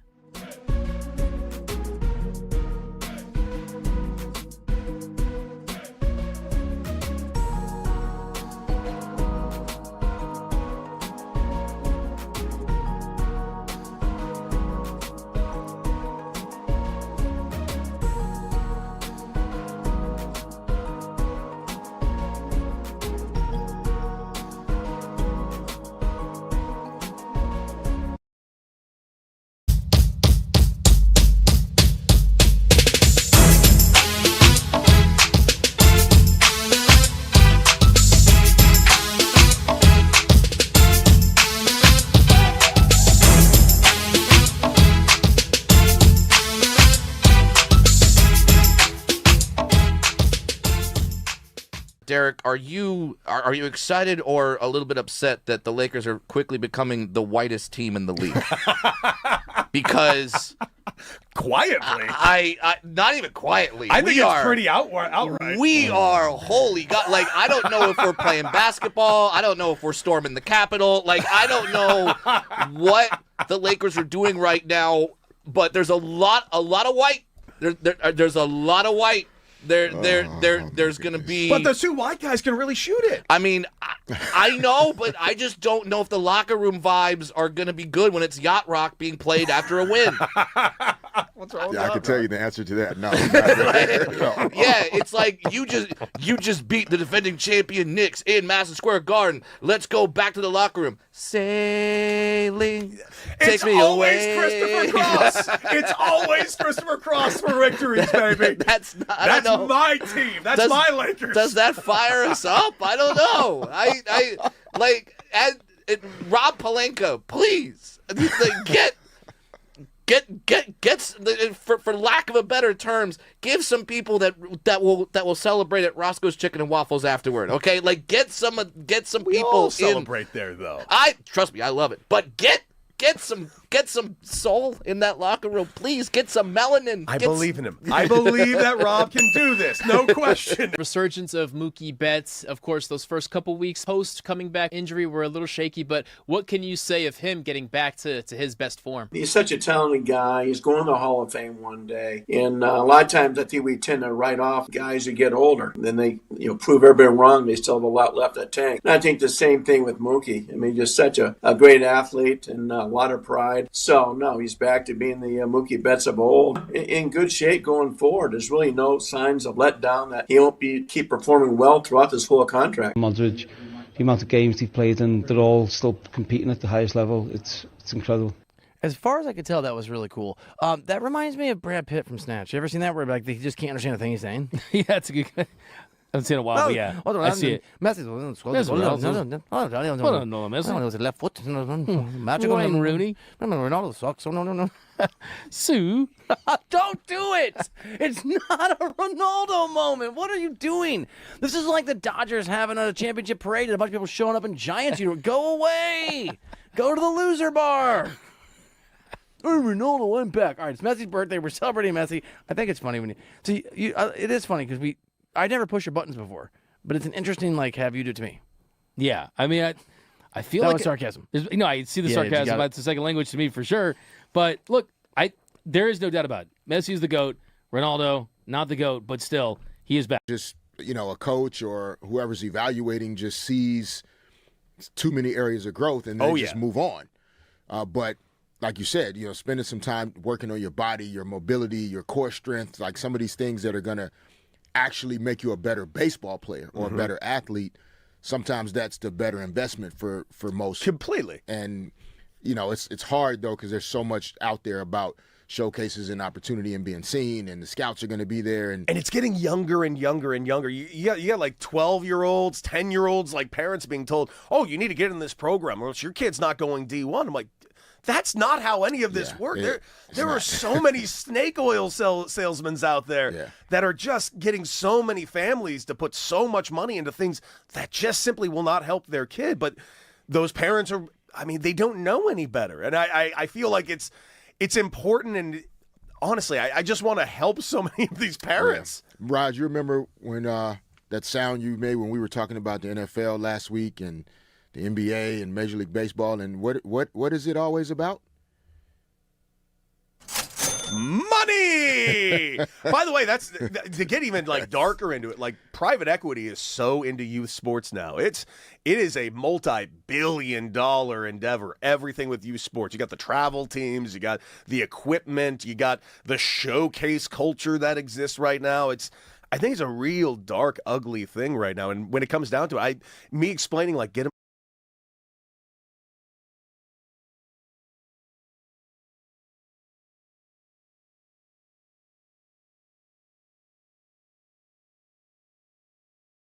What's up, LA? Welcome back to Brock and Alex on the new 97.1 The Fan, the voice of LA Sports. I'm Alex Curry here with Brock Farine. Thank you for spending your midday in LA with us, whether you're listening on the radio, the Odyssey app, or watching us live on YouTube. We appreciate you being here, and we want you to be a part of the conversation. You can call us at any time at 855-97-LA-FAN, 855-975-2326. But right now it's time to bring in producer Shay for Do You Care LA. What do we got cooking today? What is up, guys? Welcome to Do You Care LA. How you guys doing today? Fab. Better now. I'm happy. I still have I lost my voice still. You And sound fine. You're doing a good job projecting. a little bit better right You now, need but to it's get definitely you need to lingering. get the singer's saving grace. Yeah, I'm gonna Get the on it. throat spray. I think it all started 2 weeks ago when I went to the first year When you were game. raging? Yeah. You've just been on like And a it's 2-week rage. Basically, and I think I need a break. It's so funny. It's so funny that you are trying to say you were screaming at the game and not the alcohol at the game that could possibly be affecting. The combo.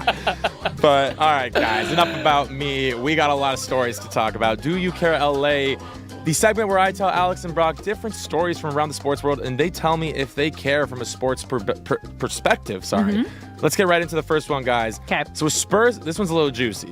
All right. A Spurs announcer is out after an alleged affair with a player's sister. So Jacob Toby, the TV play-by-play voice for the San Antonio Spurs, is reportedly out after an alleged affair with the sister of Spurs player Lindy Waters III went viral. The story started when Toby's Instagram account posted a message accusing him of cheating on his girlfriend of 6 years with his sister, followed by photos that appeared to show Toby and Waters together. Toby had been calling Spurs games since 2024 and was expected to continue in the role. And once the team finalized its local TV broadcast plans for next season, it's a good time to be a TV broadcaster, by the way, right there. Do You Care LA? That is heartbreaking. In a million ways. Okay, so just to make sure I'm understanding this correctly, he posted from his own account. No, I think if you're saying this, his ex-girlfriend who caught him cheating while he was sleeping posted from his phone on his own account. So it came from his account, but it was his ex-girlfriend who found out he was cheating and he with wakes one up, of the players on the Spurs' sisters. And he wakes up 8 hours later after a good night's sleep to 5,000 notifications. Oh, that's like worst case scenario. And a Spurs player caught. wants to kill you. Well, not only like you're a bad person, you're cheating on your partner, but like you got caught and you just lost your dream job. And like this no is other a team's team. gonna hire you. No, this is a team that is in the championship conversation for the next 10 years, and you were going to be a part of that. You were going to be the narrator to the story of Victor Wembanyama. Yeah. And you threw that all. Oh my God. And it's crazy because normally, again, like, it doesn't it's tricky because you're like, oh, this doesn't involve work, but like it was a player's sister.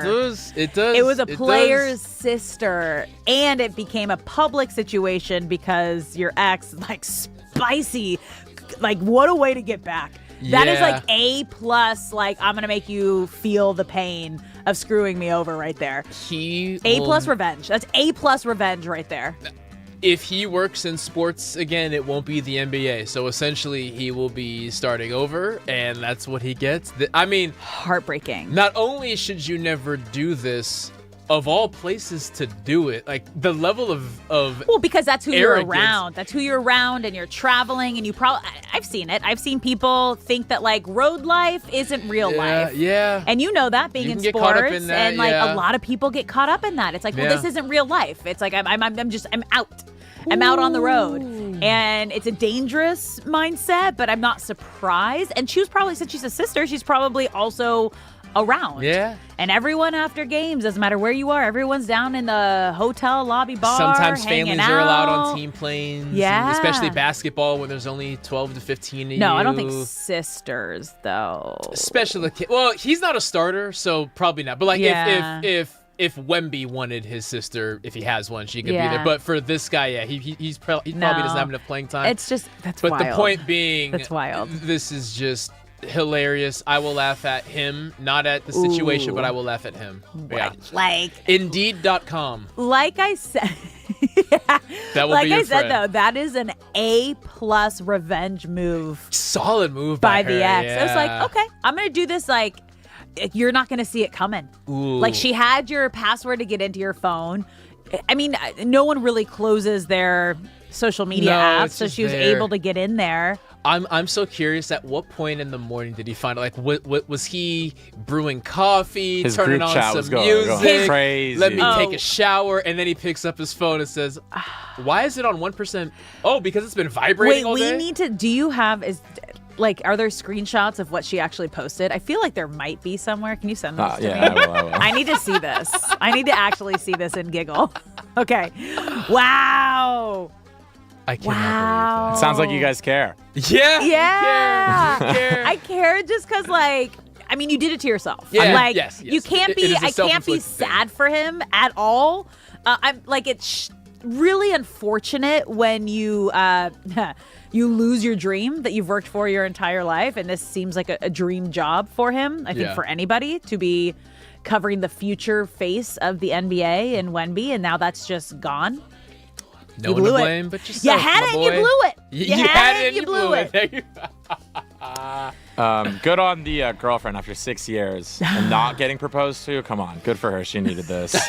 Also, if I mean, we Lindy- were 10. Like, my husband and I were 10 years. But I also was like, but I you also guys were told young him- though. You guys were together. We were 19. Yeah. What? Yeah, I also told him, I was like, not yet. Please don't. Yeah, Don't do you it. guys were Don't young. do You it. Don't had do your it. We got to live our career. lives. I was on the road. He was on the road. Yeah. Yeah. It's a different story. And then also, if Lindy's bringing his sister around the team, he's asking for this. Are you kidding me? Oh, Come on. That's I a would very- never That's bring a my very, sister around any like- any of the teams. That's I've a. been on. I don't know if that's dude way to look yeah, at it. but it's not misogynist. But that's Ever. like you Ever. can't say that. Never. Shay. I've That's been not, in the locker room. That's like saying I've like, well, seen it's what your gets fault spoken because about. you were dressed No. that way. No, zero chance. No, Zero chance. Shay. Zero chance. I am not bringing my sister in the locker room ever, or the team, anything, ever. I brought my Never. sister everywhere.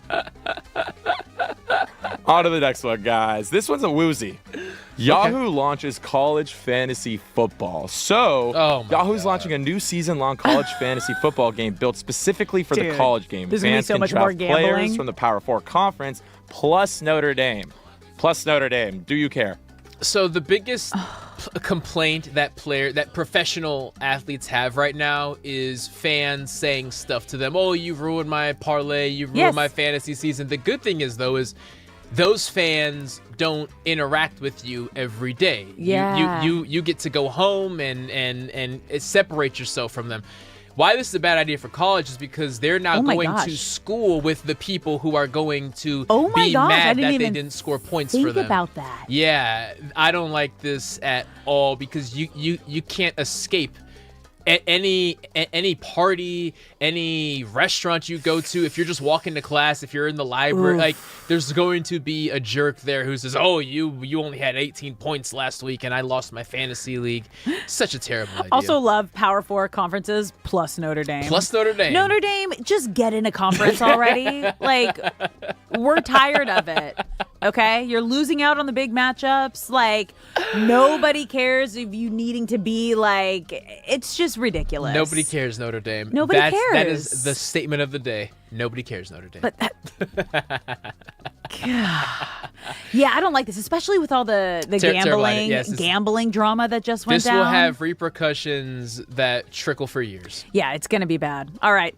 You're listening to Brock and Alex on the new 97.1 The Fan, the voice of LA sports. When we come back, is Roki Sasaki back?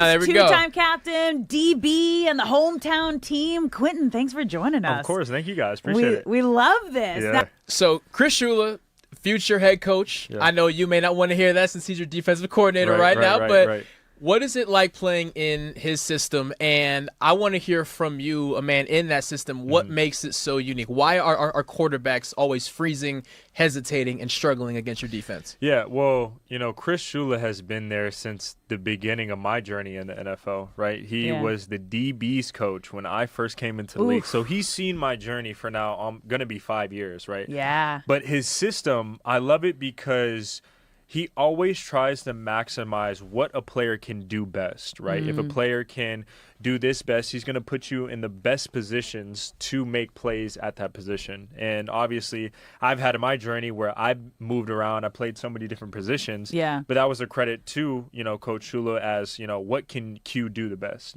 Can he cover the best in this situation? Can he blitz the best in this situation? So he's moved me around a lot.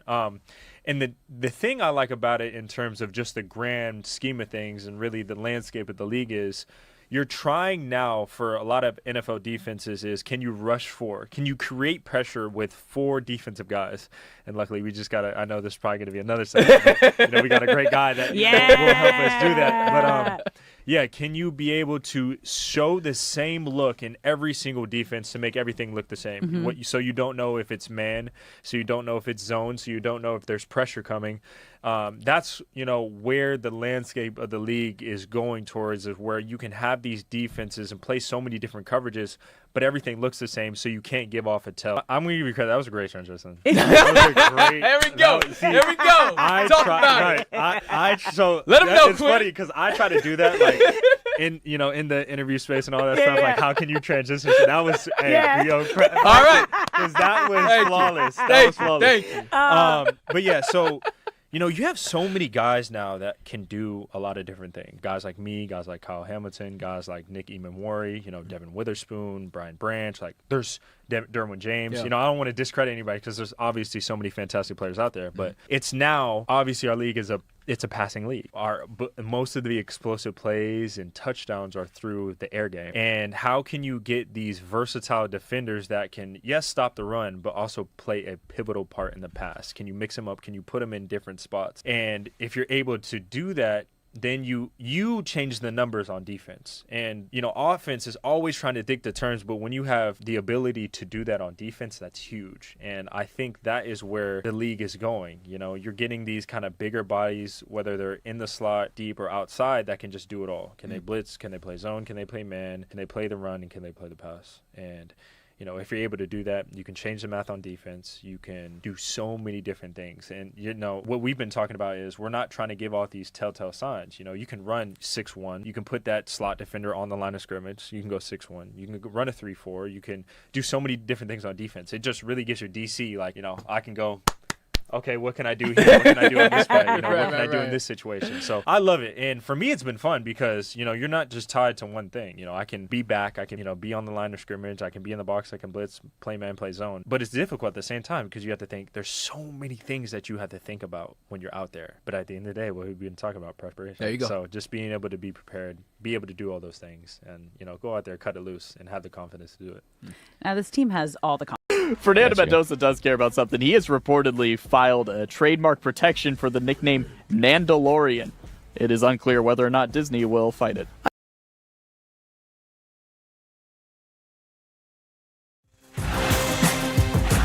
What's up, LA? Welcome back to Brock and Alex on the new 97.1 The Fan, the voice of LA Sports. I'm Alex Curry here with Brock Vereen. Thank you for spending your midday in LA with us, whether you're listening on the radio, the Odyssey app, or watching us live on YouTube. We appreciate you being here, and we want you to be a part of the conversation. So if you're watching the live stream, get in the chat at The Fan LA. You can also call us at 855-97-LA-FAN, 855-975-2326. I have to admit, I went down way too big of a rabbit hole during that commercial break on that Do You Care LA situation. I also feel, though, this story is far from being over. Yeah. Now that we being them two, communicating via publicly social media, she's got more to say. Oh, yeah. She has a whole lot more to say. Yeah. This is so wild. You're like, and I am so happy that I'm not on social media. And Brock. Yeah. Okay, guys, it's a light day of sports today. France, Morocco, though, kicking off in 2 hours, the first match of the World Cup quarterfinals.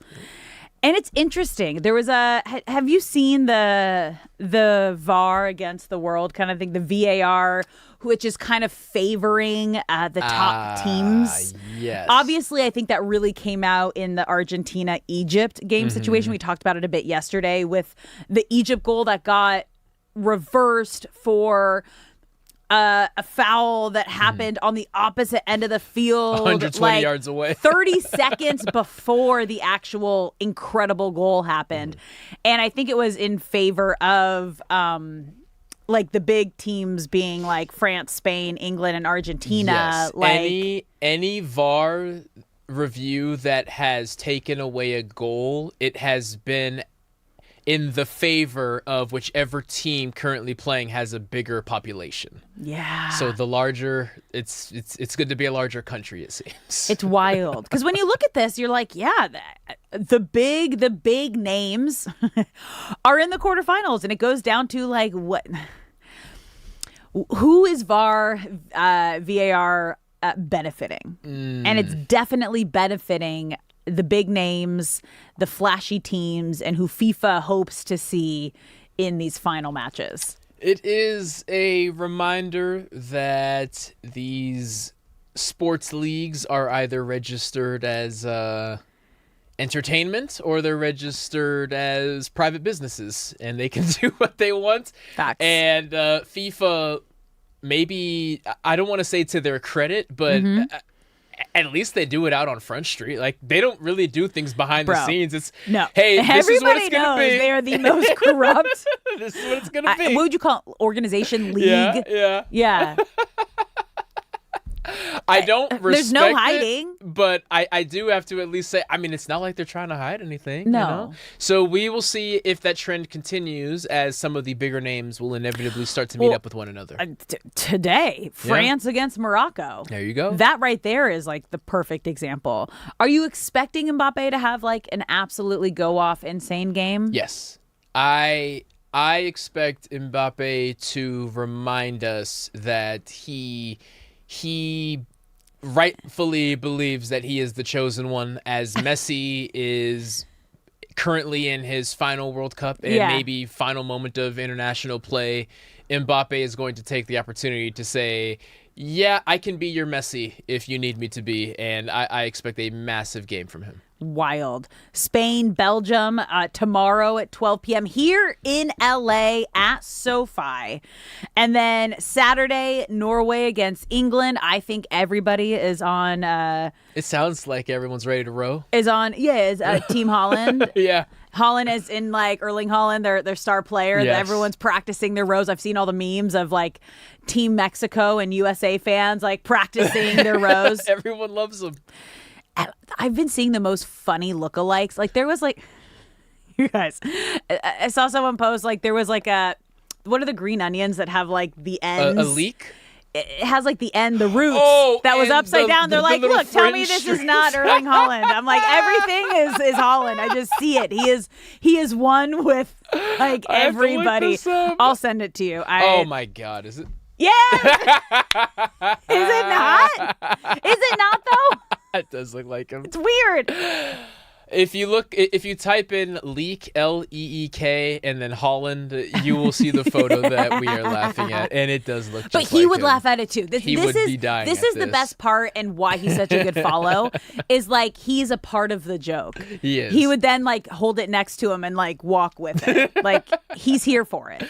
He's here for all He of knows it. how to laugh at himself, and I know we talked about this throughout the tournament. Why he's so lovable is there's something endearing about a guy who is one of the greatest athletes in the world, competing at the highest level. Stakes are high, tension is high, your country's rooting for you, and he's still like, yeah, but I get to have fun still. Yeah. Like he's still making this fun and reminding everyone this is still just a game that I happen to be very good at. Okay.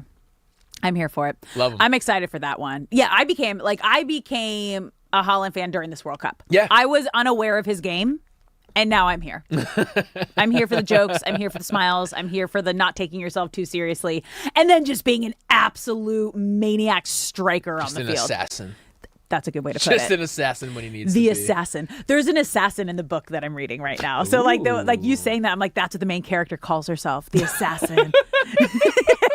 You're listening to Brock and Alex on the new 97.1 The Fan, the voice of LA sports. Let's get to last night's game, because Dodgers are off today before they have their final series before the All-Star break starting tomorrow here in LA against the Diamondbacks. But Last night, they held on, you guys. It was weird that this Rocky series was every game could have really gone either way. Yeah. Every game, all 3 games were decided by 1 run. And last night, Dodgers jumped out to a 3-0 lead in the first inning. Then the offense went cold, and Rockies started chipping away, came back to tie the game. Thankfully, Mookie Betts saved the night with his game-winning RBI single in the 8th inning. But the biggest takeaway for me from this game last night was Roki Sasaki, and we talked about it in the first hour. Just a solid outing for Roki. It was not perfect. He got into trouble, but the fact that he didn't let that trouble spiral for him is the reason that you can go back and look at this start and be like, okay, I can now have confidence in him, because Dave Roberts talked about this with Yoshinobu Yamamoto, saying the reason he is one of the greatest pitchers out there is he doesn't let situations like this get to him. He always stays level-headed. He doesn't get down. He's not going to go down a spiral and start to lose his game and let it get in his head if he has a bad inning. But let's listen to Dave Roberts talk about Roki after the game, and this is what he had to say.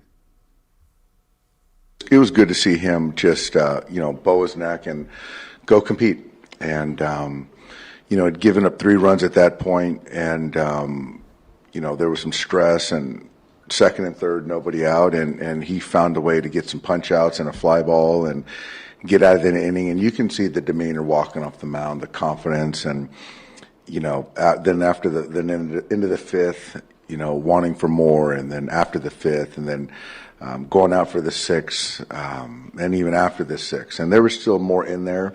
But I think for me, it was more of just let him end on a high note, feeling good about his outing, and then go from there. And that's exactly what I told him tonight. And the bullpen was spectacular after, but really good for Roki. Roki's so lucky he has a manager like Dave Roberts. That's a great way to put that. That yeah. Understands the importance of the mental side of this for Roki. Mm-hmm. Like knowing, he still had more in the tank. He could have stayed out there.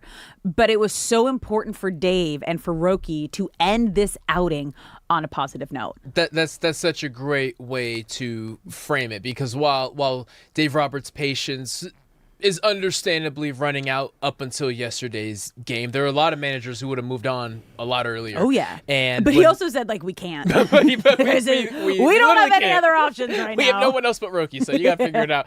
But how he's gone about this, handling it with care, being stern, and we can wax poetic about Dave Roberts for hours, just how difficult it is to be a manager in baseball, let alone a successful one. And one that garners so much respect. There are a lot of decisions that can be made that people want to fight against, but he brings such a calming presence to where when he says something, it is more often than not, it's always in your best interest. And for a young pitcher like Roki, who is still adjusting to the major league everything, that's probably helped him tremendously. So yesterday, 6 innings, 5 strikeouts, 4 hits, 3 runs, 2 home runs. And most importantly, I feel his first 7 pitches were strikes. Everyone in that stadium was thinking the same thing. Mm-hmm. If Roki does not handle business today, he's the first one to go to the bullpen when we get a healthy arm. Yeah. That was no secret. That was no secret to Roki. And just to come out the gates hot, not worrying about walks or anything or losing pitches, he had control. And just those first 7 pitches being strikes was monumental. And in the second inning, he gave up those 2 home runs, but outside of that, it was a solid day. There were a couple scares later on, but like Dave just said, he finished that game confident, and that was the most important thing. So I don't want to say this is a Roki Sasaki is back outing, but I will say this makes me feel more confident in Roki Sasaki being able to reach his full potential with the Dodgers, because again, I don't think one outing gets you back there, but the positive, not necessarily that he had a solid outing, but it was he didn't spiral when he got into trouble. Mm-hmm. And that was the most important takeaway for me in this outing. Agreed. That was the biggest issue with him. And you bring up Yamamoto. Yamamoto is good for a first inning home run. Yeah, Like, he's just brush it off, testing out stuff. He's gonna see. Okay, I'm not gonna throw that pitch anymore. Fine, we're down 1-0. Doesn't matter. Right? He's so good at brushing it off, and that comes with conviction. And I use that word conviction because that's what Dalton Rushing said Roki lacks in his less than desirable starts. He has confidence.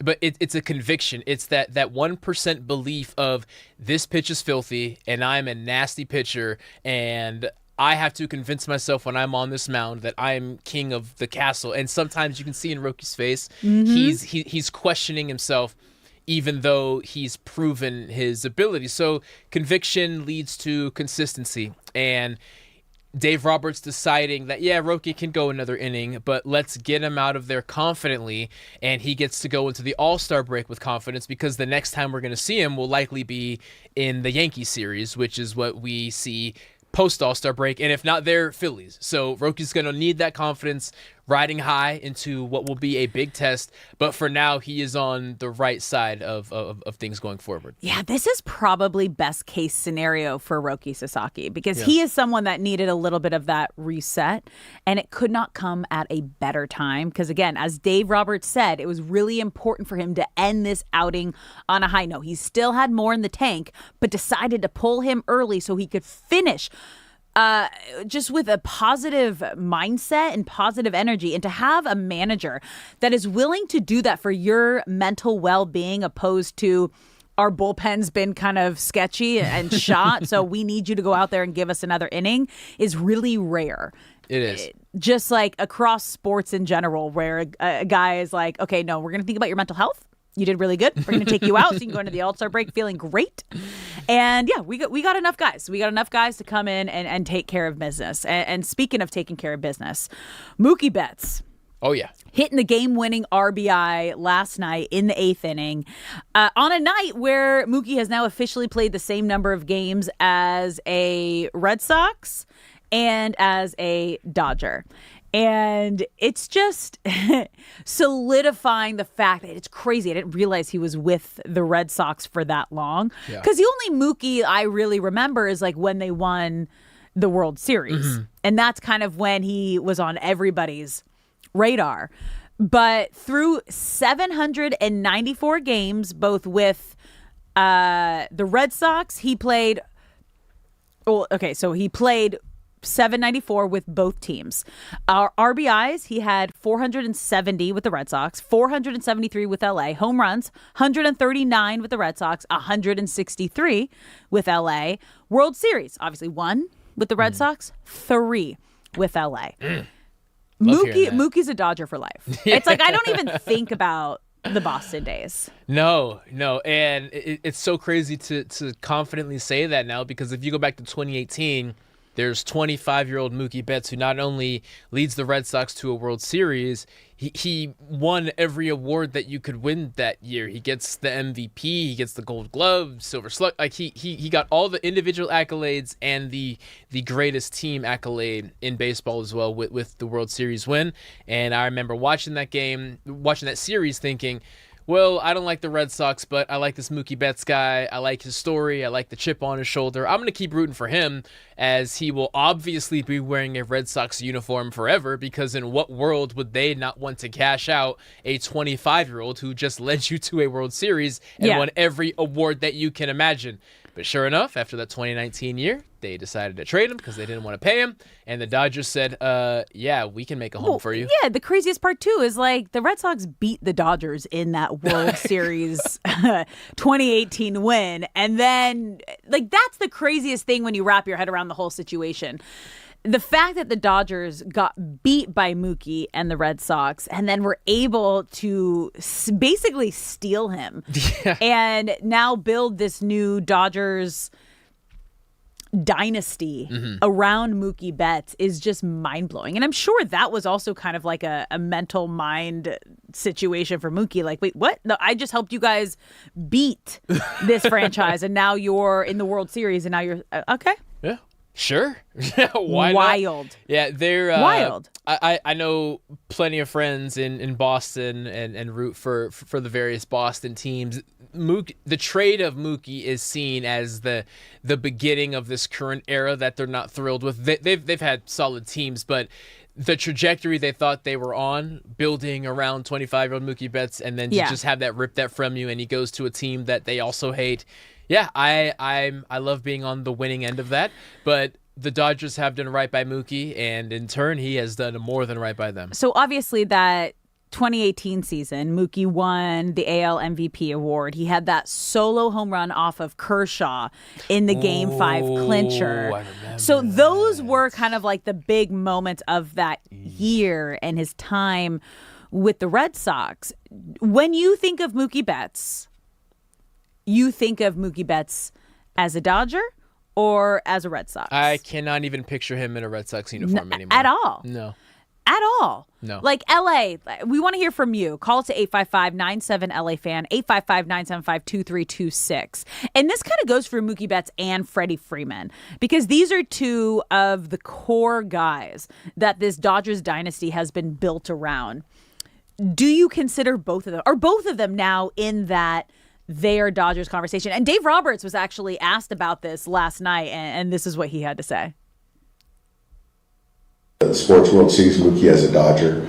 I think they see Freddie Freeman as a Dodger now, which is crazy, which is a credit to all of us. It's flown by. I remember the first spring training meeting where he addressed the guys and asked to address the guys and, challenged the room. And I look back now, he got 3 rings, and he's been here a long time.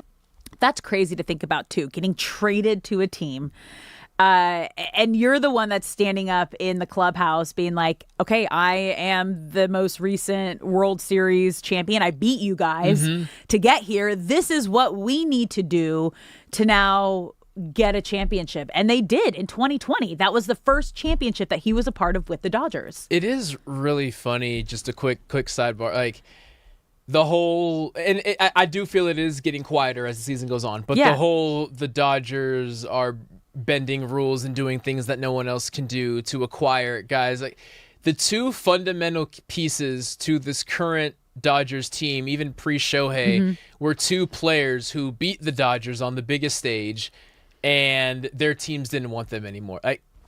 And the Dodgers are just sitting here. You're gonna trade Mookie Betts, the guy who just tore? Oh, sure. Like also in his prime. Yeah, you're like, getting rid of Freddie Freeman, guys... like Mr. Brave. You're gonna. Yeah, I guess we'll take him. Like what sure. But with Freddie, I do feel that more work needs to be done as a Dodger, because I do feel his career ends in Atlanta. Whereas, you think because again, he said he wants to play 4 more seasons. Maybe the Dodgers give him 2. Right. Is kind of my after this season. I think because then again, you have to continue to look at the future. Yes. And look at the 5-year plan. And again, it could change. You could do 1-year deals and see after. Okay, is this working? Do I want to do this? It's also a point where it's interesting. It's like, do you see? You can continue to offer him a 1-year deal, but if Atlanta offers him a 3-year deal, it's like, well, I do want to go back. Freddie. I don't know though. He's pretty he got a full blown makeover. He looks like a different person since coming to LA. Obviously, I know we got the new grill, but his face changed. Yeah, that's the LA diet, I guess. I don't know, because I didn't realize. I think we were in crosstalk, and someone was like, "He looks like the guy from Home Alone." It was either D-Mac or Reiter. It was probably D-Mac who said that. Macaulay Culkin's brother. Yes, and the side by side is identical. Wild. Now he's a completely different person. LA does do beautiful things to people. Just being out in the sunshine and being around healthy habits. Healthy habits is a fun way to put it. Yeah. No, I do feel that no matter how much longer Freddie wants to play, it will be longer than the Dodgers have envisioned for him. That being said, he is playing. He continues to get better, so things can always change. And Andrew Friedman is a guy who's willing to change his mind when it needs to be changed. But if I had to say right now, Freddie goes back to Atlanta, even if it's just for 1 or 2 more years before Which is it's all interesting. over. Okay, if he goes back to Atlanta, then I think the conversation's different about like what does he go into the Hall of Fame as, a Dodger or a Brave. But we have a poll going up on YouTube, you guys, at the Fan LA. We want to hear from you. Shay, do we change it to Freddie? Yeah, so now it says, do you see Freddie Freeman as a Dodger or Brave in the Hall of Fame? How's it looking right now? 86% say Dodgers, 14% say Braves. I like a good bias. You Yeah, know? I'm like, we are an LA show talking about Freddie while he's in the midst of a Dodgers dynasty. So am I surprised? No. Do I like it? Yes. Yes, we do. All right, guys, we're going to take a quick break here. But when we come back, more drama around the U.S. men's national team. Don't go anywhere. We got the tea when we come back.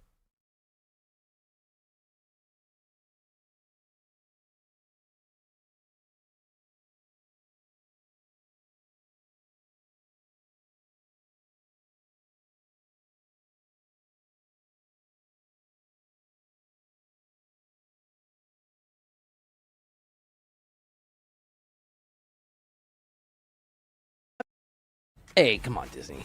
And B, do you like the Mandalorian?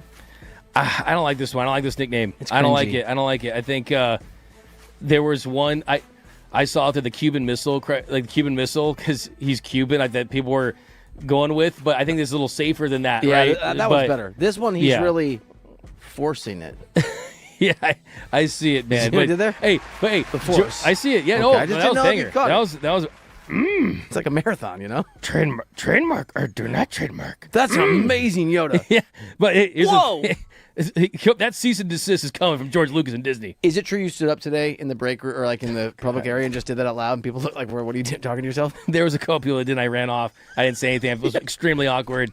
I hit it with a you don't say. Talk about this in a minute. We will. We got to get to some real superstars. Yes, we do. And when a superstar does call into a show, you answer the superstar as quickly as humanly possible. Ladies and gentlemen, he's a music legend and icon, and quite frankly, I couldn't be more excited to introduce you to the one and only Chuck D. Welcome to Derek and Decker, sir.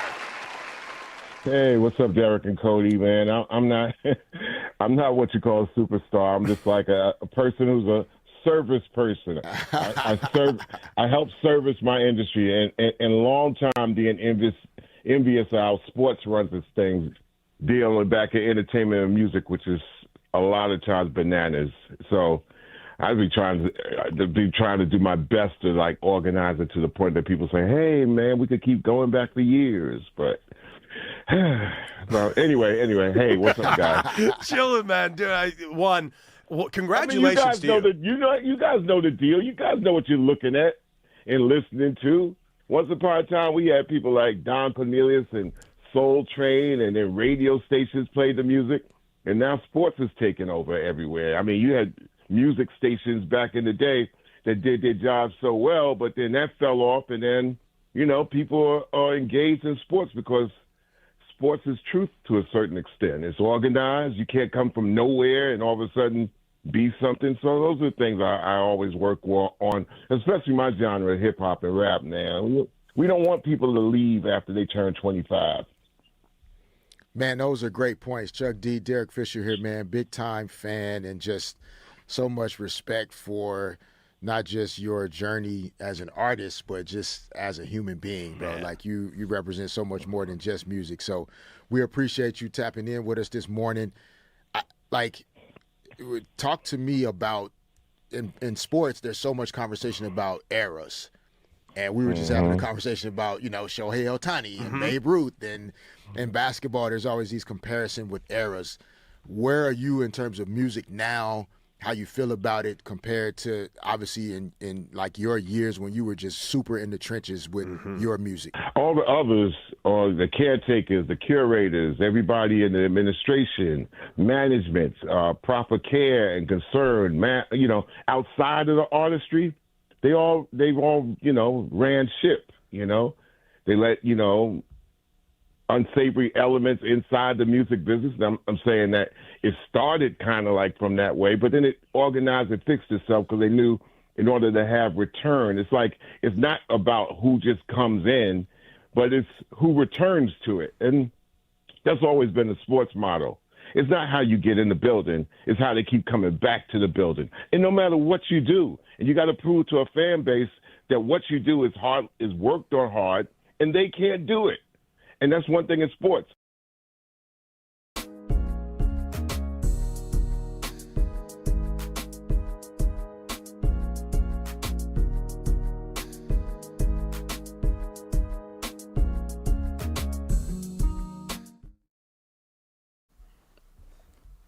What's up, LA? Welcome back to Brock and Alex on the new 97.1 The Fan, the voice of LA Sports. I'm Alex Curry here with Brock Vereen. Thank you for spending your midday in LA with us, whether you're tuning in on the radio, the Odyssey app, or you're watching us live on YouTube. We appreciate you being here. We want you to be a part of the conversation. So if you're watching the live stream, get in the chat. You can also call us at any time, 855-97-LA-FAN, 855-975-2326. And I teased this off the last segment, but things are getting spicy surrounding Christian Pulisic and the U.S. men's national team. Now, there was a report today that came out saying that Pulisic fractured his right leg and is dealing with a bone bruise and a microfracture of his tibia and fibula, which I'm guessing happened in that when he kicked the Belgian player's foot. That's I don't what I'm know. assuming. I don't know. But everyone, after watching that World Cup loss to Belgium on Monday, kind of had that same reaction of, what the hell happened to that U.S. team? Where was Pulisic?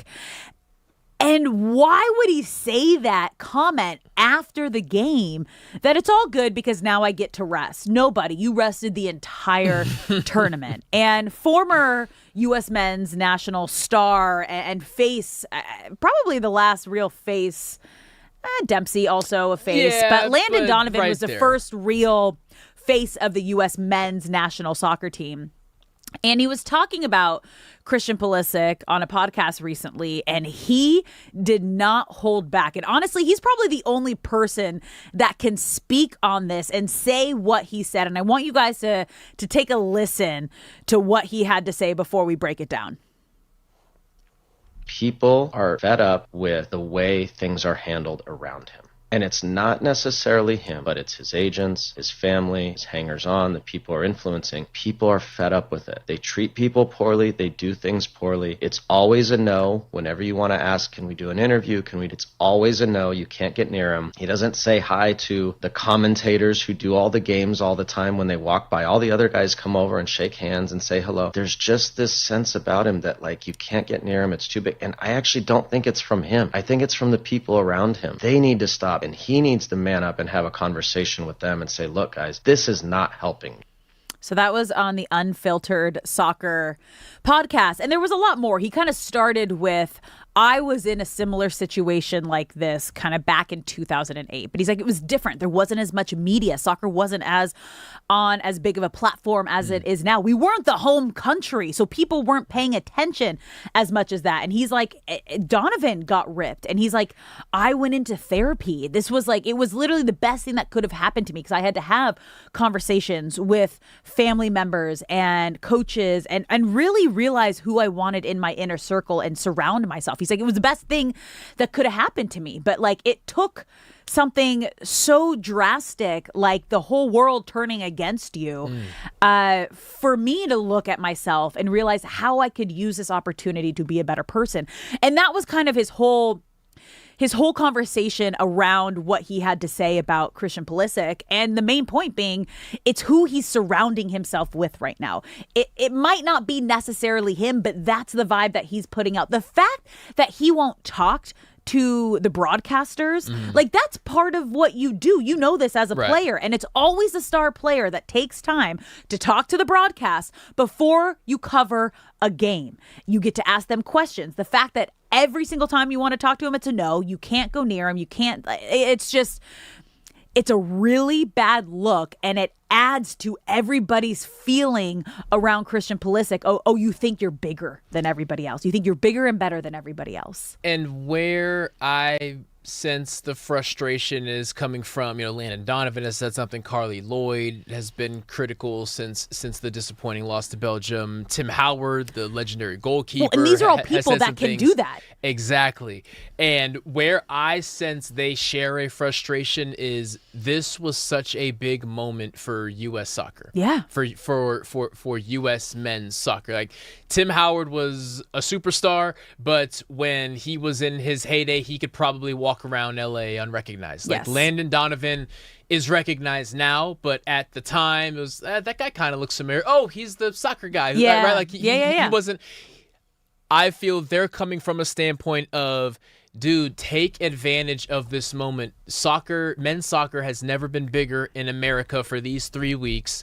And you putting your face out there, doing everything you can actually makes soccer bigger. And we can really milk this moment and make something from it. Back in 2008, I wish I had this type of platform to do something for soccer. That's where I feel a sense of frustration. So it's not just the fact that Christian Pulisic apparently in behind closed doors is not the best ambassador or leader of this team. It's also on Front Street where you should be as an ambassador for this thing. You're really not taking advantage of this moment, and who knows when we're going to host the World Cup next.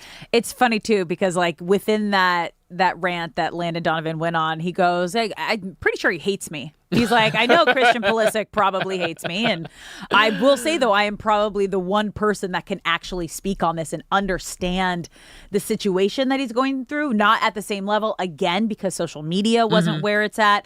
The soccer U.S. men's national team wasn't on the forefront, and it wasn't on home soil when Landon Donovan was on the national team, and they had a very disappointing... I don't know if it was a certain World Cup that he was referring to or just in general weren't living up to expectations. But there's a lot here. And it's because we all you get that vibe from Pulisic. And but again, we wouldn't know because we're not around him. Right. But to hear the former face of U.S. soccer kind of give a plea to him of you're such a talented player, but the way you're going about it is all wrong. And he also talked about, I don't even think he's gotten proper media training to know that, yes, okay, this is important that you're getting rest, but that's not the quote that you give after you just had the most disappointing loss. And the biggest conversation piece was, and our star wasn't even available for half the tournament. There is media training 101 that you don't even need to go to a class for. If I interviewed a high school quarterback after a game on an upcoming Friday night and he threw for 400 yards and 5 touchdowns and his defense gave up 60 points so they lost, that 17-year-old quarterback would know what to say. Yes. You don't blame the defense. You say, it was a tough game. We fought hard, but we got some things to work on. Right? There's just general things that you know what to say and what not to say, let alone being the face of international men's soccer. And it's just such it really it's a bummer. It just feels like someone's with a fork, just poking my side. It really bugs me because I've been in locker rooms with guys who at their lowest can still find a way to say the right thing in very tough moments. And to say, at least I get to rest now. I know he was probably tired, exhausted. It's a long tournament, and he just thought it was a throwaway line. But there are certain moments when you are the face of something, it has to be bigger than you. Well, it has to be frustrated. We didn't do it. Right. And I'm frustrated with us. And I'm sad for all the fans who backed us throughout this whole situation. But it also goes to show, because obviously when Donovan was talking about just Pulisic, he's like, I think it's the people he surrounds himself with. Yeah. And we see that with a lot of superstars throughout sports. We've seen that. I think it was Alex Rodriguez when he got caught for, I think it was maybe the second time for using performance-enhancing drugs. He came out and it was like, it's all, you are so influenced by the people you surround yourself with. Again, you are a grown human who is making millions of dollars to play a sport. You should know better. That's always what we go to.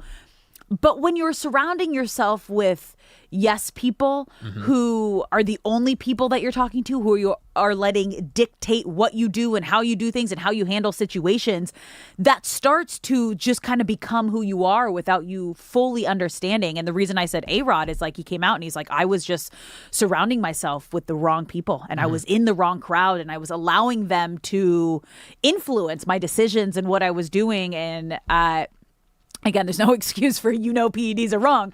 But at every single level, you see who you surround yourself with is a big reflection of who you become. Yeah. And like you mentioned, just because you are famous, rich, one or both of the two, that doesn't change your ability to be influenced and also your influence on other people, right? You brought up right when the tournament started, really, after that first match, about how you read the story how a dad whose son typically plays baseball wanted to be Flo Balogun, and he's in the backyard pretending his son's pretending to be Flo Balogun. When have you ever heard a story about a kid being inspired by Pulisic, who has been the face of this for but he's years been now? He's been like force fed to us as the face of this U.S. team. Yeah. And it has never felt natural. And it's never felt like he's wanted to be here. That's the part too, where it's like, well, I know him so great. Like, you are lucky. You are lucky to be graced by my presence. And that's what it's felt like. And people can read into that.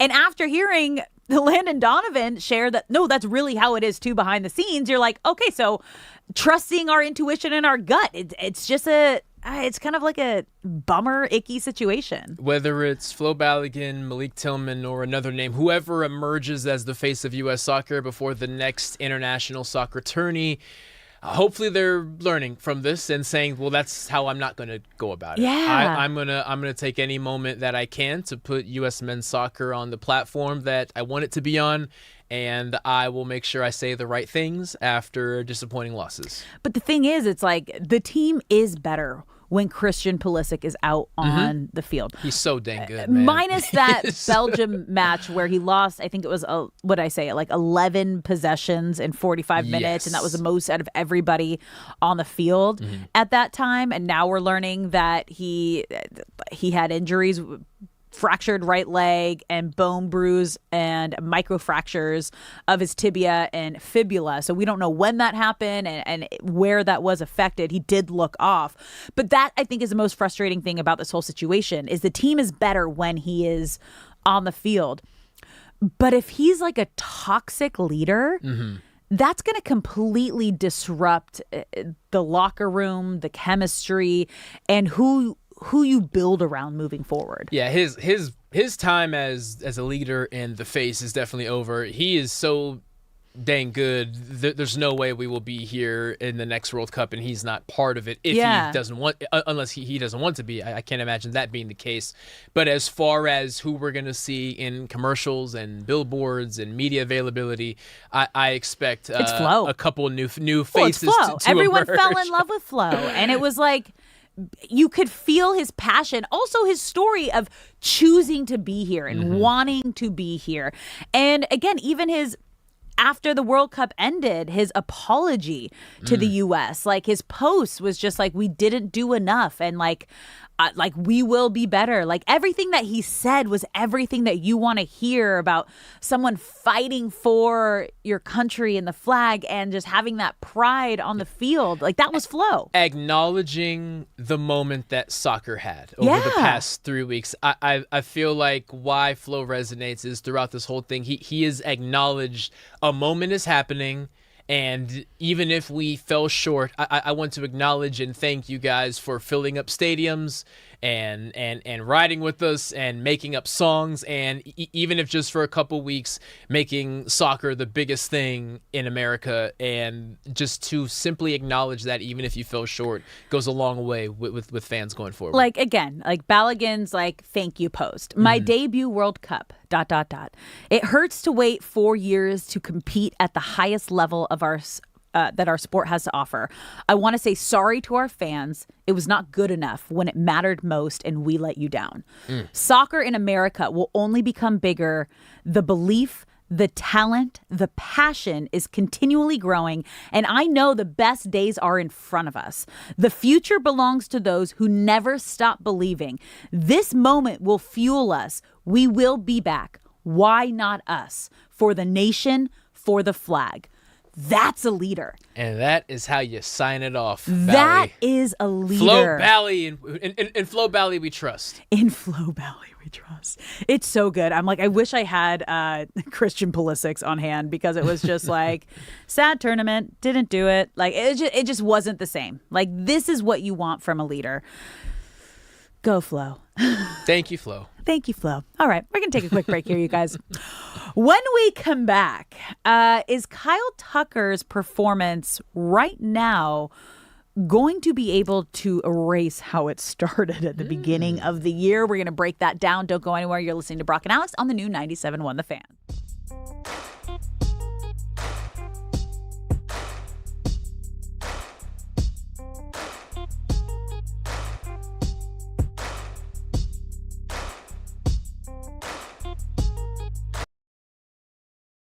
Mentions? Dude, I should have put you number some. one. I should have put you number one, man. I can't. First of all, I think fair. First of all, I think we agree that's a totally fair We're not gonna. I feel like we analysis. shouldn't go to break here until you actually give us your real fifth one. Having me versus Shohei Ohtani in the Cy Young is absolutely ridiculous. I think you need. What was the actual Think one about there? the compliment. That is absolutely insane. Okay, what's the real fifth one? What's the real fifth one in there? What's the real fifth one there?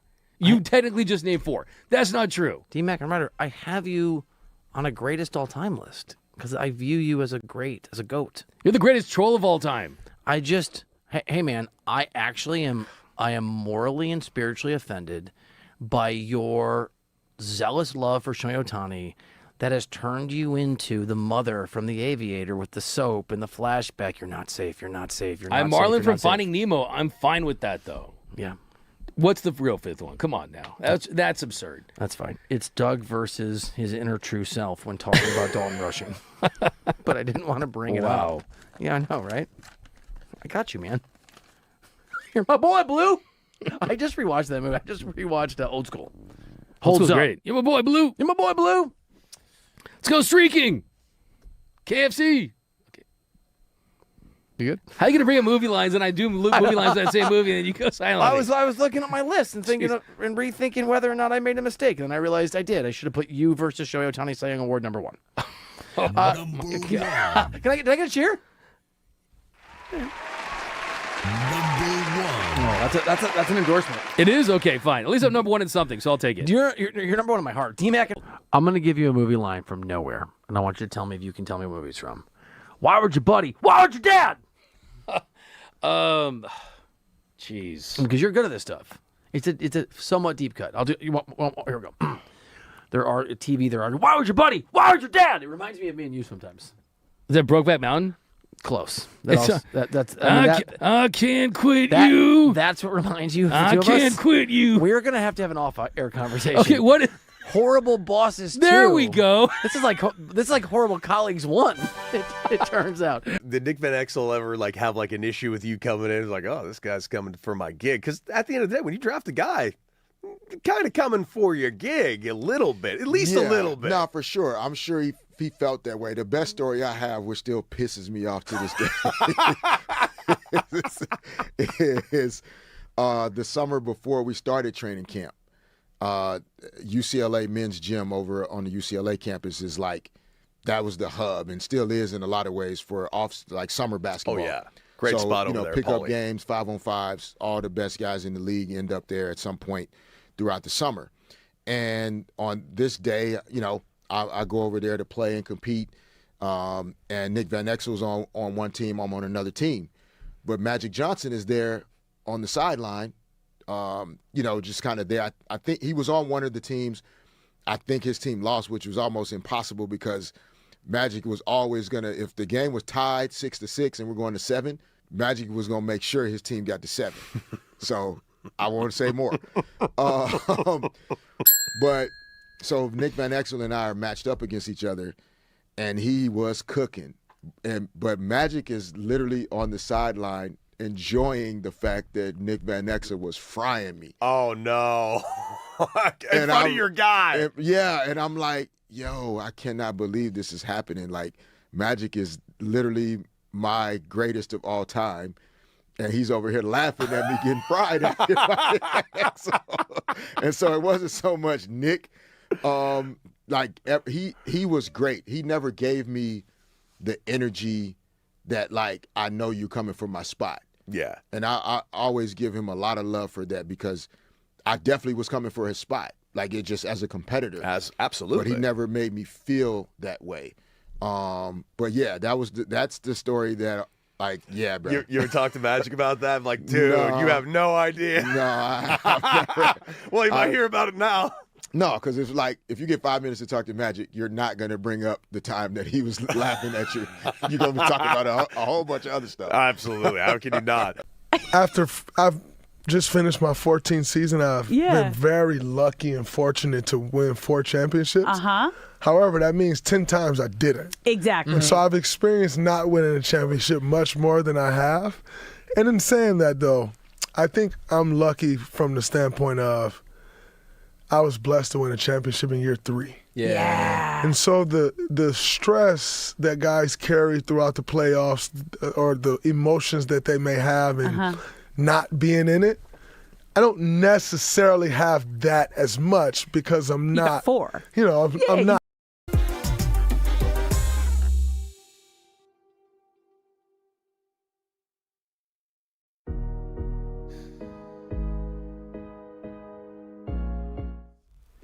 What's up, LA? Welcome back to Brock and Alex on the new 97.1 The Fan, the voice of LA Sports. I'm Alex Curry here with Brock Vereen. Thank you for spending your midday in LA with us, whether you're listening on the radio, the Odyssey app, or watching us live on YouTube. We appreciate you being here, and we want you to be a part of the conversation. You can call us at any time, 855-97-LA-FAN, 855-975-2326. And I actually want to hear from you fans, Fangelinos, all right, as we've named you guys on this next topic, because a big conversation piece this Dodgers season has been surrounding Kyle Tucker and not living up to expectations. And we're just starting to kind of see that turn, him trying, whether it's comfort, getting his timing, performing closer to expectations of his $240 million contract. So, fans, do you think he is there yet? Call us at 855-97-LA-FAN, 855-975-2326. Because this is the first time this season, I think this stretch, because he's had now we're on, I guess, kind of doing the 11-game stretch, but there was like a 10-game stretch there where he was batting .412, and you were like, okay, this is the Kyle Tucker that the Dodgers signed to $240 million. Yes. This is the guy that we knew and needed as the cleanup hitter in this Dodgers lineup to be that power bat alongside Shohei Ohtani and Mookie Betts and Max Muncy and Freddie Freeman. This is the, like, oh my God, there is no break for any pitcher in this Dodgers lineup kind of guy. And he wears it. And there was a stretch there, I would say May, where, oh man, it was hard to watch him take an at bat. You're like watching through your fingers. Like, please just foul something off. Please just have a moment. And another thing that we've been really tracking all year is when he would have good moments, it was always on the road. Yeah. And if you are a season ticket holder sitting in right field, you want him to have moments at home, because that's when you see him up close and in person, and those moments are going to resonate. But recently, in the current Rocky series and in the past San Diego series, he's having consistent big moments at home. He's having consistent big moments. He's having consistent big leadoff moments to set the tone for the inning. And if he hasn't officially turned the corner, he is one more good performance away from doing it. Yeah, and we talked about just kind of the power of positivity, because we saw it with Roki Sasaki last night. You mentioned it, where the Dodgers crowd kind of rallied around him at a moment and cheered him on when times were getting tough. And you see the immediate result when you do that, because you forget that these athletes are people too. And you forget that when you are so in your head, feeling that support adds to your confidence.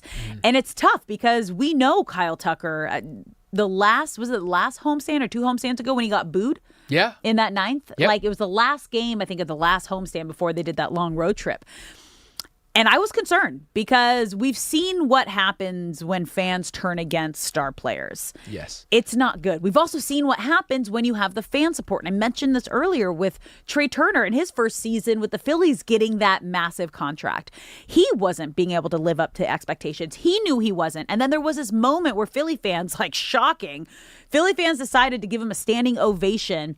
And he ends up hitting a home run and completely turning his season around. Just like that, yeah. That's all it takes. Yeah. One moment to remind you that, 1, you love this game. Yeah. 2, that all of the doubt that you feel you're putting on yourself, and if you can convince yourself that it doesn't need to be there, your play will improve, and then the external doubt will be removed as well. And even as a fan who watches every single game, for the majority of the season, when Kyle Tucker comes up to bat, it was a feeling of not doom and gloom, but hopefully he can keep this thing going. If it's a rally, it's please don't kill the rally. If it's 2 outs, it's please don't ground out. But now it's getting to a point of, okay, Tuck's up to bat. Okay. Maybe not quite the consistency of Freddie or Shohei, but there's optimism when he's in the batter's box, and you can see on his face, again, he's such an emotional. He shows his emotions so physically. Yeah. He wears them. You can see his confidence growing when he steps up in big moments now as well. Is Tuck a common nickname for him? Oh, did I call him Tuck? Yeah, you like when Tuck comes up to the plate. Oh. Like, I'm here for it. I just Okay, didn't yeah, know sure, that why was Kyle Tucker, Tuck. I I'm down didn't for even realize that. I did You that. just like slyly dropped it in where I was like, did I miss something? That wasn't I'm down intentional. for it, Maybe though. it is. Most Tuckers, I have a friend that's Tucker, and we call him Tuck. Okay. Like, it's a normal thing. So it was probably just casual for you in Yeah, that sense. I But I'm guess down. so. I'm down to call Kyle Tucker Tuck. I like it. No, it's been a difficult year for him. If you told me before the season that Max Muncy, Andy Pages, Tommy Edman, and Miguel Rojas would have more consistent bats than Kyle Tucker through the month of July, I would have called you crazy. But that doesn't mean that from July onward, Kyle Tucker can't emerge and be the $60 million man that he wants to be. Well, and so this is what I said. I was like, by the All-Star break, we need to see him turn things around. If it happens by the All-Star break, there's nothing that we need to worry about. But the All-Star break was going to be the defining turning point for me of if we need to start to worry. And he is turning it around just before, in the nick of time. Now, will this erase kind of what he did to start the season? Absolutely not. No. However, this is where it matters most. And that's what's going to count is, can he continue this consistency into September and then through October? And then if he performs at his like peak highest level in October, no one's going to remember the start of the season. That's the only thing people No one. will remember. He had a great series against San Diego, just wrapped up a solid series with the Rockies. One more good series against the D-backs, just like Roki. Take a nice long break. Yeah. Vibes are high, and then it's go time. You know what? It's actually the perfect timing for a Kyle Tucker and a Roki Sasaki. Two guys that the Dodgers really need to be consistently on their game. Yeah. The All-Star break, like, legit perfect timing for them. Thank you, All-Star. Thank you, All-Star break. All right, you're listening to Brock and Alex on the new 97.1 The Fan, the voice of LA sports. All-Star break is next week. Just like that. Home Run Derby. Philly. All-Star game. That's going to be so much fun. Don't go anywhere. More Brock and Alex when we come back.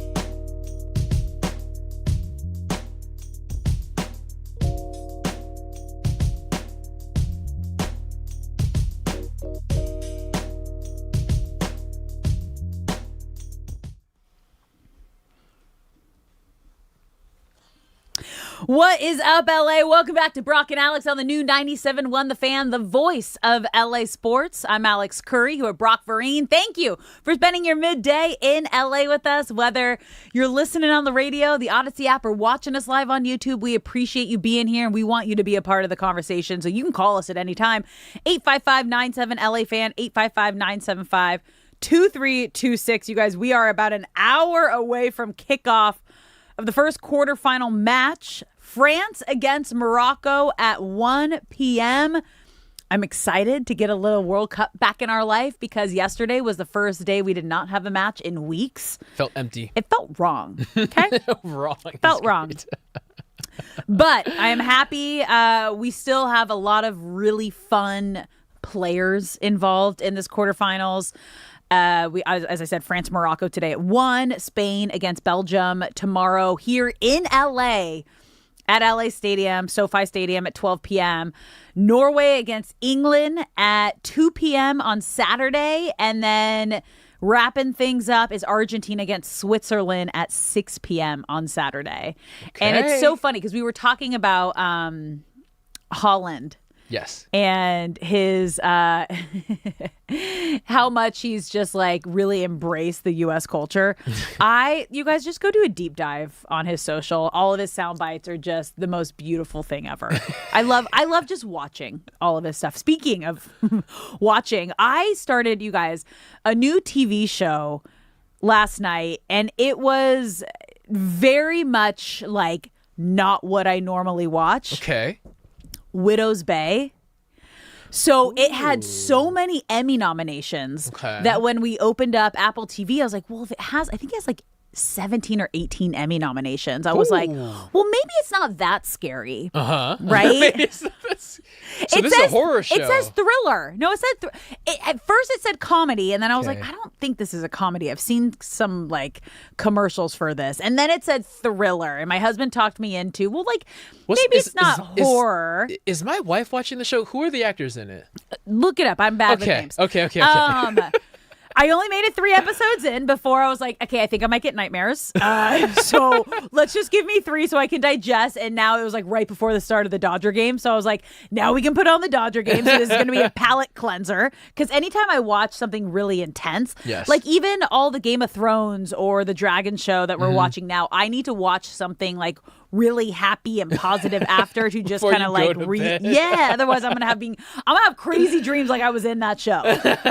Like I can't do that. This is the dude going to the spooky island. Yes, he's the mayor. He's the mayor. Oh, he's the mayor. He's the mayor of Widow's Bay. I have heard fantastic things about it's this great. show. Okay, and that's why it was hard. I just turned away when the scary parts happened. Because it's really hilarious. There it is. There's funny moments, and it's really good acting. I understand why it has so many Emmy nominations, but totally not my norm of like what I watch. So when you turn away, does your husband tell you what happened? I look at his face, and he's like, "Yeah, don't watch. I'm like, okay. I respect it. I'm so scared. I can just the music. That's when you know it's good. Is like when you have a good score and the music makes you feel how you're supposed to feel, and you're not even watching what's happening on the screen. Violins start kicking in. It's incredible. Are you watching anything good right now? Right now, we just finished up Beef season 2. Okay. Beef season 2, I like that. House of the Dragon has me hooked again. Okay, we're gonna binge it. So no we haven't no watched spoilers it. I'm waiting, and then we're just gonna binge. Did you watch Rooster? Loved it. Loved Rooster. Oh man, how delightful was that? Loved Rooster. That was my palate cleanser. Okay, yes, it is a perfect low stakes show. Yes. Like, bad things happen, but everyone's happy. Steve Carell is great. His daughter was awesome. I had not seen her in anything before. I will watch Star whatever of the she's show. in. Star you're of the right. show. You're absolutely right. She was incredible. Yeah. So we were watching Imperfect Woman and Rooster at the same time, and Rooster was my palate cleanser after Imperfect Woman because that was a murder mystery. Yes, but like not gnarly. Like you just knew it happened. I'm looking at the Emmy nominations list now that I pulled it up because I wanted to know more about this Widow's Bay show that my wife is in love with and loved it. Did you watch DTF St. Louis? Yes. That was also okay. So we were watching that, Imperfect Woman, and Rooster all at the same time. You definitely need a palate cleanser. So palate cleanser was Rooster was our palate cleanser for that. It was weird. But I loved it. I know, but it was I only like kind of know what happened, but I loved it. Yeah. I didn't fully understand why things were happening, but I couldn't look away. And at the end of each episode, I would say, depressing. I think I enjoyed that, even I though don't it was know. sad. It was Yeah. one of those. It was like,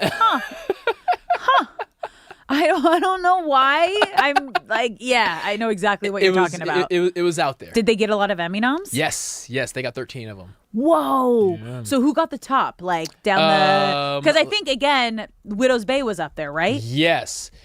Widow's Bay had the second most. The Pit. Oh, sorry, third most. The Pit had 25. I've not seen the Pit. I haven't seen the Pit either. Hacks got 24. Okay. Hacks is that show. I watched the first season and then I never continued. Every time I see a billboard regarding Hacks, it's about how it's the greatest show ever made, but I don't know anyone who's actually seen it. You are the first person I've talked to that actually watched it. Yeah, I watched the first season and then I just forgot about it. Widow's Bay is third at 19. Okay. Pluribus, which was awesome. Okay, is at my 18. husband watched that. I watched kind of the beginning of it. I don't like the idea of aliens taking over. Yeah. And so I think it's too a close to little home. too close to home.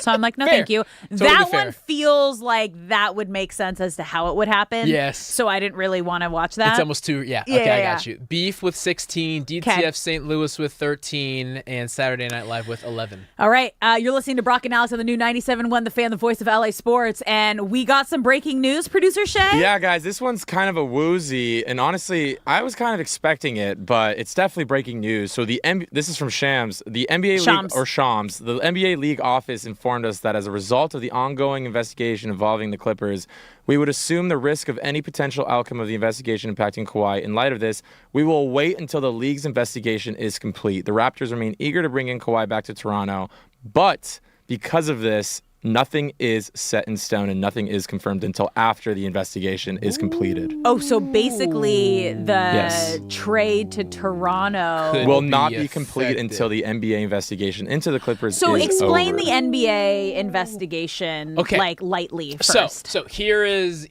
the Spark Notes version. Yes. Kawhi Leonard, when he initially signed to the Clippers, Yes. he signed for X amount of money. Yes. There allegedly was an attempt to circumvent the cap, meaning Kawhi, you can sign for $10, but we're going to give you $10 more off the books. And so there was a company called Aspiration that Steve Ballmer, the Clippers owner, was invested in, and Kawhi was getting endorsement deals through Aspiration. Okay, but you can get endorsement deals. The investigation found that the money was given to Aspiration, allegedly, from Steve Ballmer. So But he owns the company, right? Or he doesn't own Aspiration. He's So think of it like this. So think of it like this.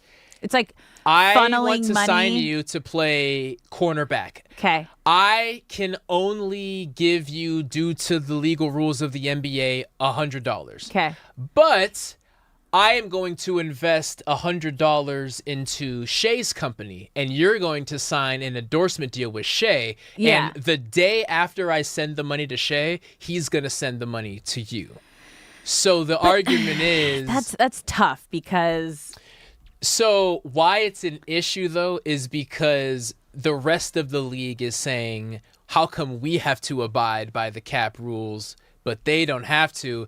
It also is an issue because for an endorsement deal, you have to actually do something. Yeah. He wasn't doing anything for Aspiration.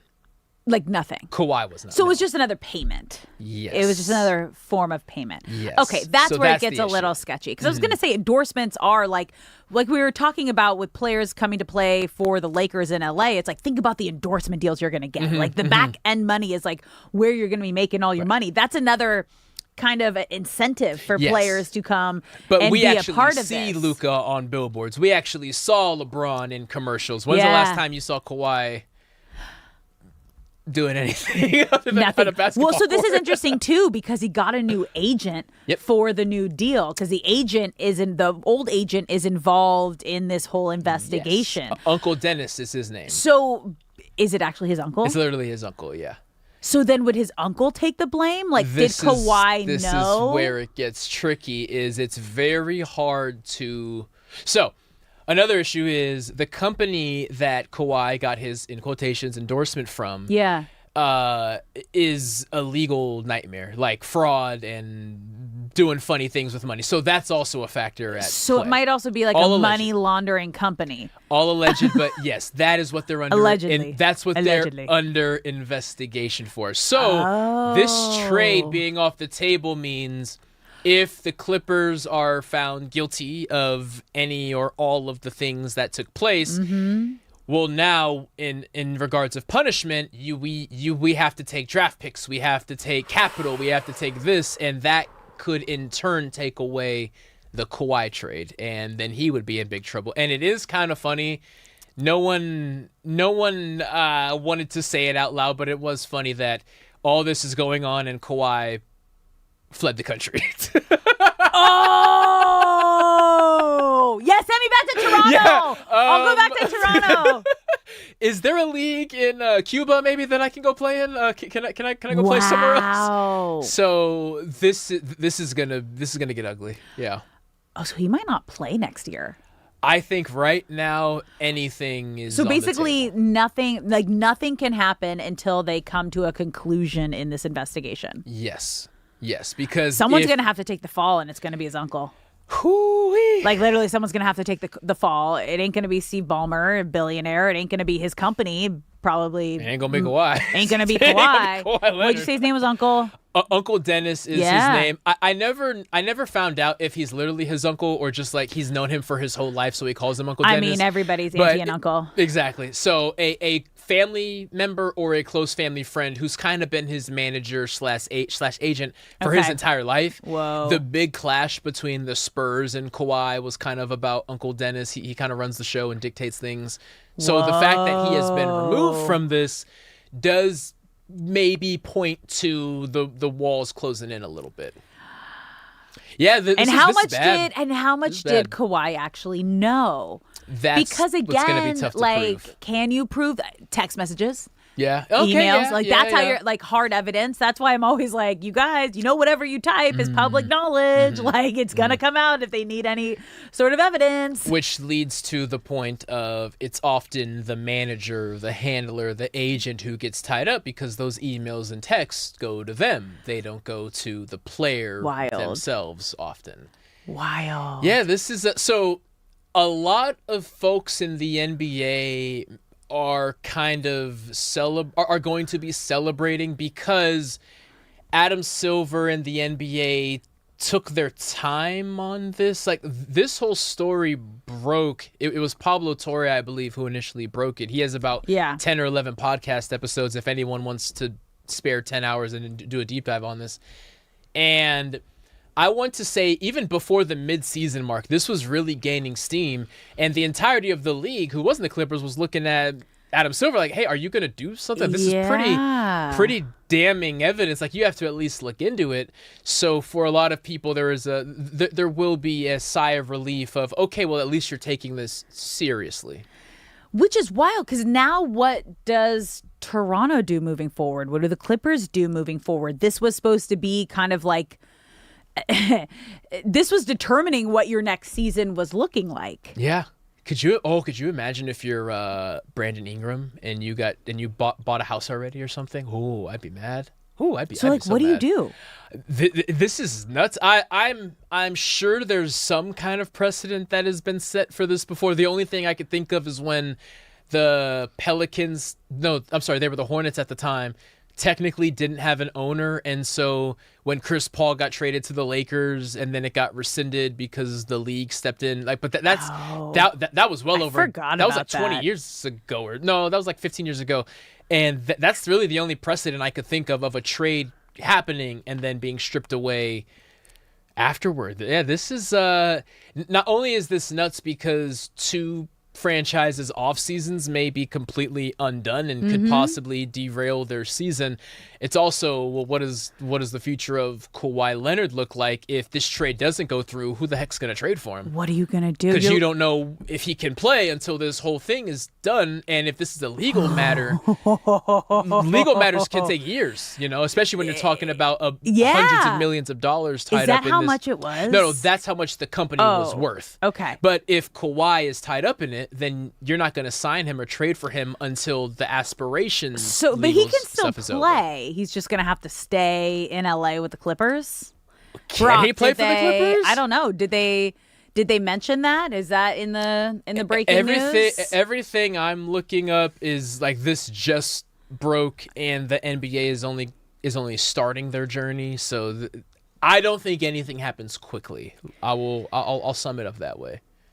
This is so wild. You're listening to Brock and Alex on the new 97.1 The Fan, the voice of LA Sports. We just got the breaking news that the Clippers and the Raptors trade with Kawhi Leonard is put on hold right now. Nothing can be official while the NBA is still investigating the legal allegations that he was getting paid through a quote fake endorsement to then kind of somehow get around the cap space. To circumvent the cap, and the other teams in the league are saying that is unfair because if we have to abide by cap rules, why do they not have to? And is this really Pandora's box that we want to open where all of us can now? So that's why Adam also Silver like has to be firm on it. How many other players is this happening with?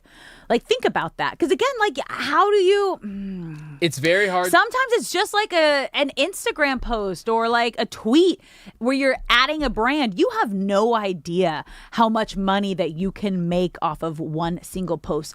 Like, famous people make millions of dollars for one post.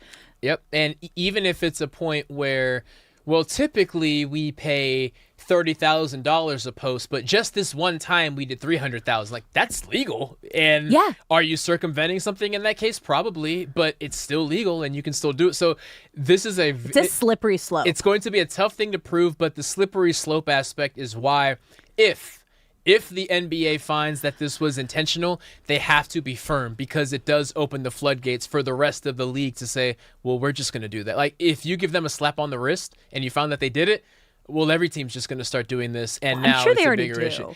I mean, this goes back to like college before NIL. It was like what they call it, the $100 handshake when you would do like the boosters. And when you walk from the field back to the locker room, you carry your helmet facing upward so that people can put things in there. That was very common before NIL was a thing. Like Reggie Bush, let him be the perfect example here at USC. Having a new car, having a home. Like, oh, how can you afford that as a college student? How did you buy those things? You have a mortgage? Yeah. Oh, okay. What? So this has been happening in sports from the beginning of time. Like, it is one of those things, though, where I'm a believer that if someone gets caught doing something, it has happened 100 times before then through other people. But once you get caught red-handed, punishment has to come down because the league has to treat like this is the first time it's ever happened, or else now it's just open season. Yeah, this always happens. And that makes me think about endorsements so much different. Like, because again, I've always thought it's like, again, like you have an endorsement with someone. If like an ownership, a group team has a partnership with a company, how do you not know that they're funneling money through that for them to pay the player? And there's kind of like an off the books handshake deal of like, okay, this is going to be where you're getting that money we're making up for. Because we all know that like players are making the top players are making more money in their endorsement deals per year than they are for their actual like contracts. When you are a superstar at that level, absolutely. Like Shohei Ohtani. Yeah, he's probably close to, if not over $100 million a year in endorsements. His Dodgers contract is like for utilities at his house. Well, like it's all deferred, so he's only on the books for $2 million a year. Exactly. Like, but that was is also like small potatoes compared to what he can make outside the baseball. Well, no, diamond. that's what he does make outside. Like, he is a $100 million man. And what I'm saying is how much money that contract was for, even if he's not going to get it till 2040 or whatever. Like, he doesn't even you know what, Rob Gronkowski is a good example. Yeah. He never spent a dime of his contract money. Yeah. He just lived off his endorsement money. Same with Marshawn Lynch is another one. I think Mike Trout was like that too. Oh, I'm yeah. guessing this new golf course that he built with Yeah. Tiger Woods. Like I was gonna say it was, yeah. I can't speak to that anymore, but Uh-huh. I know that like he was also one of the guys that like saved one of the other. It was either Mhm. saved all the contract money and just spent endorsement money, Mhm. or saved all the endorsement and just spent contract. But like it's about the same Yeah. both ways. Wild. Clippers just can't be normal, Oh man. my goodness. Well, this They is just- perfect timing, you guys, because coming up next, we have Kobe Price from the California Post joining the show. I can't wait to dive into him with this, all the Lakers conversation we've been talking about all day. Don't go anywhere. You're listening to Brock and Alex. More when we come back.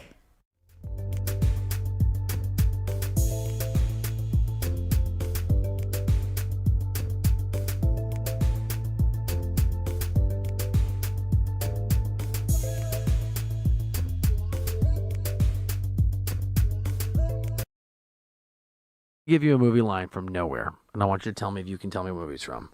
Why would your buddy? Why would your dad? Jeez. Because you're good at this stuff. It's a somewhat deep cut. I'll do. You want? Well, here we go. There are a TV. There are. Why would your buddy? Why would your dad? It reminds me of me and you sometimes. Is that Brokeback Mountain? Close. It's That's. I can't quit you. That's what reminds you. Of the I two of can't us. quit you. We're gonna have to have an off-air conversation. Okay, what? Horrible bosses. There 2. we go. This is like horrible colleagues 1. It turns out. Did Nick Van Exel ever like have like an issue with you coming in? It's like, oh, this guy's coming for my gig. Because at the end of the day, when you draft a guy, you're kind of coming for your gig a little bit, at least a little bit. No, for sure. I'm sure he felt that way. The best story I have, which still pisses me off to this day, is the summer before we started training camp. UCLA men's gym over on the UCLA campus is like, that was the hub and still is in a lot of ways for summer basketball. Oh, yeah. Great spot over there, pick-up Paulie. games, 5-on-5s, all the best guys in the league end up there at some point throughout the summer. And on this day, I go over there to play and compete, and Nick Van Exel's on one team, I'm on another team. But Magic Johnson is there on the sideline, just kind of there. I think he was on one of the teams. I think his team lost, which was almost impossible because Magic was always going to, if the game was tied 6-6 and we're going to 7, Magic was going to make sure his team got to 7. So I won't say more. But so Nick Van Exel and I are matched up against each other, and he was cooking. But Magic is literally on the sideline enjoying the fact that Nick Van Exel was frying me. Oh, no. In front of your guy. And I'm like, yo, I cannot believe this is happening. Like, Magic is literally my greatest of all time, and he's over here laughing at me getting fried.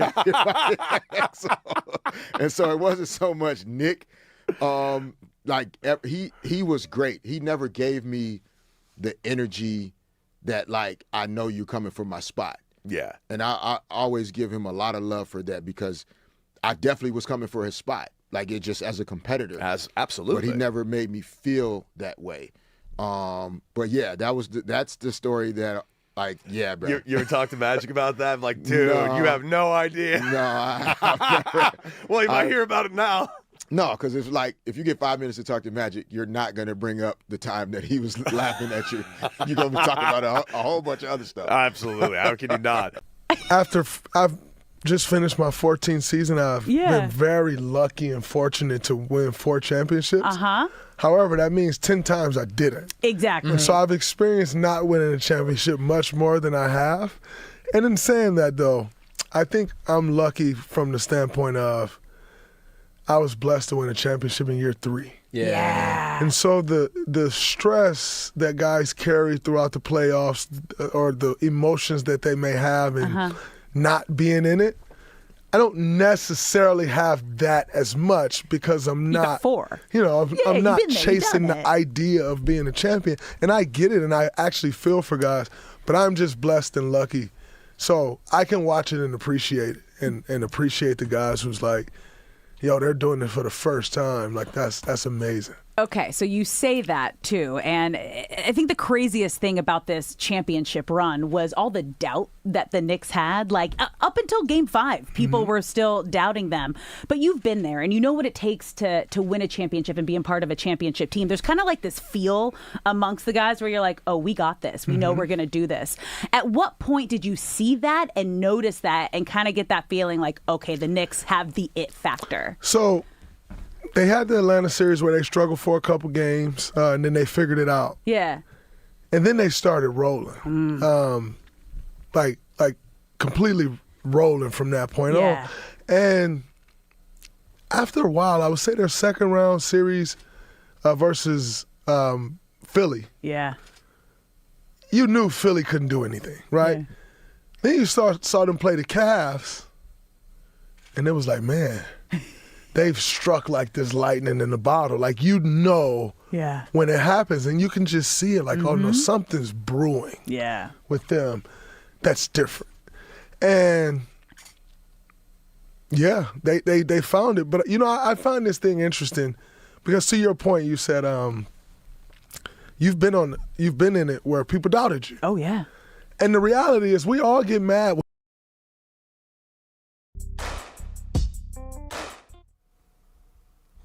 What's up, LA? Welcome back to Brock and Alex on the new 97.1 The Fan, the voice of LA Sports. I'm Alex Curry here at Brock Vereen. Thank you for spending your midday in LA with us, whether you're tuning in on the radio, the Odyssey app, or watching us live on YouTube. We appreciate you being here. And we just had the breaking news in the last segment, the top of the hour, that the Kawhi trade is currently on hold between the Clippers and the Raptors. So it's actually perfect timing right now that we have our next guest coming in. NBA insider for the California Post, Kobe Price, joining the show. Kobe, how we doing? What's up? What's up? How's it going? We're live and in color in Las Vegas, Nevada. Yeah. Here for Summer League. So we're making it through. Summer League? No, we're actually in the outside of the ballroom in which the Lakers are currently holding practice, their Summer League practice, right in front of me. So yeah.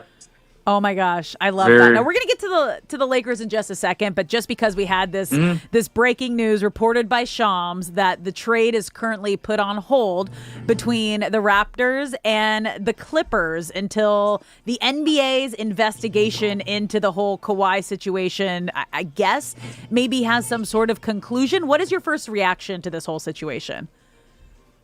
I mean, so I saw it. So we stepped us. You know, I was waiting for the Lakers practice to open up, and the news came out right as we were about to walk in, and it's honestly not like shocking because Clippers in what world doesn't you're having this investigation going on, would you be allowed to trade a player who's a part of that investigation? Like, so this is not shocking, but it is just kind of funny that it's just like you thought you were gonna get away with this. It's like a bad kid, right? Like you thought you were gonna get away with it.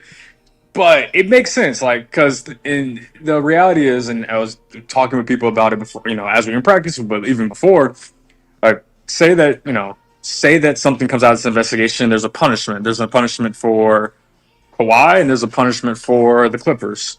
Again, this isn't source. This is just like, let's just say there's a punishment. Let's say the Clippers get docked, whatever, and then let's just say Kawhi's contract is voided. Right, let's just say that's the scenario. If he's on the Raptors, now the Raptors are getting punished for something they had no involvement with. So I can see the Raptors being like, we'll wait until this clears up, even though, like, obviously, like, we're not going to get ourselves in the Kawhi business until the Kawhi business is clear of any and all suspicion or clear of this investigation. So it makes sense if you're the Raptors, and I'm sure the Clippers are like, what the heck, man? Like, it's been a 10-month investigation. Like, if there's going to be, and now they can't even conduct business. So. Or trade business involving the star player. So, like, at a certain point, I'm sure the Clippers are losing patience. And I'm sure the Raptors are, peeved because, the other part about it is there are other players involved in this trade. Like, imagine being Brandon Ingram right now. That's what we were saying. Imagine being Brandon Ingram. Like, did he buy a house you could be... yes, I hope not. Rent, don't buy. Unless you know you're gonna be there for, post-career. Rent, do not buy. So, yeah, imagine being Brandon Ingram. I forget who else was involved in the trade, but, like, that's like that's also who I feel for. Like even outside the teams, like Raptors, like obviously you do your due diligence on the situation, but like the other players involved in the trade, like I feel for those guys. Well, Kobe, Grady Dick you are in there too. You are hanging out at Lakers camp right now. Pretty simple question, but I'm sure there's plenty more to it. What are you seeing so far? I mean, right now we just saw a little bit of practice. I was going to take a picture or video before hopping on, but the Lakers have this new gradient court that they're testing out for like right now as part of their summer league practices, and they're testing it out to see, I guess, what it may look like. I guess if for the real NBA team. So maybe go back in, maybe if not today, as another point this week, try to get some pictures and videos because I like the look. Now it's not like a traditional like old school court, but it got a little gradient on it. It's just looking good.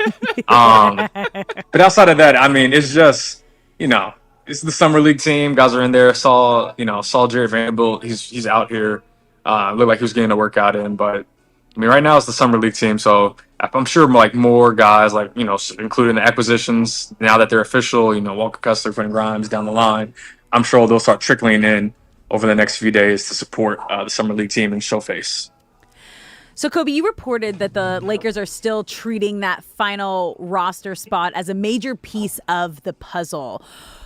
We've been kind of talking about is Kuminga kind of who they're targeting to try to bring in and how they actually can make that happen. But who do you see them filling that final roster piece with?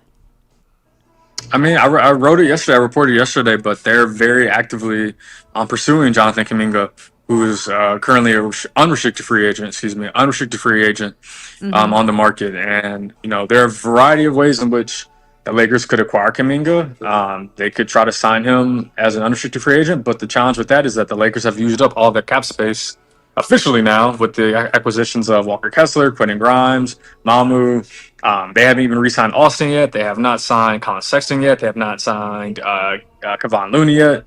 So the amount of there's a lot. There's still a lot of business to be done on there officially, at least. So the more likely scenario for them to add Kuminga would be through a signing trade, which I reported. Sources told me that the Hawks are willing to do a signing trade with the Lakers around the framework of Kuminga comes to LA or goes to Los Angeles, joins the Lakers, and would be going to the Hawks would be Jared Vanderbilt and the Lakers' 2032 first-round pick swap, which would be their last first-round pick that they could include in the trade, and they can only include it as a pick swap. Yeah, so but that framework, sources told me the Hawks are willing to do. I was also told that the Lakers have upped their offer to Kuminga to around $10 million, annual salary.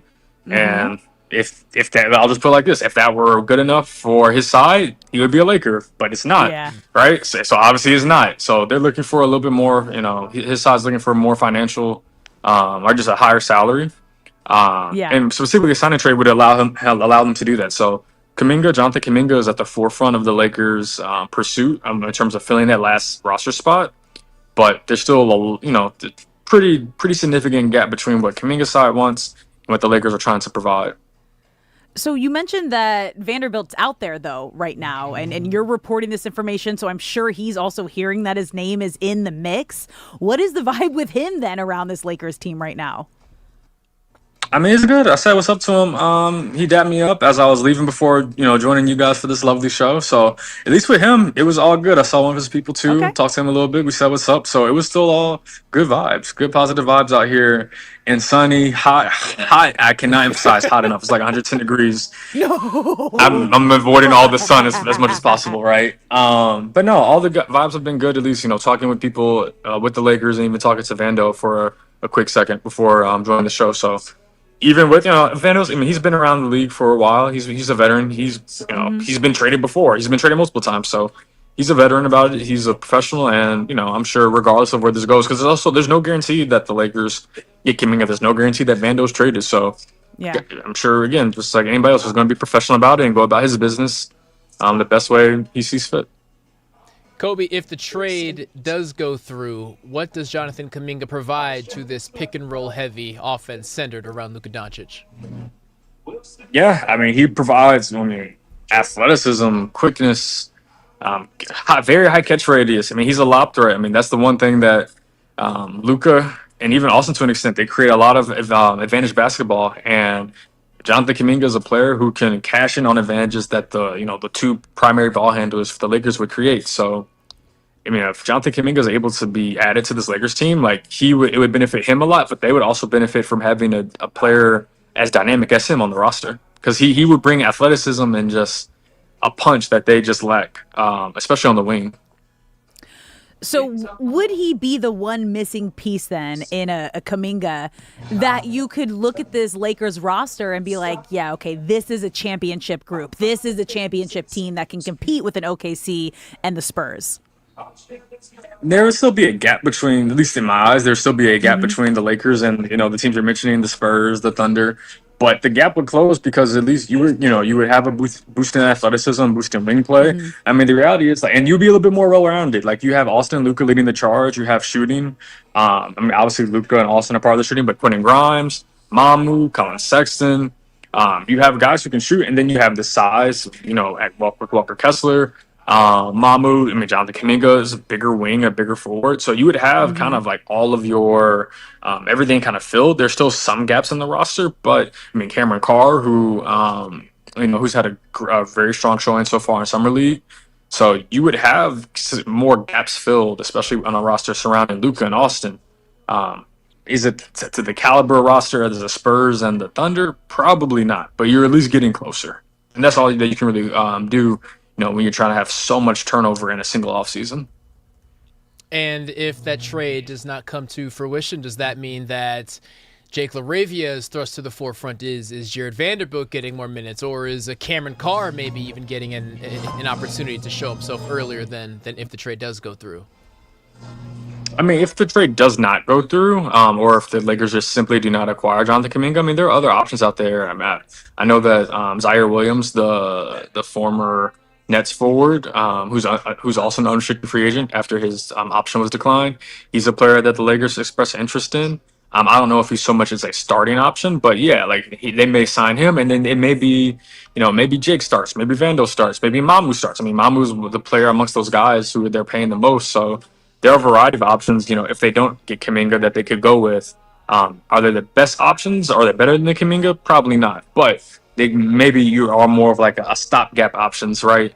Instead of just going for it all right now. Now, Kobe, you mentioned Cameron Carr, Lakers' first-round draft pick. From what we've seen, he's looked great in Summer League, but obviously you can't look too much into the performance of Summer League because of the surrounding cast, and it's a different level of competition. But what are some of the biggest positives that you've seen from him so far? That boy can shoot. That's the main thing, right? That boy can shoot. That boy can shoot. And he can shoot. He's I remember what was I think it was D'Angelo Russell, LeBron, Anthony Davis. They called him Ooters. He a real Ooter. Ooter. No, he's got he's like 6'5", long arms, can get his shot over like any guy who defends him. Like he's a talented shooter. And he can shoot it from deep too. I mean, especially when we're talking about a team with, obviously any team wants spacing, any team wants shooting. But especially a Luka team where you give him more space, more shooting, the floor opens up. Like that's one of the biggest things. Like he's a real shooter, and he's not just like a catch and shoot shooter. He can shoot off movement. He got a little bit shooting off the dribble, relocation shooting. Like he's a good shooter, and he can be used in a variety of ways because of said shooting. And he's a shooter with size, which is a different. it raises the floor and the ceiling of him as a player too. If you are the, my bad. I was looking at was it the music that's causing this facial reaction? I was looking at Alex. I thought it was the music. It was Okay. Shay in our ears. Actually, I'm going to call out okay. Mr. Shay. It wasn't you. You're doing great. Cool. Okay, I thought it was the music because I'm jamming over here. No, no. Jim, hey, no, you are in Vegas, man. You are the one who's supposed to be partying. Wait. Yeah, so just paint let's end on this note because paint the picture what Summer League is like for whether it's media, the players, because it's wild to be in Vegas for that long. And I've heard it's just such a fun environment, and it's really where you build so many relationships with these young players, but also for you, it's got to be fun, right? You're in Vegas.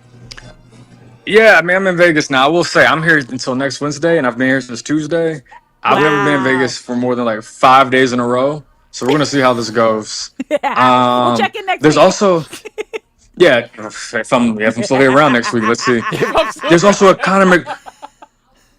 there's also the Conor McGregor fight though, and like that's bringing a whole different crowd to Vegas too. Like you have the Conor McGregor fight on Saturday, you have Summer League going on, and there's something else like something like pretty significant I just heard about maybe within like the last hour or two.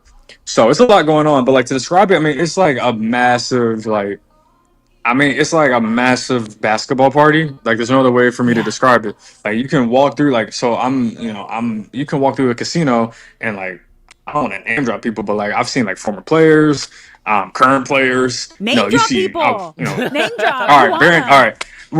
All right. So you know what? I'll just say, this is an LA show. I saw Baron Davis. Talking. I don't know who he was talking with, but I just saw him like just posted up talking with a few people. And like as I'm walking to go to the Lakers practice, I was like, wait, is that Baron Davis who I'm just seeing? Like just casually just posted up with a couple of his dudes. Just like, all right. But I'm like also like trying to get over here. It's just like you see. It's funny. I'll say it. As the news about the whole Clippers, Raptors investigation, trade went down, saw the Raptors Summer League and Summer League contingent walking right by us, like within like 5 minutes of the news coming out, including some executives who were an executive who was walking pretty fast and didn't have a big smile on his face at the time. So yeah, I love it. That's what Summer League can be. It's so fun. You're right in the middle of it, and to be like kind of all under one roof, because spring training's a little different, but that's like where you really have like so many teams and players all in one condensed area. But to be in Vegas, I've never done or covered Summer League, but it seems like such a rad, cool thing to be around. So Kobe, we appreciate you coming on. We appreciate you sharing and spilling the tea and hanging out with us. And we definitely need you on next week because we need to check in to see how you're doing Wellness after check next a week week for, plus in Vegas. for Kobe. Wellness check. Wellness check. Yes, I like the sound of that. Absolutely. Wellness. Thanks for your time, man. Have so much fun. Appreciate it. Appreciate y'all.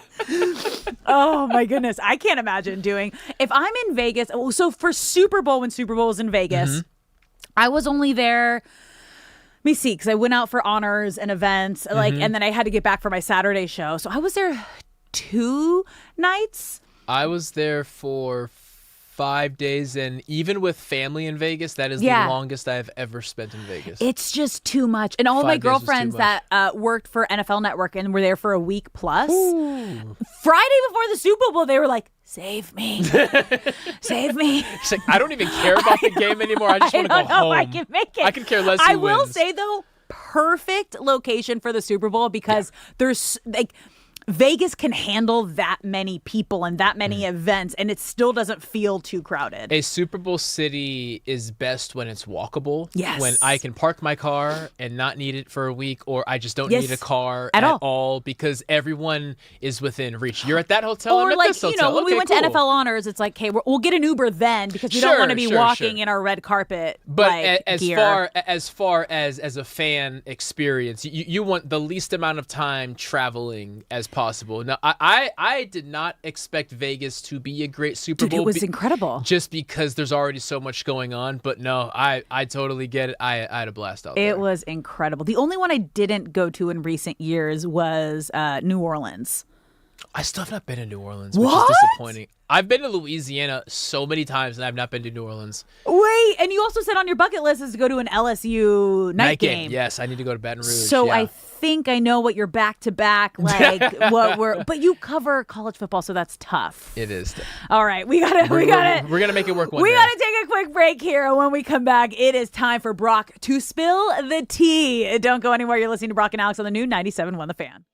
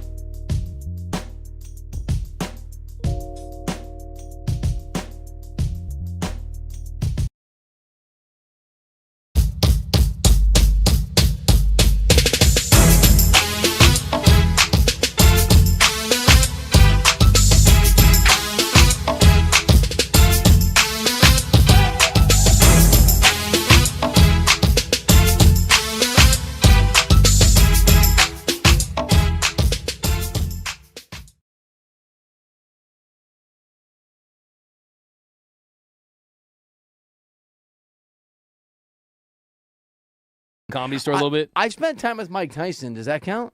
I'm a boxer. I'm a fighter. I don't do that. I'm Mike Tyson. He was kind, and he was. I mean, I think he's sharp. But it was like being with a tiger. Like, I was afraid. It was like being with a tiger. They tell you is back docile. spinal. Oh my God. My back spinal. I love Mike Tyson. Mr. Tyson, I have nothing to do with this on DMAC and Reiter. I want you to know when you lay him out, I support you 1,000%. I celebrate whatever violence you must bring. Bill, you're to my friends with partner. DMAC. I'm gonna hurt his back spinal. Okay. Yeah, oh my God, Alex Curry thought I was mocking her snort earlier. Really? Yeah, I was like, no, I wasn't. I was mocking my snort. I like your snort. It's cute. Thanks, man. Can we move on to something else? This is digressed. That That comment smacked me the way that Mike Tyson will smack you if you're ever in a room with him. DMAC. Okay. Should we do a say? What do you? They can see you on the stream when you do the let's stop. It's not a secret. Oh no, it's not a surprise. You're on camera. There's a thing right there, dude. At the Fan LA. That's crazy, man. This Laker talk is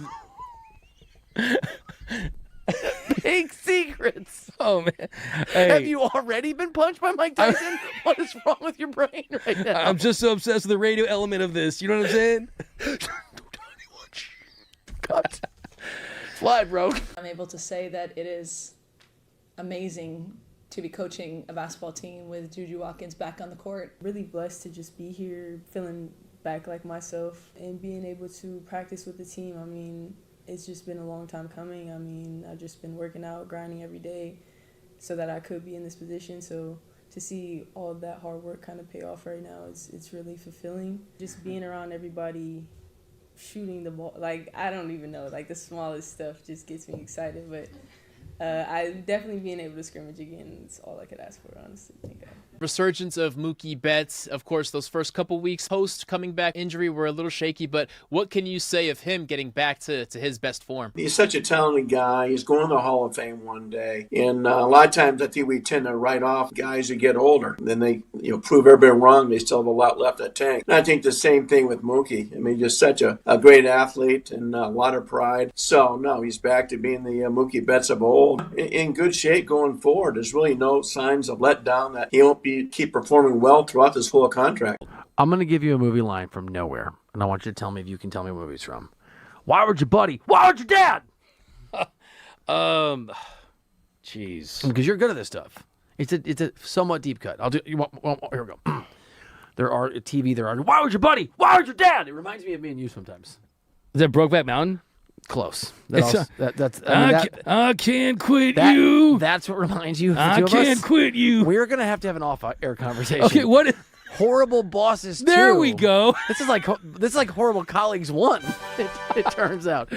After I've just finished my 14th season, I've been very lucky and fortunate to win 4 championships. Uh-huh. However, that means 10 times I didn't. Exactly. And so I've experienced not winning a championship much more than I have. And in saying that, though, I think I'm lucky from the standpoint of I was blessed to win a championship in year 3. Yeah. And so the stress that guys carry throughout the playoffs or the emotions that they may have in not being in it, I don't necessarily have that as much because I'm not, I'm not chasing the idea of being a champion. And I get it, and I actually feel for guys, but I'm just blessed and lucky. So I can watch it and appreciate it and appreciate the guys who's like, yo, they're doing it for the first time. Like, that's amazing. Okay, so you say that too, and I think the craziest thing about this championship run was all the doubt that the Knicks had. Like, up until Game 5, people were still doubting them. But you've been there, and you know what it takes to win a championship and be a part of a championship team.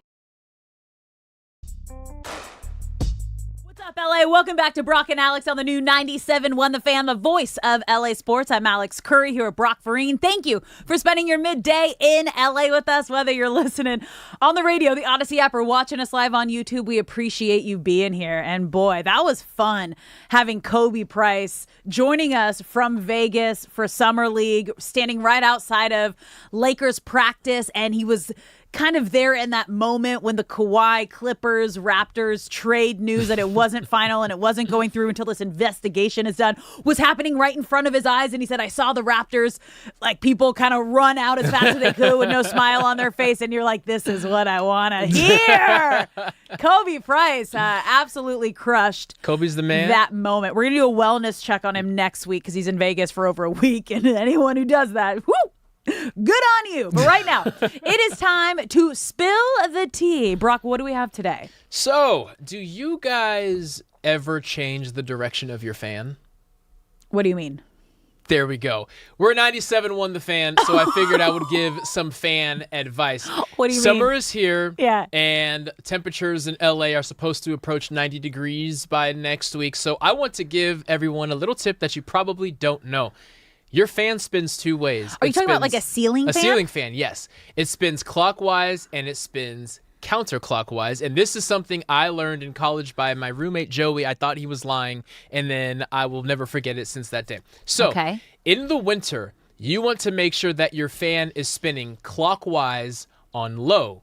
Heat rises. So by spinning it low and spinning it clockwise, it pushes the hot air out to the walls and it insulates you from the outside in, making it feel warmer. But in the summertime, you want your fan to spin counterclockwise on high because the high speed pushes cool air down in columns instead of spreading it. A lot of people don't know how a fan works. Again, I didn't know until it was explained to me. Because they're tipped a certain That's way. That's why they're tilted a certain Because I was like, way. why does it matter if they go clockwise or counterclockwise? It's Exactly. because the fan tips are tilted. Yes, and in the winter, it wants to pull the cold air up and push the hot air that is hanging at your ceiling down to you from the outside in, and it's tilted that way so that in the summer you spin counterclockwise on high so that it blasts it down to make it cool. Save money on your air conditioning this summer by making sure your fan is spinning counterclockwise on high. But this is a big disaster that a lot of people run into. Before you change the direction of your fan, make sure you wipe the blades, because when you change the direction, all the dust that's been up there for years, since no one has really ever changed the direction of their fan, is just going to drop on you. So wipe the fan before you change the direction. So we have a once a week housekeeper, we wipe the fan so it's different. Good. Okay. Do you know one of my bigger fears, like as a kid growing What's that? up? All the fans were like always almost directly above the bed. And sometimes when they're on super high, they start shake wobbling? a little bit. And I was like, I'm going to die. This is how it's going to happen. It's going to be in the middle of the night. The fan's going to come down. It's going to chop me into a bunch of pieces. My husband's like, you're crazy, Alex. That's not going to happen. I was like, I also it's shared still that a fear. fear. It's okay. Thank you. Also, even if it doesn't chop me into pieces, it's still going to hurt. It's going to hurt. It's really going to hurt. So I actually got to like look into that tonight when I go home. Yes, We don't check have, your fans. we live in an old beach house, so there's not AC. That's like most of the houses at the beach. This can make a big difference for you. So I have AC like in our bedroom and the living room, but not in my daughter's room. We just have like the fan going. So I'm like, this is actually Save I gotta money make on sure. your air conditioning, I gotta people. make sure for a baby girl. Go home and check your fan. If it is not spinning counterclockwise, turn it off, get up on a ladder, wipe the top blades clean, and there will be a little switch at the base of it. Every fan has one. You probably never noticed it. Push it up or down. That'll change the direction. Oh, so that's all you have to do. It's a little That's all you switch. have to do. Yes. On a modern fan. Old fans, you may have to YouTube that. But on any fan that was built in the last 20 years, I know you have an older home, so you may need to check it. We have a really old home as well. There should be a little switch on the side that controls the direction of your fan. And a lot of people don't realize you can save a ton of money on your air conditioning this summer by just making the house cooler than you realize it can be. Brock, I gotta know what inspired this. Where did this come from? Did you guys just like flip the fans? Because I was looking at the weather for this weekend. I'm going to a friend's daughter's 1-year-old birthday party at the pool, and I was thinking, how hot's it going to be? And I was like, oh man, it's summertime. Oh, I need to make sure our fans are spinning the right way. Hey, we're 97.1 The Fan. That should be Spill the Tea. That should be Spill the Tea today. yesterday. I love like the random thought process of how you get places, because I do this all the time where I'll just be sitting there thinking, and then I'll just go into a straight conversation with my husband. He's like, "Where did that Where come are you from?" talking about? I was like, "Okay, let me rewind and bring you down the whole thought process." And that's how I felt this was. I was like, "How did we get here, Brock?" Thank you to my college roommate Joey. He was a great linebacker for the Minnesota Golden Gophers, and he taught me this, and I will never forget it. And we saved a lot of money as college kids, where every penny counts. That's so funny. And Yes. also so fun because I'm doing my college reunion next weekend. Okay, there we in go. Chicago. There I we haven't go. I haven't been with all of my college girls probably since we graduated. I was everyone gonna all say, together. how many Because not opportunities have everybody there came. been? Yeah, not everyone came to every wedding. So That's gonna be special. Oh, member berries.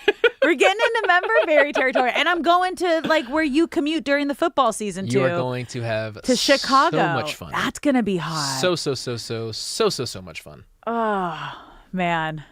All right, we're taking a quick break here. When we come back, hour number 4, the Power Hour. Don't go anywhere. You're listening to Brock and Alex on the new 97.1 The Fan.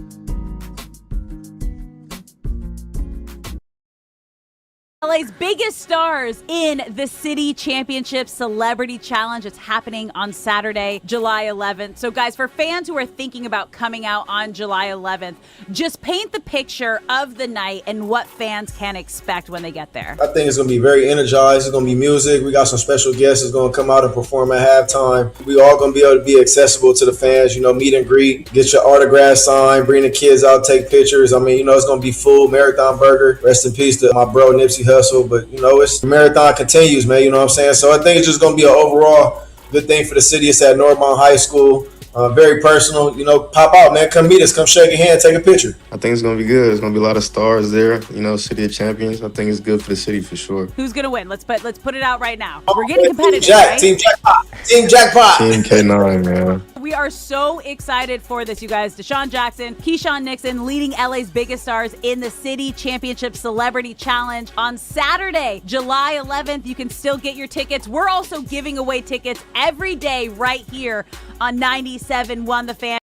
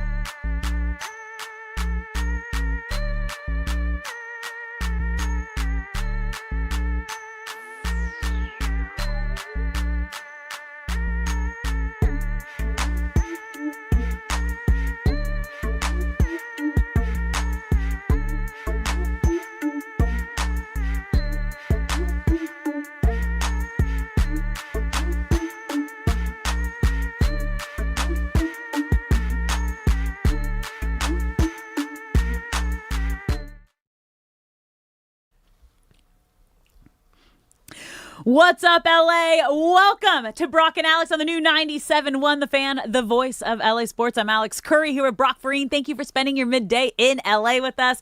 Whether you're listening on the radio, the Odyssey app, or watching us live on YouTube, we appreciate you being here, and we want you to be a part of the conversation. Brock, France versus Morocco just started. I was like, where is the iPad? We need to be watching this match. The quarterfinals are officially underway in the World Cup. And we've got a great slate, you guys. France and Morocco, obviously, just starting. Spain, Belgium tomorrow here in LA. Kickoff at noon. And then Saturday, we got a doubleheader with Norway playing England at 2 p.m. and Argentina against Switzerland, at 6 p.m. That was a good shot on, and a quick corner getting started here for France and Morocco. France is out the gates hot. Dude. They're coming in 2 shots on goal in the first 4 minutes. That was awesome. But we talked about, I think this was your tea maybe earlier this week, of someone that you need to, now that U.S. and Mexico are out of the World Cup, and that was probably the most popular teams amongst people living in the United States. And you pitched Erling Haaland as someone for fans to follow along and to just get behind Norway, because they've also kind of been, I don't want to say they're a Cinderella story, but I don't think anyone expected them to get this far.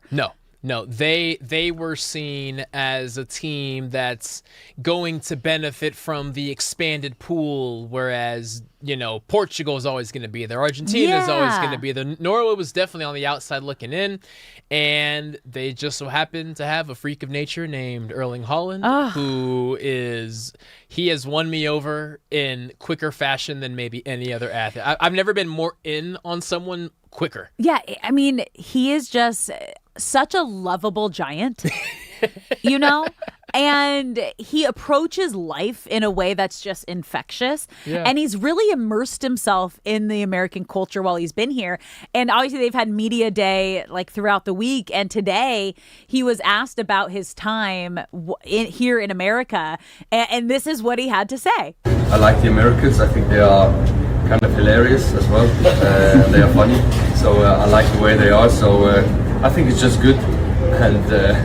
And it's been, honestly, on every single thing with the World Cup so far here, has been amazing.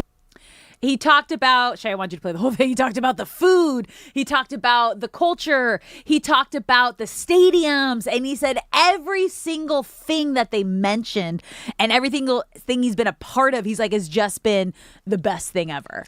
That's so great to hear as well, because he's having such a great time and the Norwegian fan base is having the time of their lives. Dude. It's so cool, because they initially were the ones in Boston, right? And they were taking over the Boston suburbs, I think.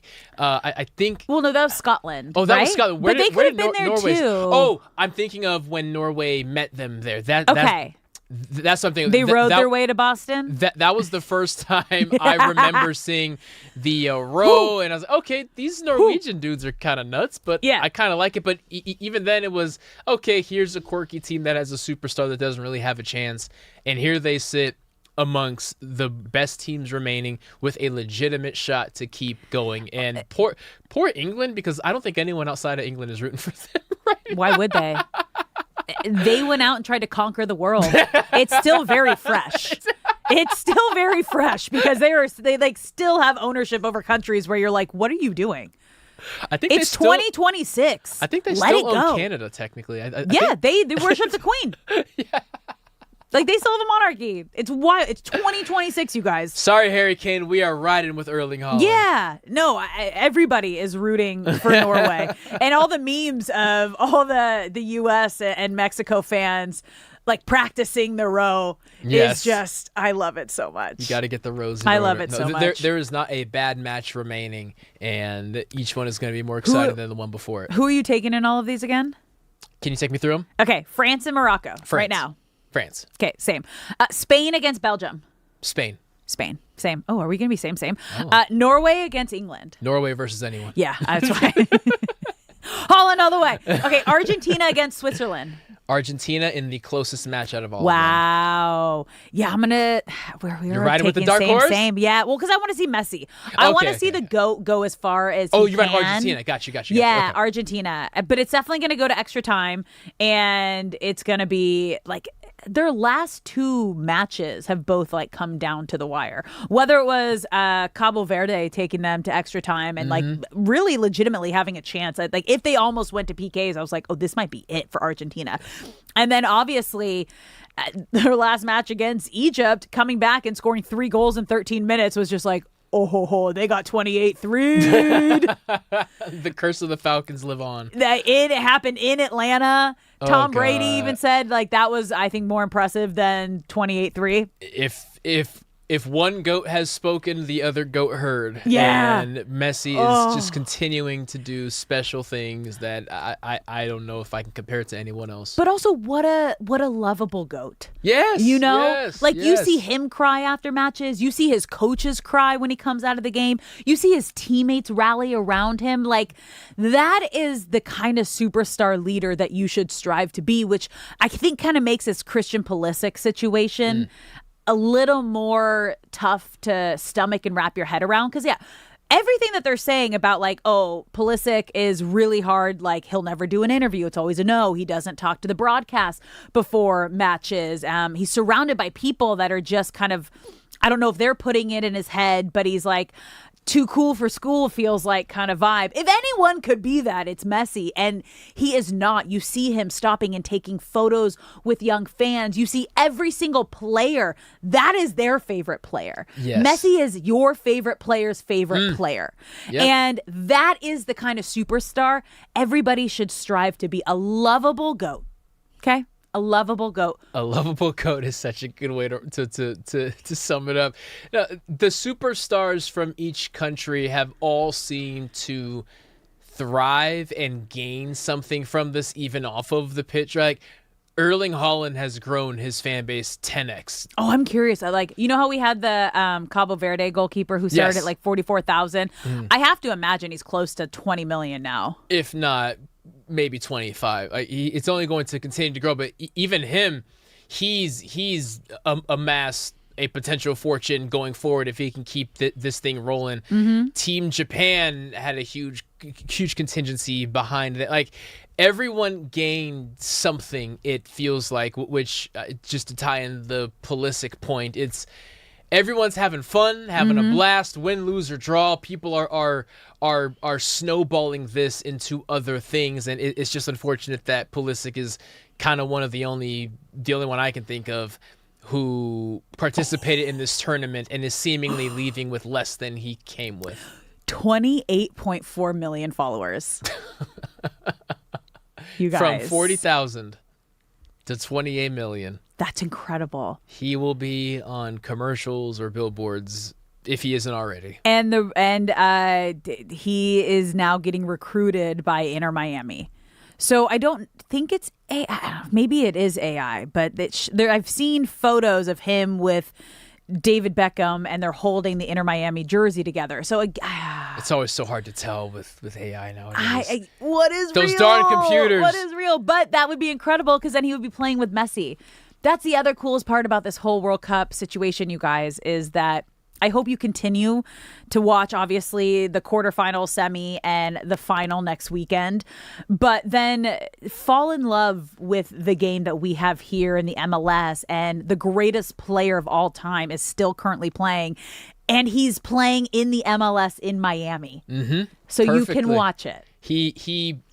What he does every time he hits the World Cup pitch, he does that with an even higher frequency in MLS. So if you want to see more high-quality soccer, Inter Miami can be your team because Messi is out there. As long as he's healthy, he's out there doing this thing weekly. Oh, that's so exciting. Oh, that's so fun. You're listening to Brock and Alex on the new 97.1 The Fan, the voice of LA sports. Let's take one last look at the Dodgers series from last night, because it feels like they just kind of like just squeaked by getting a win over the Rockies. And we always talk about how it doesn't matter where you are in the standings. It doesn't matter what level your team is at. Anybody that comes to LA and comes to Dodger Stadium, you're going to get the best version of that team and every player because they want to be the ones that said, oh, we got to the back-to-back champs. We were the ones that took them down. And the Rockies, who are also a division rival, almost did that.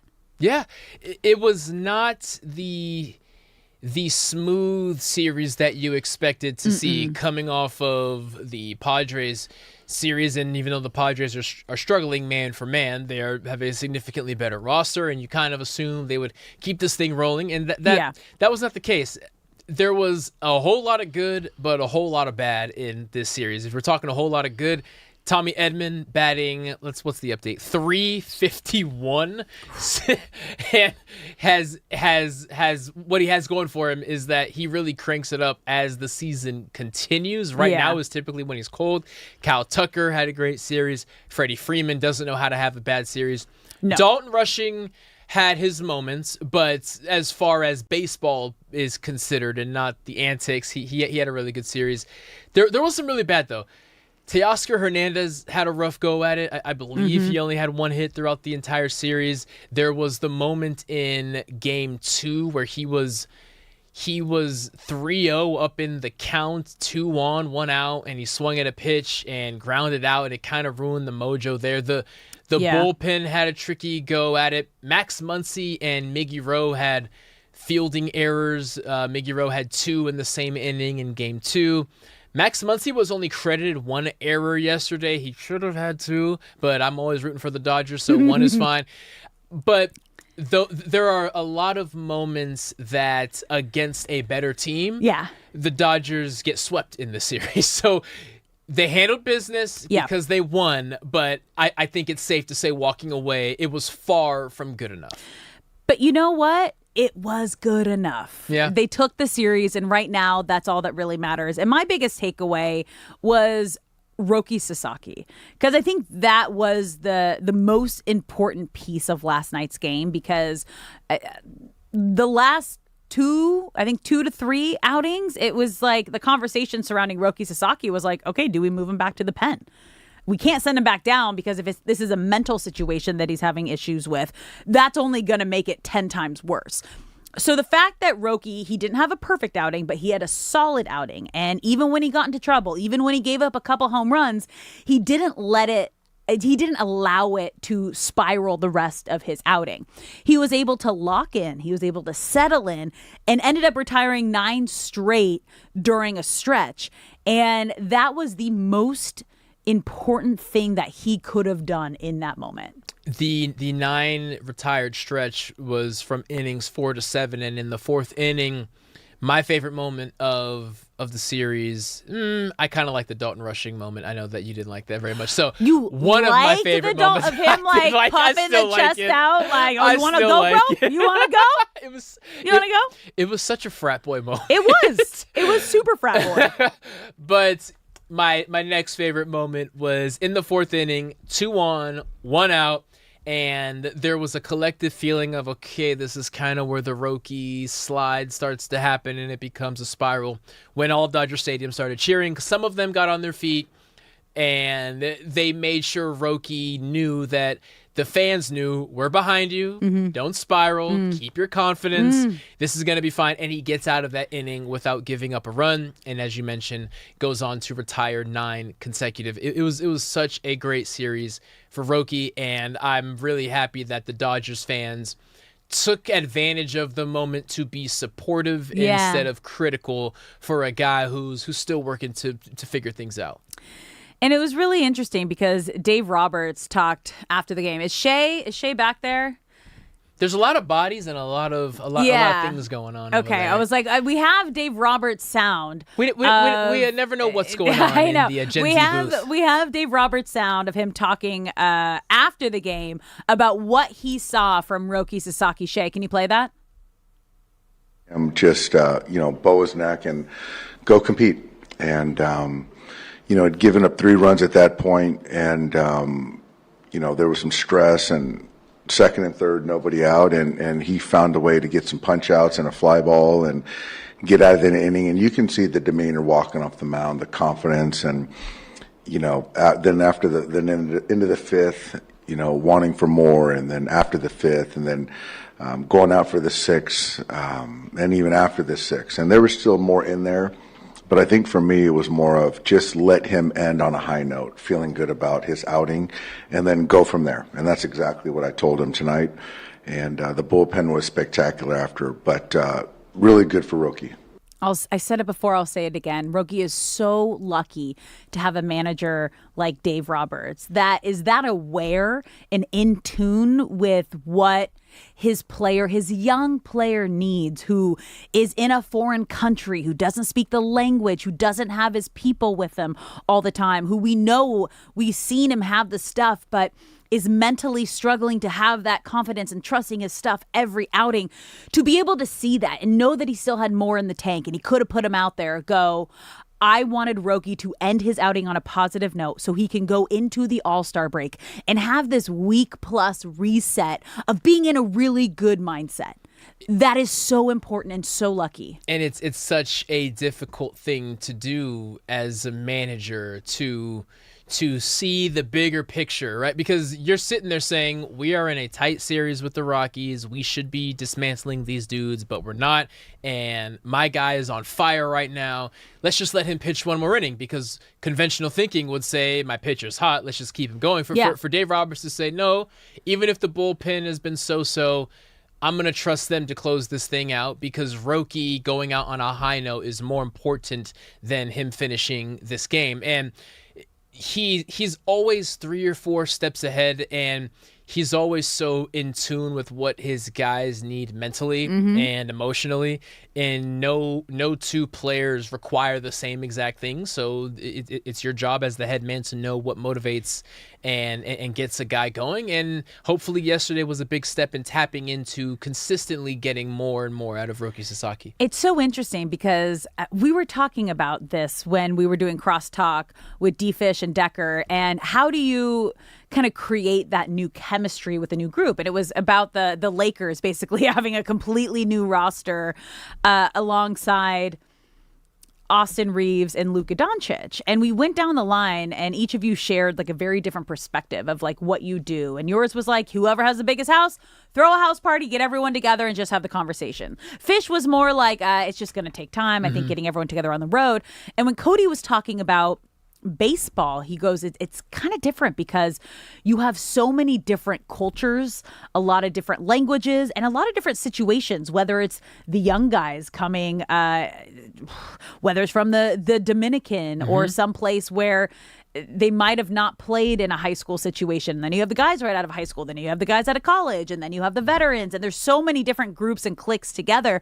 To have a manager like Dave Roberts to be able to manage all of these different personalities and situations, like a Shohei Ohtani, the biggest baseball star, international star in the world, and then a Mookie Betts, who, again, like the year before he came over, beat the Dodgers to win the World Series, and then has now become a leader and a centerpiece of this dynasty, and now has 3 World Series. To then have the young guys we've seen, like Dalton Rushing, in those situations where he had to sit down with him in the dugout after he had that freak out with Ohtani, to then Roki Sasaki, a young up-and-coming superstar that you know he has the potential.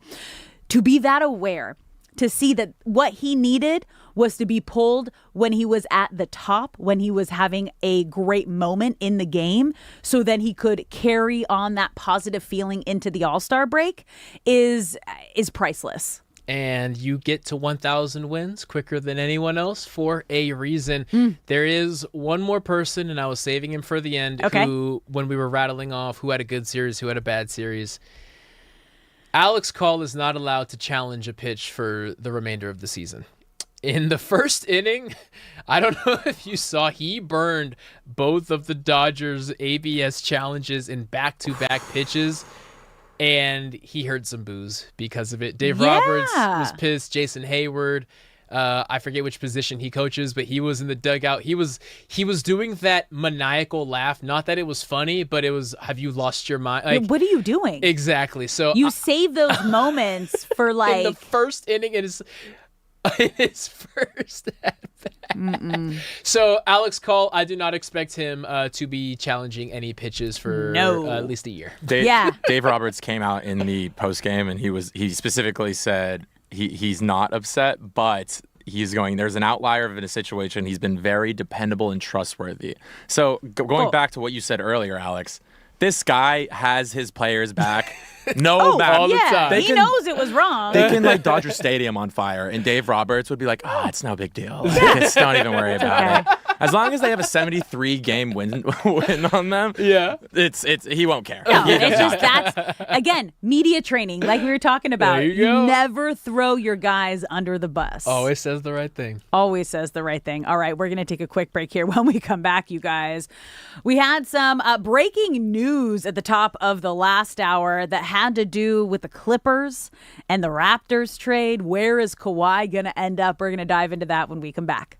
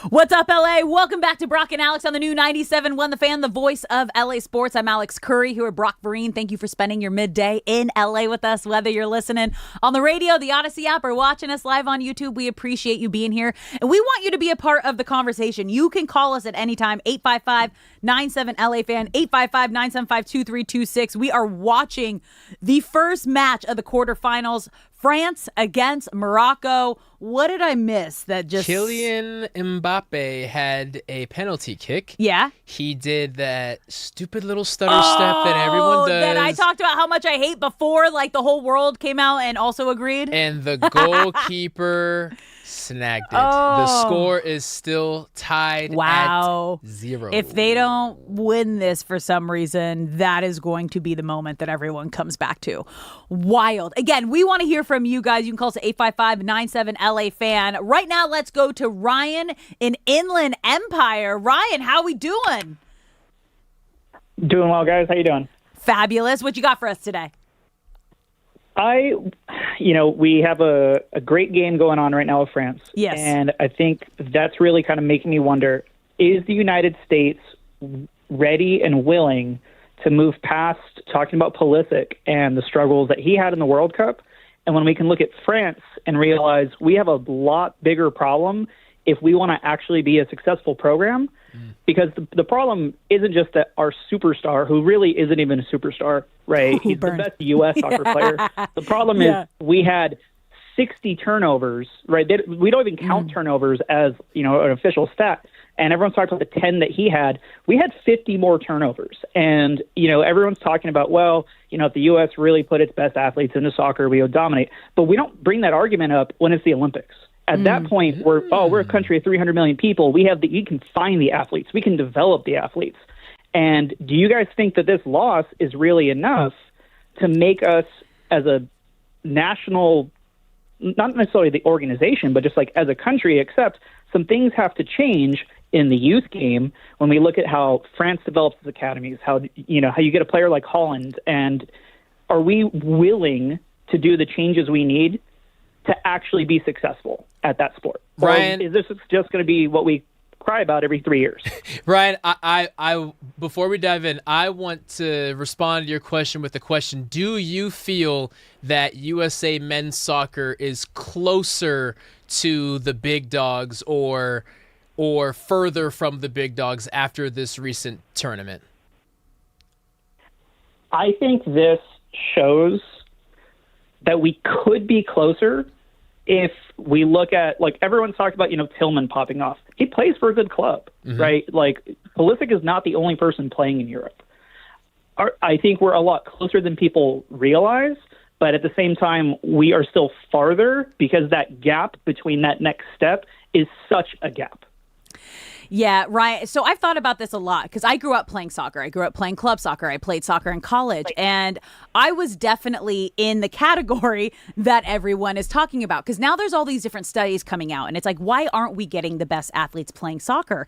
And there was a poll and a stat that came out that said it's not accessible to everybody and every in family income level. I had no idea, and I didn't realize how expensive club soccer had become. And it might have been when I was in high school, and I was just very fortunate to be in a family that could afford to pay it. But it's costing anywhere from $5,000 to $10,000 a season just to be able to play soccer. And so that is eliminating so much potential talent and so many great athletes that just don't have the ability to do that. When you're in Europe, they actually pay you at a young age to come into their organizations, and they build you from the ground up, opposed to in the US, it's a pay to play. Lionel, I think this is... No, sorry, Ryan, go ahead. I was saying, just to jump off that, I think this is something that should be a huge red flag for flag, right? Because, again, we have put so many people into football. The same thing is happening, right, as far as accessibility for flag football right now as it's catching on. When you look at other countries pouring resources into a sport that they can get their athletes into, are we going to end up getting to LA 28 expecting to dominate, and then all of a sudden we're again surprised, oh, why did the flag guys beat the NFL guys? why is Mexico ahead of the U.S.? I think this is like a super dangerous game that we have to like acknowledge. We're talking about getting rid of, high school athletes being drafted in MLB, right? And how that's going to change things. Ryan, let me ask you this. Do you feel that the U.S. wants to be good? And I'm strictly talking for men's soccer. Do you feel the U.S. wants to be good at soccer, or do they just not like being outmatched by other countries at soccer? Did we lose him? Want to be good.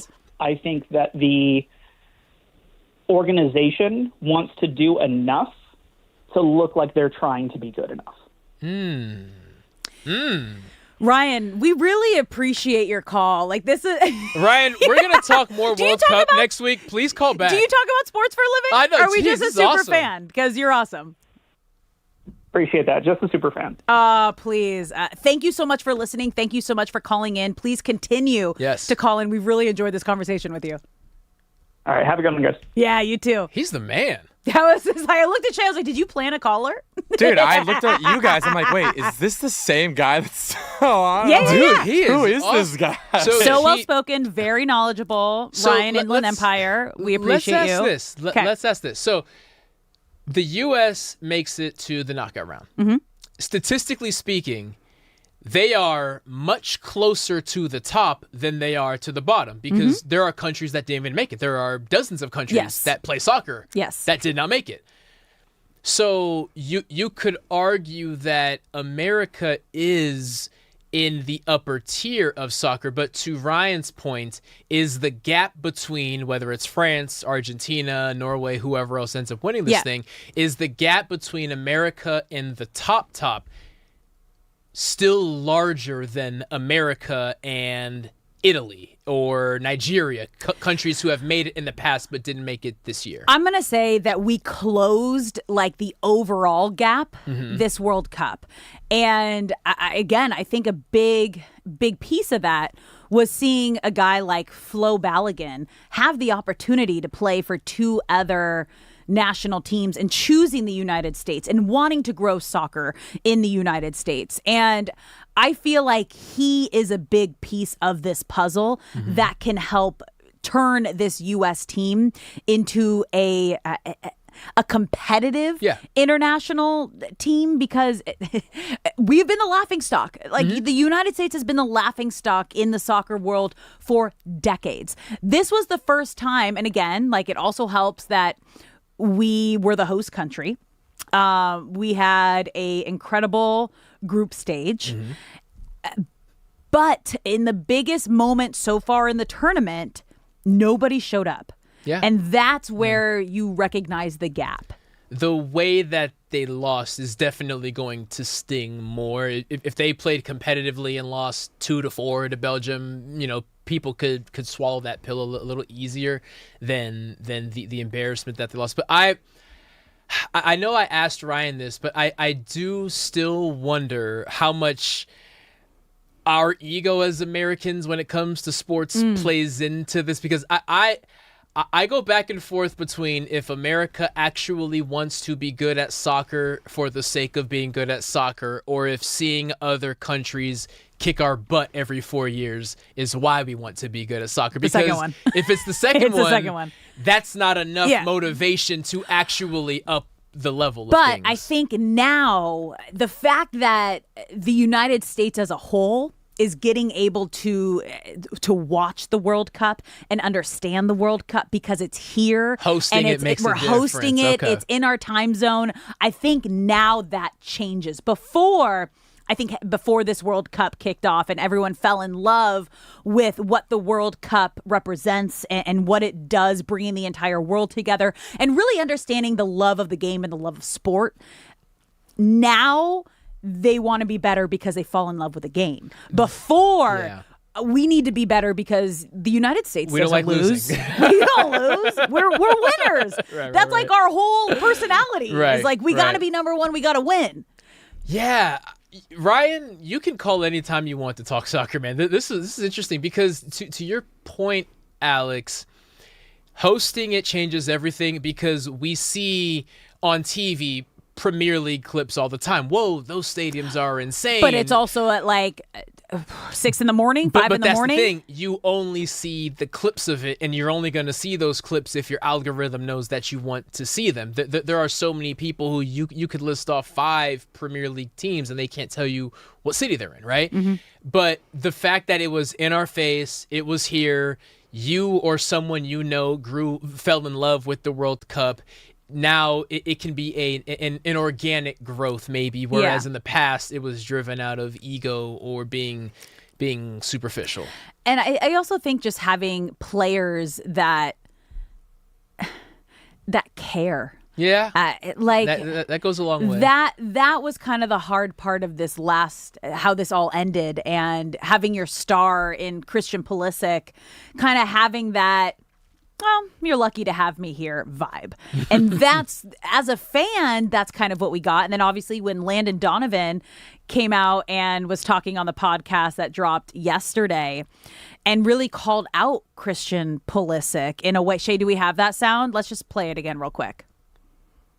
People are fed up with the way things are handled around him. And it's not necessarily him, but it's his agents, his family, his hangers-on, the people are influencing. People are fed up with it. They treat people poorly. They do things poorly. It's always a no. Whenever you want to ask, can we do an interview? It's always a no. You can't get near him. He doesn't say hi to the commentators who do all the games all the time when they walk by. All the other guys come over and shake hands and say hello. There's just this sense about him that, like, you can't get near him. It's too big. And I actually don't think it's from him. I think it's from the people around him. They need to stop. And he needs to man up and have a conversation with them and say, look, guys, this is not helping.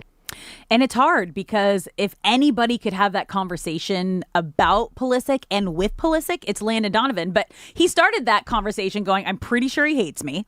So, like, he's not going to listen to me. And if he is, as he described, that untouchable star, that the vibe that we get from the outside looking in is, you are lucky that I am here. Who is going to be able to have that conversation with him? Who is he actually going to listen to if it is the people that he's surrounding himself right now with, and they are having a certain effect that's only hurting his image from the inside out? This was a huge opportunity for anyone wearing the Team USA uniform to take this moment, and as hopefully the men's U.S. soccer movement gains steam and carries over to MLS, to be the face of that. Not that you have to play in the MLS, but to just be associated with this new chapter of soccer growing in popularity in America. And that moment passed Pulisic by. He definitely did not take advantage of it. But you know who did take advantage of it? Floey Bow. Flo Balogun, my new favorite. And I think that, like, every young kid watching the U.S. national team and every new soccer fan just falling in love with how he played the game and actually choosing to want to be here. That's a big part of it. When you think of Zlatan Ibrahimovic, Thierry Henry, Leo Messi, Cristiano Ronaldo, you hear stories of sacrifice, right? Like, Leo Messi was living in Spain at 11 years old by himself because soccer was his future. Cristiano Ronaldo, I believe it was his grandpa, dropped him off at a train station and said, you're probably never going to see me again, but go be the best soccer player ever. Whoa. Like, there's a level of sacrifice. And not that you have to have that drastic of a backstory, but that's why you see them crying in good moments and bad, because soccer means that much to them. And we need to see that soccer means a lot to you during hardship, not how much you're excited to rest. Yeah. That was what Pulisic said. Meanwhile, Flo had the best farewell thank you post following the U.S. national team's run. All right, we're going to take our last break here. When we come back, do you want to do Kawhi stuff? You want to do Lakers? What are we going to do? Kawhi! Someone's might be in trouble. Don't someone go got anywhere. tattletale. You're listening to Brock and Alex. We'll be right back.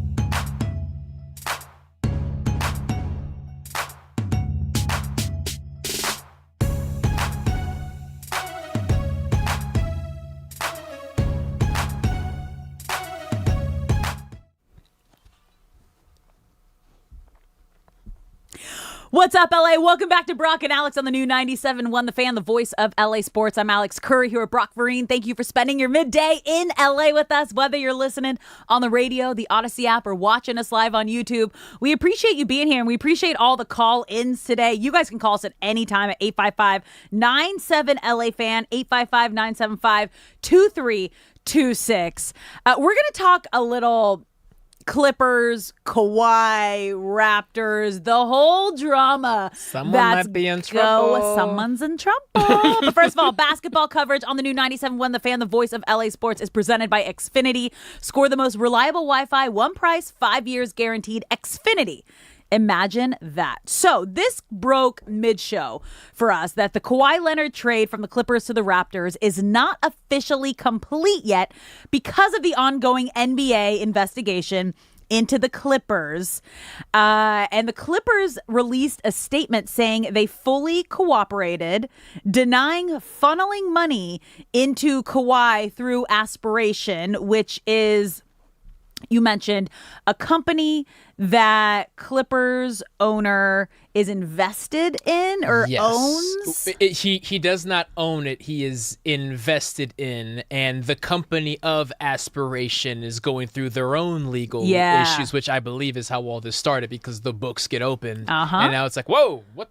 Why is there a Kawhi Leonard fund? Where did that money come from? So that's how this all and go launched. to Steve Ballmer.